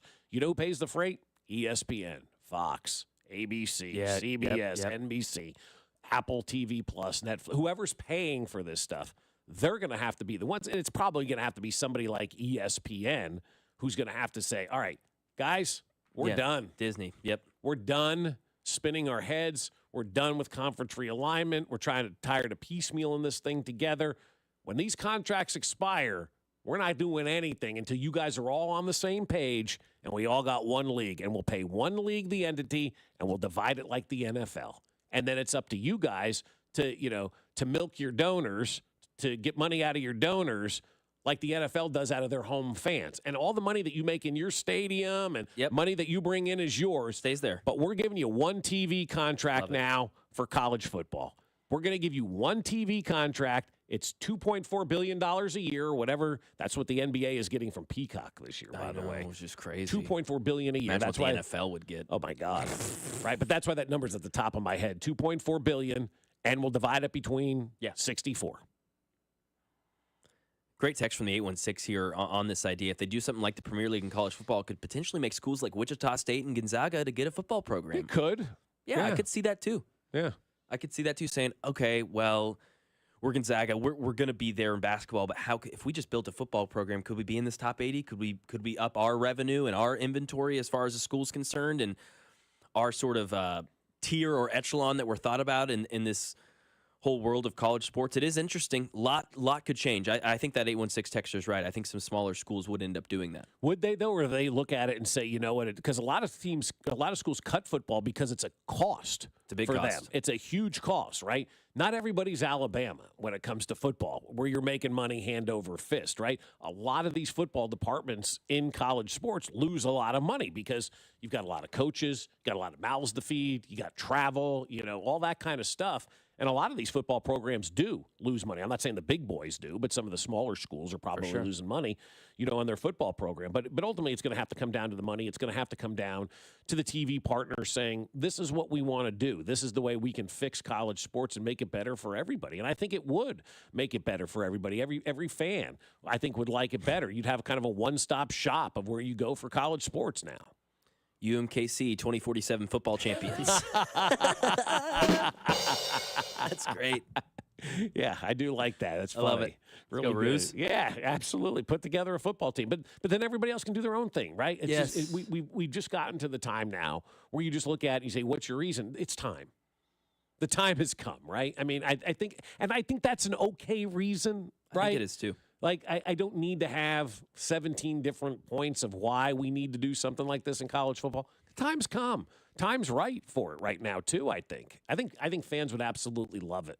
And fans would be ticked if their school wasn't invited into this, group, but do better. Do better at your sport, man. Don't leave it to be the stepchild out there. Take care of it. I'll have to run this by our guy Drew Nixon in the bullpen, see what he thinks of it. Host of 247 Miles of College Football, which is back, by the way, that podcast.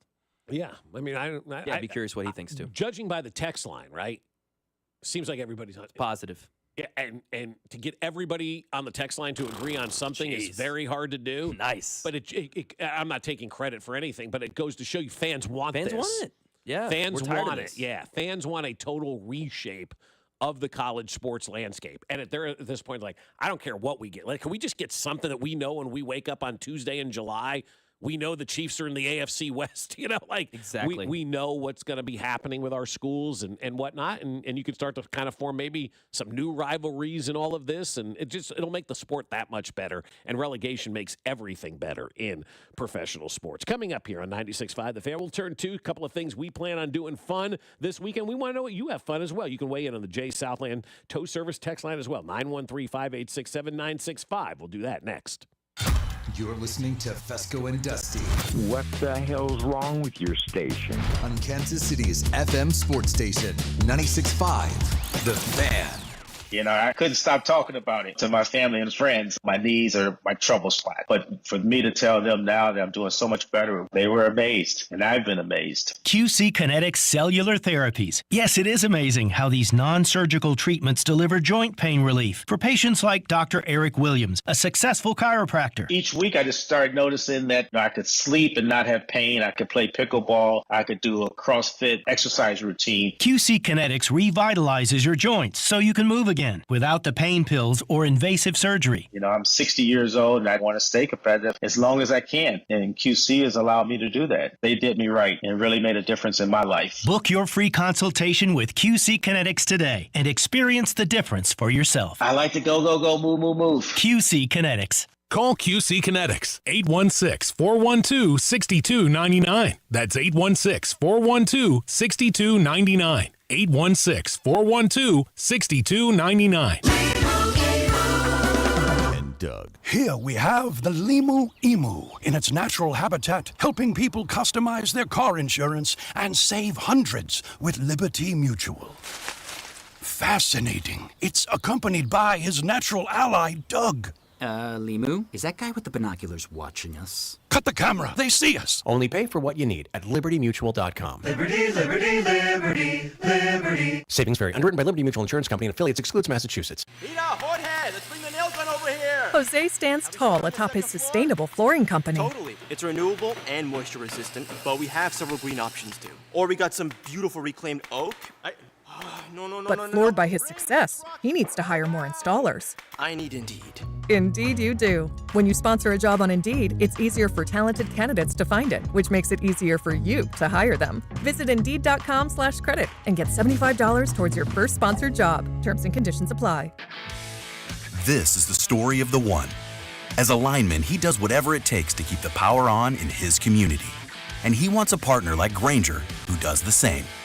Grainger offers the professional-grade products he needs, from voltage detectors to harnesses to hard hats, plus fast, dependable delivery, so he can rise to every challenge. Call 1-800-GRAINGER, click Grainger.com, or just stop by.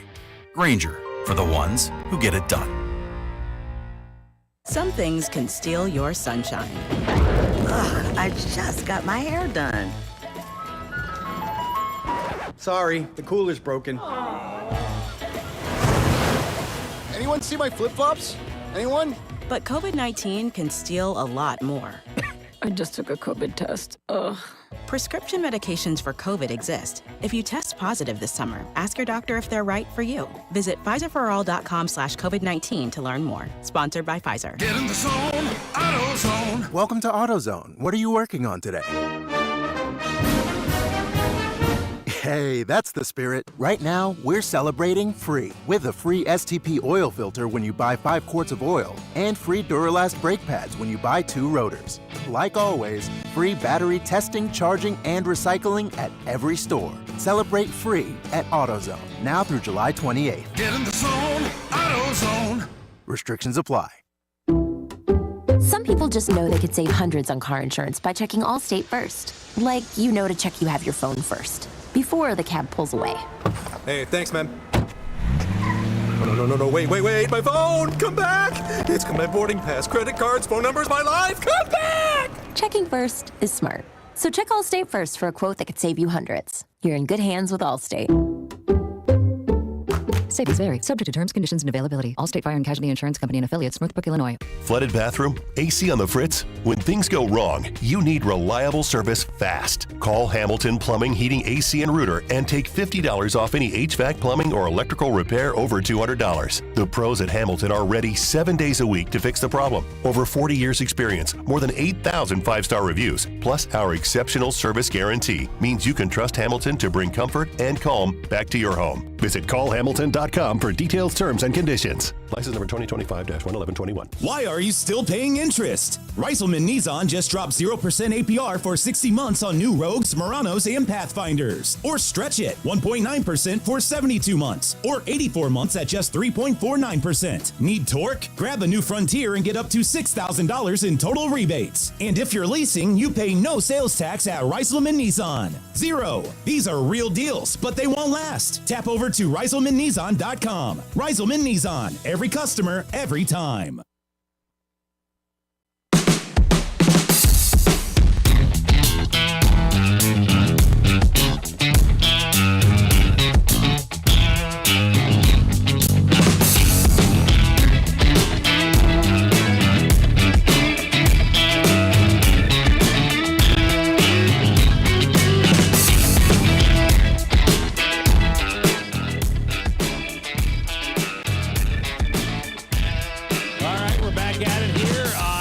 Friday, getting ready to cruise into the weekend. I hope everybody has an enjoyable weekend, having fun, doing whatever it is that you're doing. Big weekend for the Royals. Got to sweep the Guardians this weekend to get back into this thing, get back to 500. And we're talking about a whole new season on Monday morning if this team is back to 500. Some news today that I thought was kind of interesting. Nick Saban was on Fox News this morning and was asked about whether he would return to coaching 3 times. Saban's final answer: there's no opportunity that I know of right now that would enhance me to go back to coaching. And he said, right now. I never really had a thought about getting back into coaching until 2 days ago, he said. Miss Terry said that I had to run the sweeper in the entire downstairs. While I was running the sweeper, the thought occurred to me, when you were a coach, you had a heck of a lot better job than this. Oh, my gosh. Whoa. So is Nick Saban interested in coaching? Yeah. Yeah, of course. Yeah. He is. He absolutely wants back. Also, I hadn't thought about it till then. Whatever. You had thought about it the second you. Of course. You wake up every morning thinking about that. I think in any profession, you probably wake up and think about, wow, what if I was the coach at this place? What would I be doing? Or you wake up and you think, man, maybe I shouldn't have got out of that one. Yeah. Or whatever the case may be. Everybody thinks about stuff like that. It's human nature. It's okay to have those conversations. That's why I think it's funny with Nick Saban. I hadn't really thought about getting back into coaching until 2 days ago when Miss Terry had me vacuum in the house. I mean, I get it. Did you see the WNBA Gatorade fail? Oh, yes. Let her cook? Yeah, let her cook with the banners of the WNBA players. Like, I mean, come on. You got to do better than that, Gatorade. Guys, what are we doing? You got to do better than that. That's a really bad look by Gatorade. No one in the boardroom was like, hey, hold up. Right. Wait a second. Yeah. Wait a second. Hey, what about this? Well, because everybody in life now is just so lazy. They just want to slap it up there and not think about it. Not do the say it out loud test and let's vet this thing through and all this kind of stuff. So it'll be interesting to see. Somebody just texted an LSU from the text line. I don't hate that text at all. Brian Kelly ain't a fit down there. Yeah, it's true.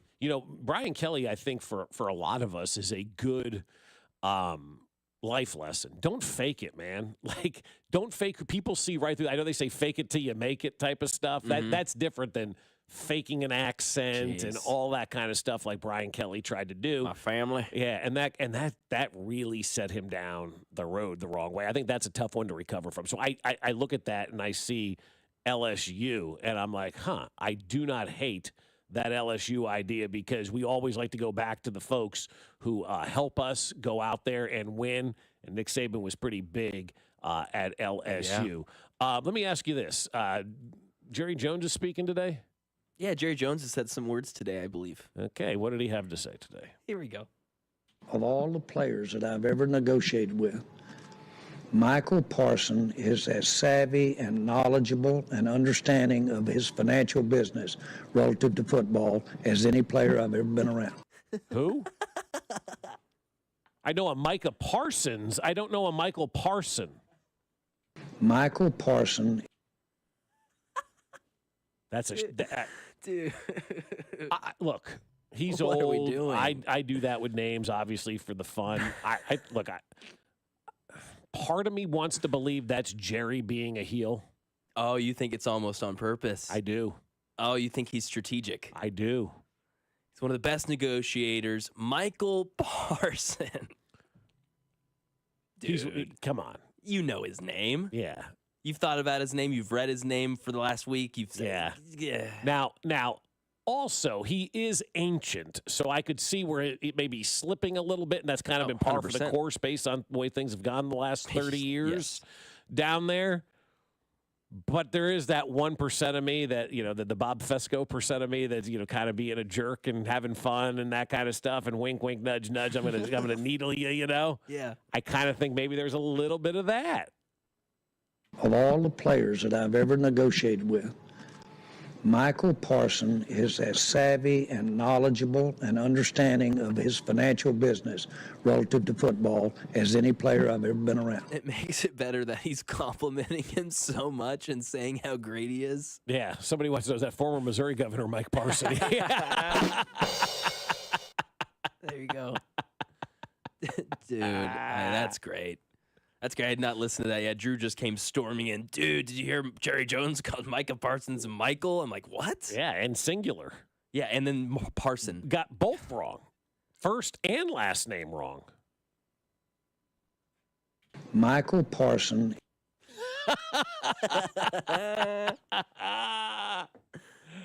Oh, my. 816, I take his PR team, told him he needed to save face, and he was like, well, I got something for you. Yeah, I'll save face all right. I'll go out there. I'll say, this guy's a great negotiator. I'll refer to him by the wrong name, but, I got something for you. So, what are you doing great this weekend? What do you got going on? You turning two?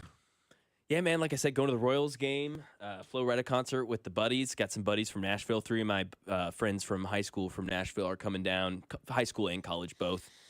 And, yeah, man, it's going to be great. One of them went down here for a football game last year, and he was here for like a day, got some barbecue, but that's really all he's done. So he hasn't really seen the city. He's not really hasn't seen where I live, hasn't seen my old houses. I think we'll drive past some of my old houses and just kind of see where I grew up. But that'll be cool. And the 2 others have only ever driven through Kansas City. They've never really stopped for a night and got to experience some stuff. So, yeah, man, I'm stoked. It'll be really fun to get to show them around and have some fun. Yeah, you guys should have fun. It'd be great out at the ballpark. It's always good to take friends and family who haven't been here out to Kauffman Stadium and let them see the ballpark. They may not get here again until the new one's built. So yeah, shout out to him on that. You get an opportunity to do that, and you're always going to have a great time at Kauffman Stadium. Even if the team doesn't win tonight or whatever, you always walk out of there and you go, I had a great time at the ballpark. So they always do a good time, keeping you engaged and entertained. And baseball is so much fun right now. So yeah, it's a big weekend, man, for the Royals. It's huge for them, both on the field and off the field. It's a big weekend for Major League Baseball because of the trade deadline coming up. There's going to be a lot of buzz, a lot of conversation going around. Maybe we'll have some new players over the weekend. Maybe we won't. It'll be a sprint to the finish, next week for the trade deadline. And so there's so much going on for Major League Baseball to be in tune to. And it's such a big weekend for the Royals because they have an opportunity to go from 300 to be even at 500. And if you're at 500 now and you're going into that final 2 months of the season and you're sitting right at 500, you're putting yourself in position where you're giving yourself a chance. And then that really speeds up what you're going to try to do, and hopefully at the trade deadline, add a few bats and make this team a little better so we can get in the postseason. So right now, it's looking bleak. But you know what? A big weekend, a sweep of the tribe this weekend, the Cleveland Indians. You can take care of business and win this thing and go out there and really feel good about yourselves as you start the month of August. So let's go sweep. Let's do it. Let's go sweep the Guardians this week. Hey, and you missed National Tequila Day because it was during the week. Go have yourself some smoky tequila there, bud. I may do that. From the 816, how's Dave Tube doing, Mac? Have a good weekend, everybody. What's up, Kansas City? This is Jonathan India here, and you're listening to Fescoe and Dusty on your home for Royals baseball, 96.5 The Fan. When you're hiring, have you ever felt like you're missing out on meeting truly great candidates for your roles? It seems impossible to find them, but they have to be out there somewhere, right? Well, they're not hard to find when you know where to go, and that place is ZipRecruiter. And right now, you can try ZipRecruiter for free at ZipRecruiter.com/free. ZipRecruiter helps 10 million people with their job search every day, and because